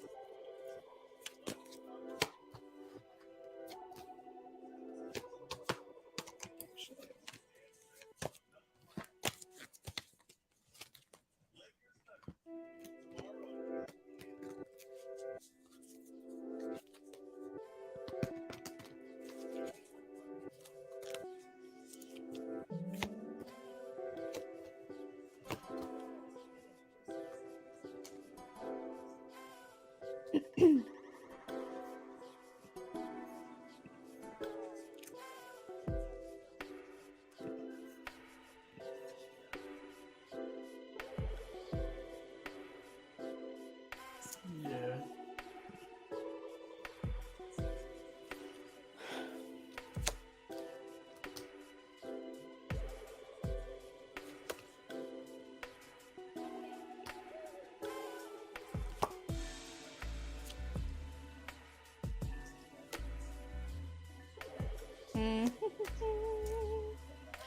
Okay, so the underlying energy, Beautiful Love, is that there is love here. We have Ace of Cups, which talks about relationships, romance, love, happiness, being in alignment, overflowing feelings.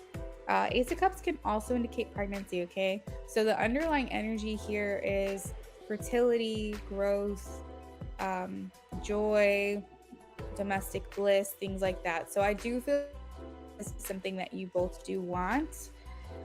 It also talks about an upsurge of new feelings. The Ace of Cups, it is a picture of a cup, but like with water overflowing from it. So I feel like there is an abundance of love that you guys feel for one another, but sometimes maybe don't know how to express the right way. In regards to how he feels about you, I feel like even though for you, you feel like you're very obvious in what you want, what you say, what you do, you think to yourself, what I want is easy. Like it's so easy. He just needs to just do it. He views you as unpredictable. So he views you as he doesn't know what to expect that day. He doesn't know to expect a doting wife.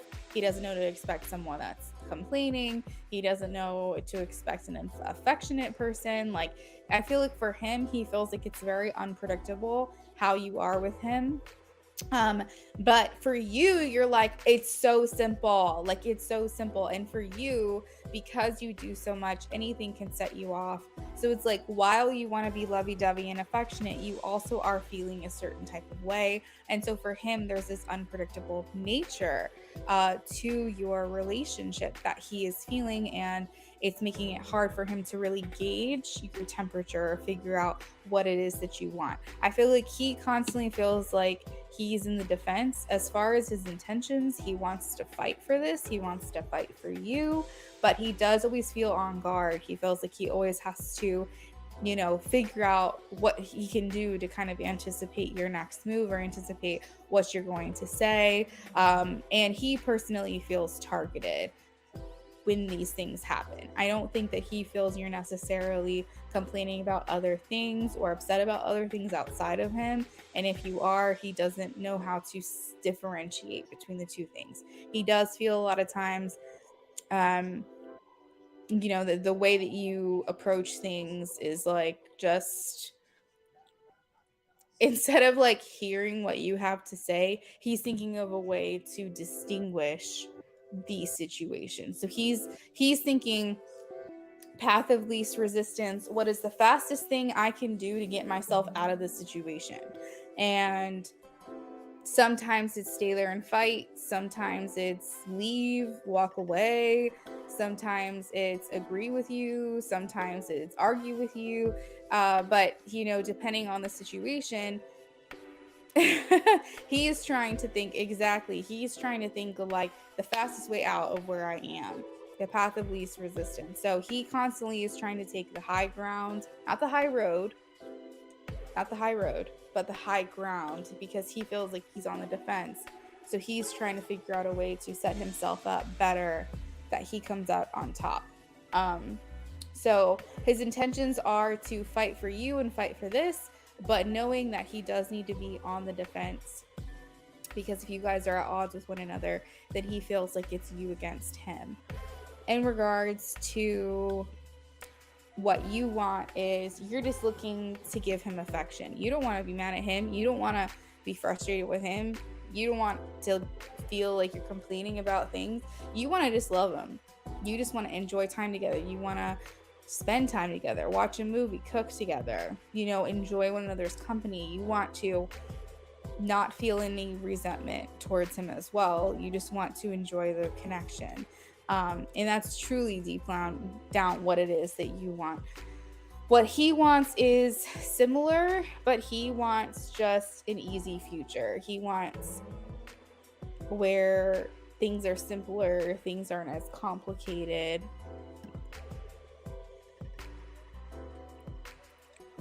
So what brings you together, I have the King of Pentacles, and what pulls you apart, I have is the Knight of Swords. So we'll start with what pulls you apart is impulsive action. Hasty moves that aren't serving the connection will pull you apart. You don't want to have rash behavior, and you want to have tact with how you say things. Sometimes the Knight of Swords can be give like a immature energy where you just say things, and even if they're honest, even if you mean it, there was a nicer way you could have said it, but you didn't. And the Knight of Swords is like fast, quick, honest, but maybe blunt, maybe not really considering the other person's feelings and what they're saying. And at those times, those things can be a weakness for you guys. In regards to his strength, I see with the King of Pentacles is kind of like the opposite, sort of. The King of Pentacles is mature, grounded, thinks through things, doesn't just say something just to hurt the other person's feelings. I will say the King, the King is, and that's why I say it's kind of like the opposite, but there's so much more to that, because the King of Pentacles is also security. So when you guys have a routine, so to speak, you guys do better. So maybe it would be good to establish some type of routine with each other. It would be good to say, on Monday nights, we hang out together. We always promise to hang out together on Monday nights. We don't let anything get in the way. We don't make plans for Monday nights besides hanging out together, and establish that routine. Establish the routine that he always does the dishes if you cook, or if you cook, he does the dishes. No, that's not the opposite. You get what I mean? Like vice versa. Like you guys create ground rules at home where he feels like he's a part of it and he feels like he's contributing. And it can start off small. It could be like Thursday nights is date night. That's it. No non-negotiables. If we don't have the money, we date each other at home. Like I feel like your strength is to create routine, like the King of Pentacles. King of Pentacles very rarely steers from predictable. They don't ever they like things that they know what to expect the outcome to. And so when you guys have established these routines together, it strengthens you guys. It shows consistency. Consistency instills trust.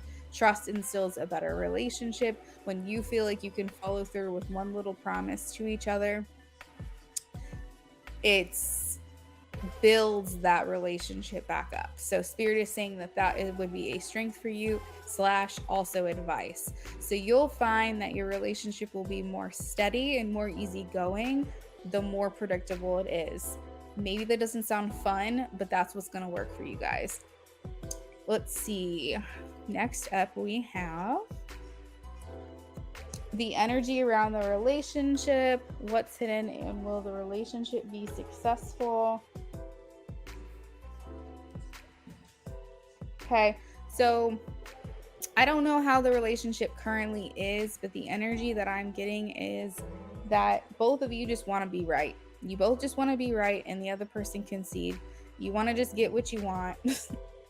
You said you do that with him. You cook and wash the dishes, and when we finish eating, he only washes the dishes, and I had to ask him to take out the trash, and he did that, but he asked.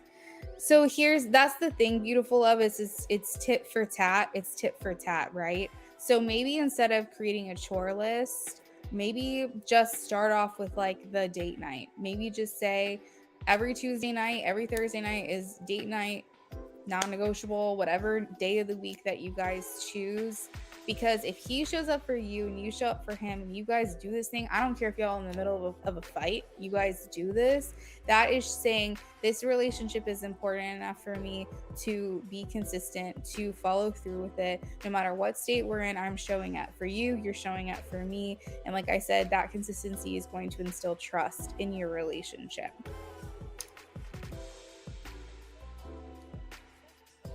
And that's the thing too. That's the thing is that like you're asking him to do these things, and so he's feeling spiteful. But if he chooses it for himself, something I saw, if you guys want to go like the chore route, like if you want another idea, I saw someone do a chore draft where they sit there and they have like a list of chores, like 10 things, and every month or every week they have a draft for chores, and it makes it kind of fun because you take the things that you want first and you guys go back and forth. So you go, okay, I'll do the laundry, because maybe laundry is like the thing you hate the least, so you want to take that first. And then he goes, okay, well then I'll do the trash, because trash is easy, you literally take it out and throw it away. And then you go, okay, well if you're gonna do trash, then I'll do cooking because I enjoy cooking. He's like, all right, awesome, well then if you're gonna do cooking, then I'll do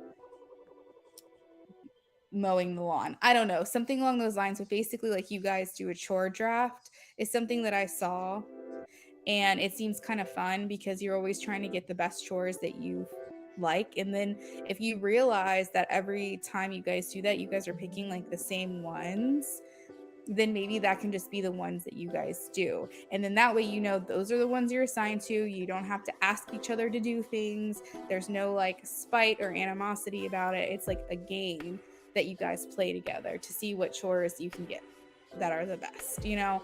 And instead of going, you have to do this, no, you have to do this, it becomes, I'm going to do this. I'm going to take this off of your hands. And then he goes, well, then if you're going to take that off my hands, then I'm going to take this off your hands. And there's no animosity because you're choosing what you're doing. It's fun. It's competitive because maybe he'll take folding laundry and you're going to go, oh shit, I wanted folding laundry. Oh, well, I'll take da da da da da, you know? So, I mean, you don't have to do it. Take it if you want to.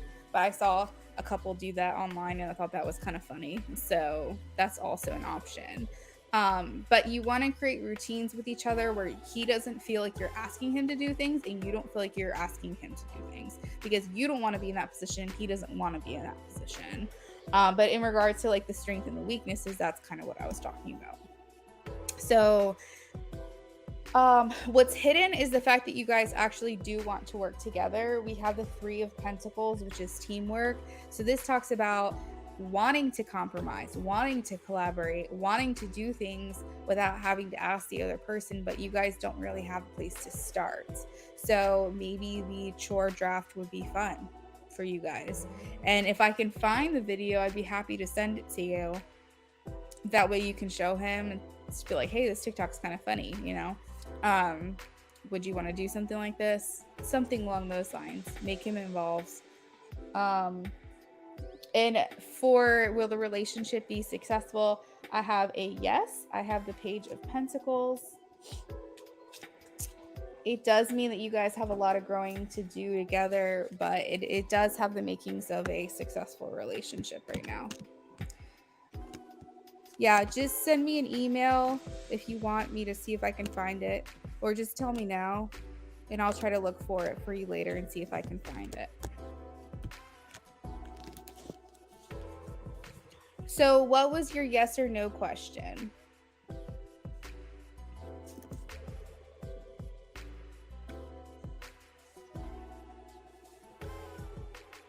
Did I ever tell you about that? The chore, the drafts that they did. No. This couple was funny. She was like, well, I'm gonna do this. And he was like, well, if you're gonna do this, then I'm gonna do this. And then she goes, well, so she picks cleaning the kitchen and cleaning the bathroom. And he's like, you picked the 2 worst ones? And she's like, I like doing it. And she's like, he goes, all right, well then I'm gonna do this. It was just really funny. Luckily, you and I don't have to worry about that. We just have our assigned responsibilities, and it is what it is.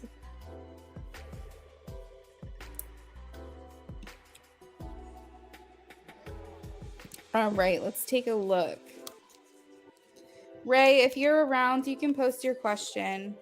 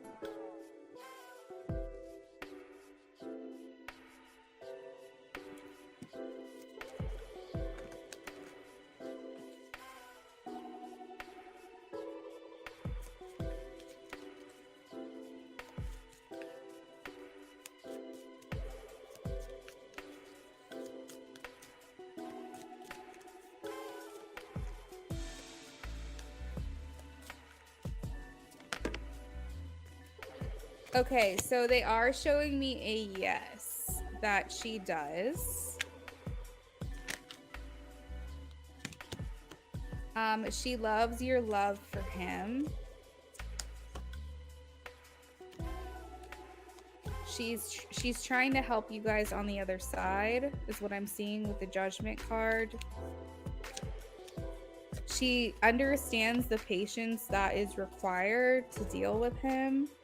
And so she's kind of commending you for it, or clapping, you know, behind the scenes. She's hoping you guys will turn over a new leaf. She does feel that the relationship could go either way though right now. She's really not sure how it's going to play out.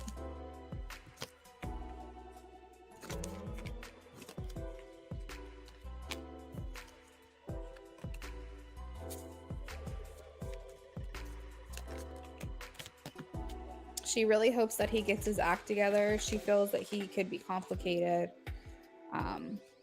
She's showing laziness, so I feel like that's kind of well, I guess laziness isn't the right word. It's more like lack of motivation.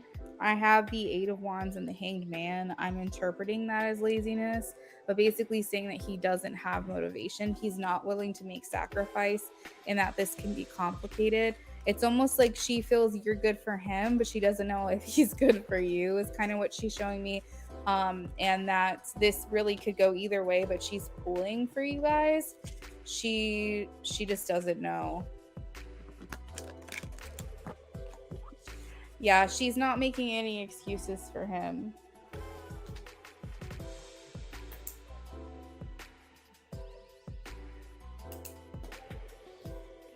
But she does love your love for him, and I will say that she has affections for you as well.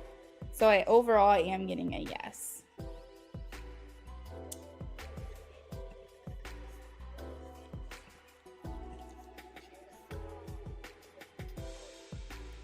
Yeah, that's tough.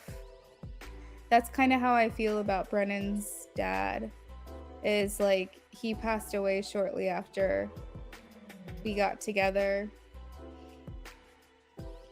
And I don't really feel like I really got a chance to get to know him. Honey, he passed away we met in July, August, September, October, November, December, January, February. Was like 6 months after we started dating. Yeah. Was it 2016? Yeah.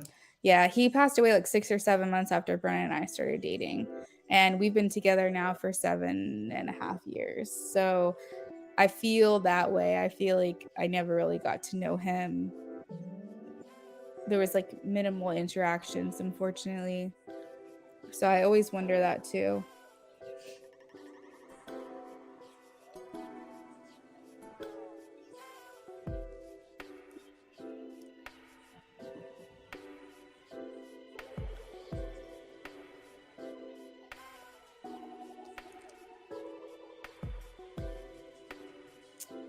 Oh, thanks, beautiful love. Okay. Beautiful love, thank you for the donations tonight. I hope you enjoyed your readings with me.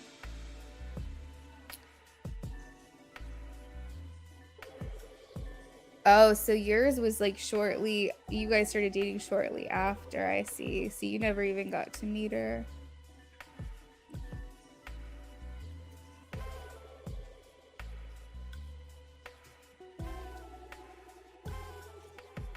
Thanks, I'm gonna donate and I'll wait after that. Okay, beautiful love, that sounds good.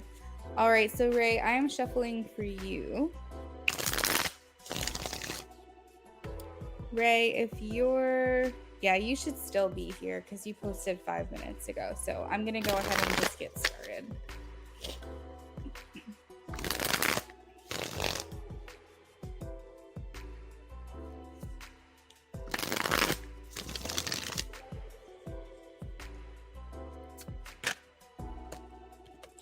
So the first thing that's coming through, Ray, is that she feels like you're lucky. She feels like you get what you want, you get everything you want.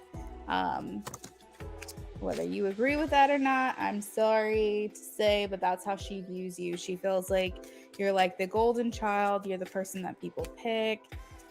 People are naturally drawn to you. That you come out on top no matter what you've been through, that you are generally a lucky person. She might even be jealous of your appearance. She feels like no matter what happens to you or what comes to you, that you get through it, and there's this resilience in you that's something to want to covet. So if she is feeling jealous, you know, it would make sense that she would want to maybe put you down a little bit or find ways to set you up for failure.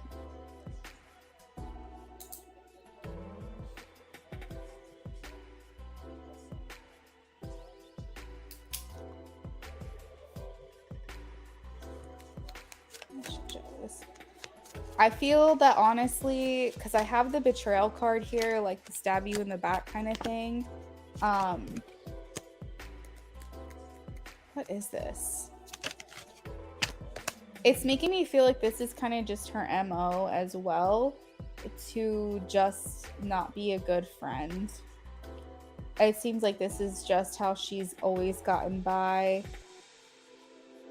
Maybe there's a message here about the betrayal card, and I'm trying to understand it. Why is the 10 of Swords here?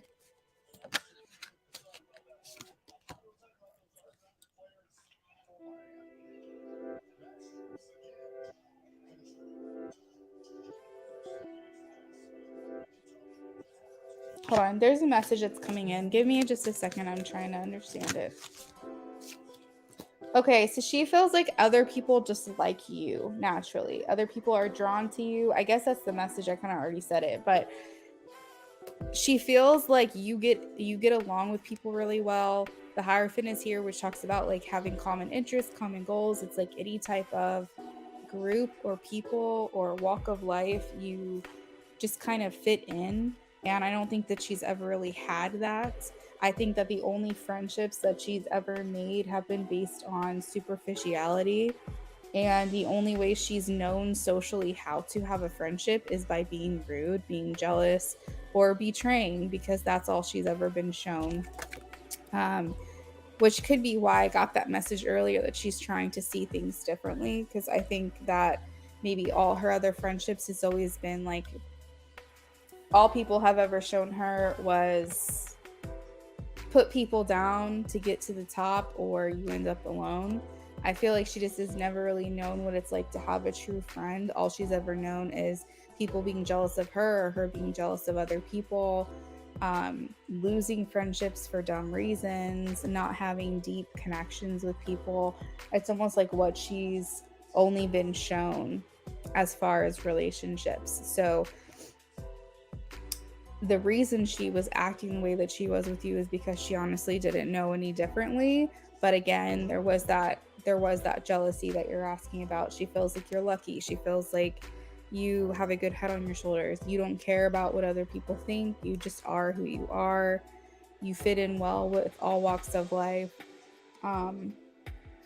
You are aware of yourself. You're sure of yourself for the most part.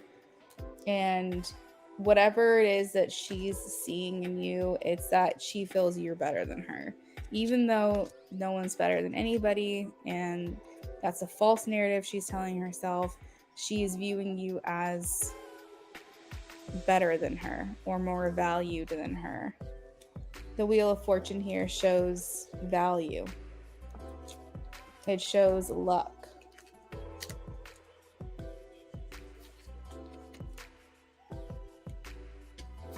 So that is what I'm getting, Ray. Let me know if you have any questions about that.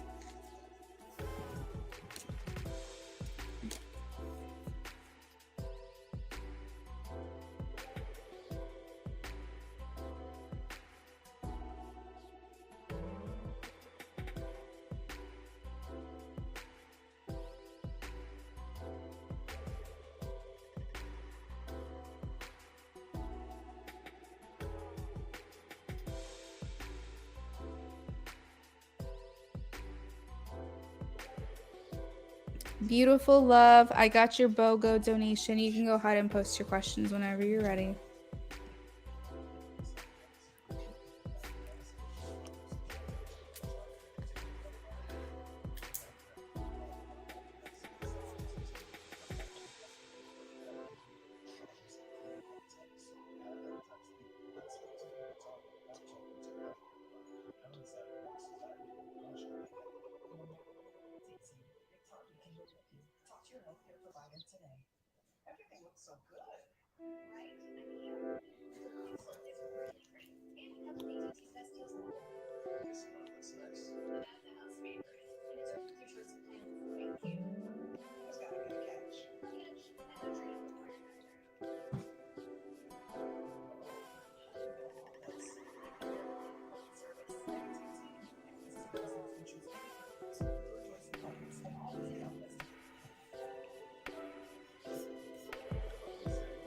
You're welcome. You said interesting because she's the one with a large group of friends, husband, and kids. Well, just because someone has a large group of friends doesn't mean that it's true friendship. Remember, kind of what I was saying is that it's superficial. And just because you have quantities doesn't mean you have quality. So that's what I'm picking up on, is that she doesn't have a very good like social skills, really good social intuition. I don't think that she was taught well how to have a true friendship outside of status, and I think that she likes to collect friends because that makes her feel more important, but I don't think that means that she has valuable friendships. But I do feel like that is slightly changing, or she's trying to change it. I feel almost like she's getting too old, or she'll get too old or something, and realize that that's not what life is about.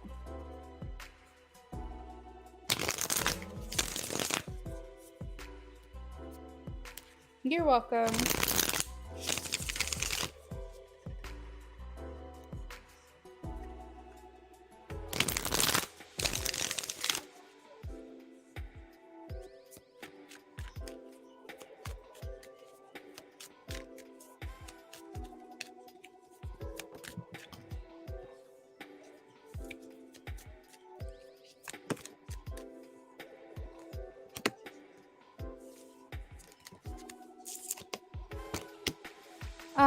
So beautiful love, she wants you to know that she feels that you guys are a compatible match, that you guys do go well together. I'm getting that from the Queen of Wands and the King of Wands being here, and understanding that you don't have a lot of faith in this connection. Just reiterating, she's rooting for reconciliation, and I know that you guys are quote unquote together now, so reconciliation doesn't really make too much sense here, but I'm kind of viewing that as coming together in a better way, where things are more evolved. Hello, Philomena. So I feel like she wants the relationship to get stronger. That's what she wants you to know. She's hoping that through time that he'll open up more and he'll stand up and be the person that you want him to be. She has faith that he has king and emperor potential, even if he's not showing it yet. She's showing me King of Wands, King of Cups, and the Emperor. The main thing that I want you to know is that the star is in reverse. That doesn't mean that she doesn't have hope for your connection, but she's giving you her blessing for it to be okay if you do give up on this connection. Not saying she wants you to, not saying she's hoping for it, not saying that you should, but I feel like she wants you to have her blessing. She wants you to know that if this ends up not working out, that there's no hard feelings. There's no, like, she's trying to basically give you that blessing to say, hey, hun, like, I know how he is. I know that this is tough. This is hard. I'm sure you love him, but I want you to know that when you've done everything you can do, if nothing comes of it, it is okay to walk away. It is okay to lose hope in this. She's not going to judge you for it. She's not going to make you feel guilty or anything like that, or she wouldn't want you to feel that there's any ill will for doing something like that. She doesn't hold, maybe in life, possibly, but in spirit, in death, she does not feel like her son, hangs the moon and everything like that. She doesn't view her son as above anybody else. And if he's treating you poorly, she's saying, and you feel you've done everything that you can do, it's okay to tap out. It's okay to walk away. So she's kind of like just reiterating that right now.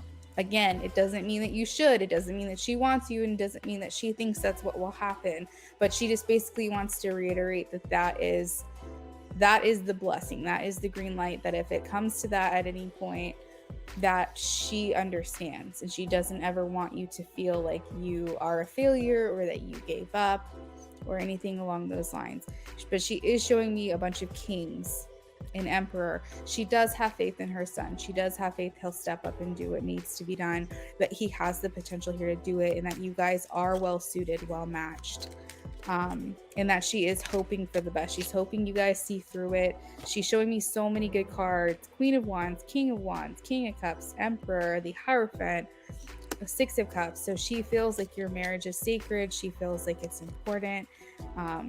She just would kind of hope that he kind of steps it up, you know, because I feel like almost like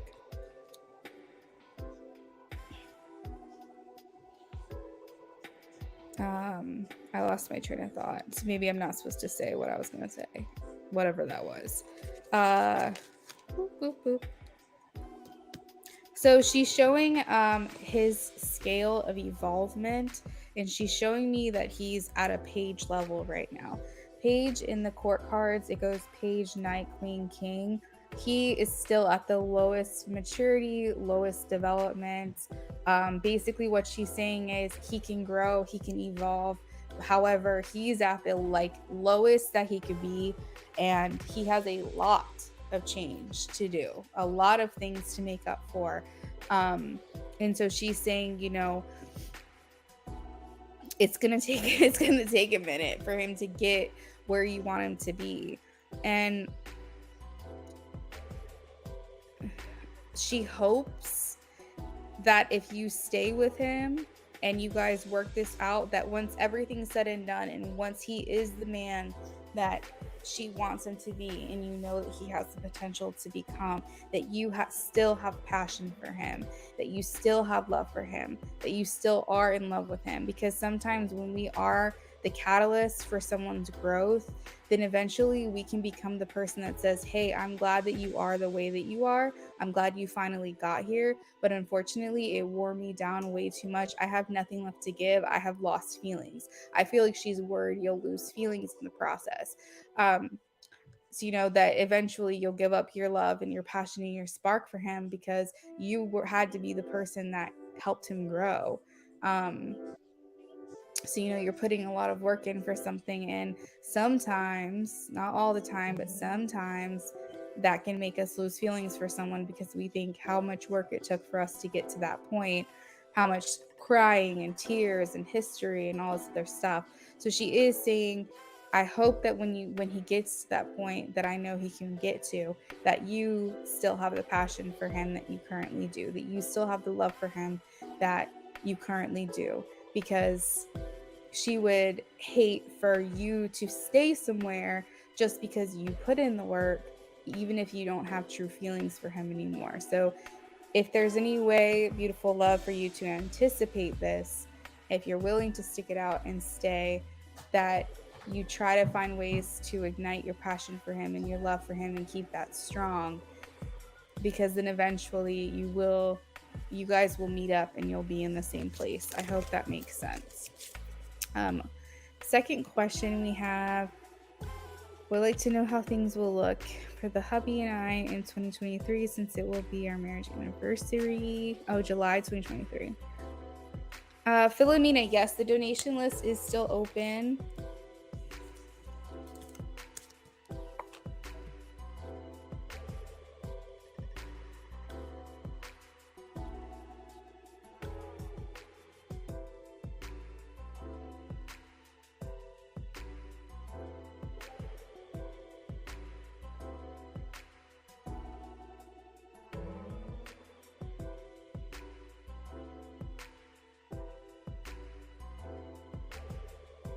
Let's take a look.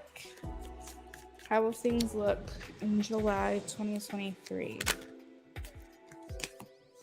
So Wheel of Fortune shows a turning point. So the luck is changing for the better. Ace of Wands. I feel like lots of excuses to be intimate with one another.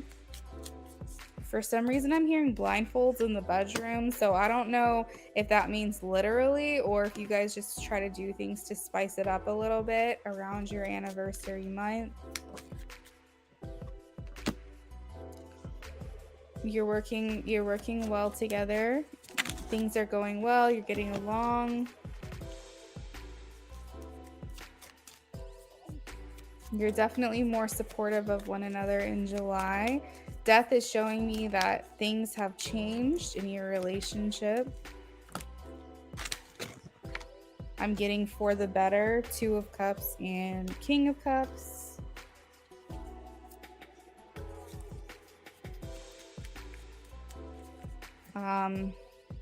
So yeah, it seems like you guys are just compromising and getting along better. It seems like he's a little bit more generous too. Maybe you guys have figured out some tools and ways in which to, what am I trying to say? Ways in which to kind of reach each other on a new level. Because I feel like what it is like a hard time for you guys speaking each other's language. I feel like it's hard because I feel like when you say something, you're meaning something and he hears it a different way than what you mean it. And so I feel like maybe it requires a new approach. You know, for example, the chore draft that I was talking about, maybe it's going to require a new approach for you guys to see good results. And so maybe in July, you guys are learning new ways to communicate. You do feel like things are slowly getting better. Okay, that's good.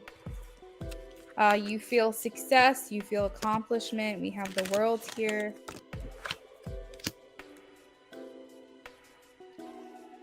So yeah, that's what I've got for you, beautiful love, for July.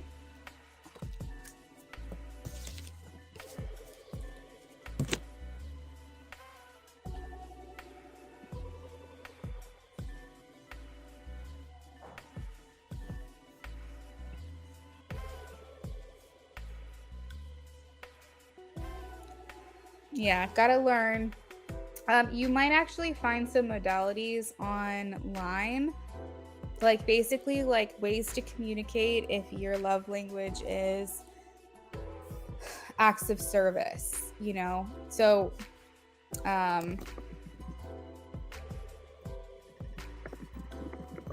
actually looking it up right now.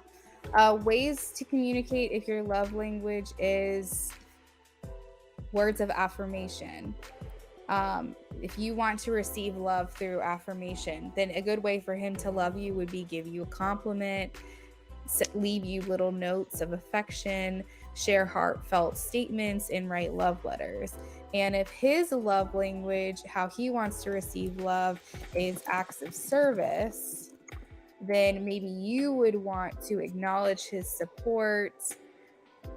You would want to know what's important to him and how you can help him, ways in which you can support him, what can you, like things that you can do in the house that will help him feel appreciated, like making him dinner or preparing his toothbrush before bed.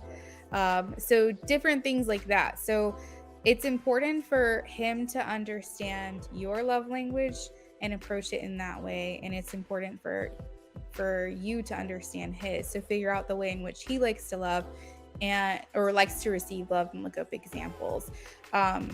Just basically approaching things differently than you have might help enough to where it can kind of just start, be the catalyst for moving forward in a positive way.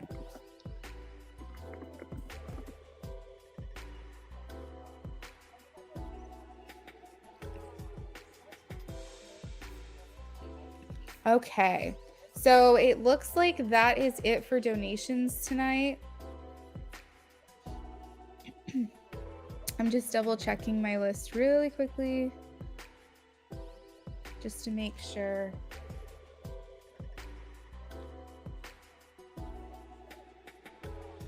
All right, so PayPal, last donation was $9.41.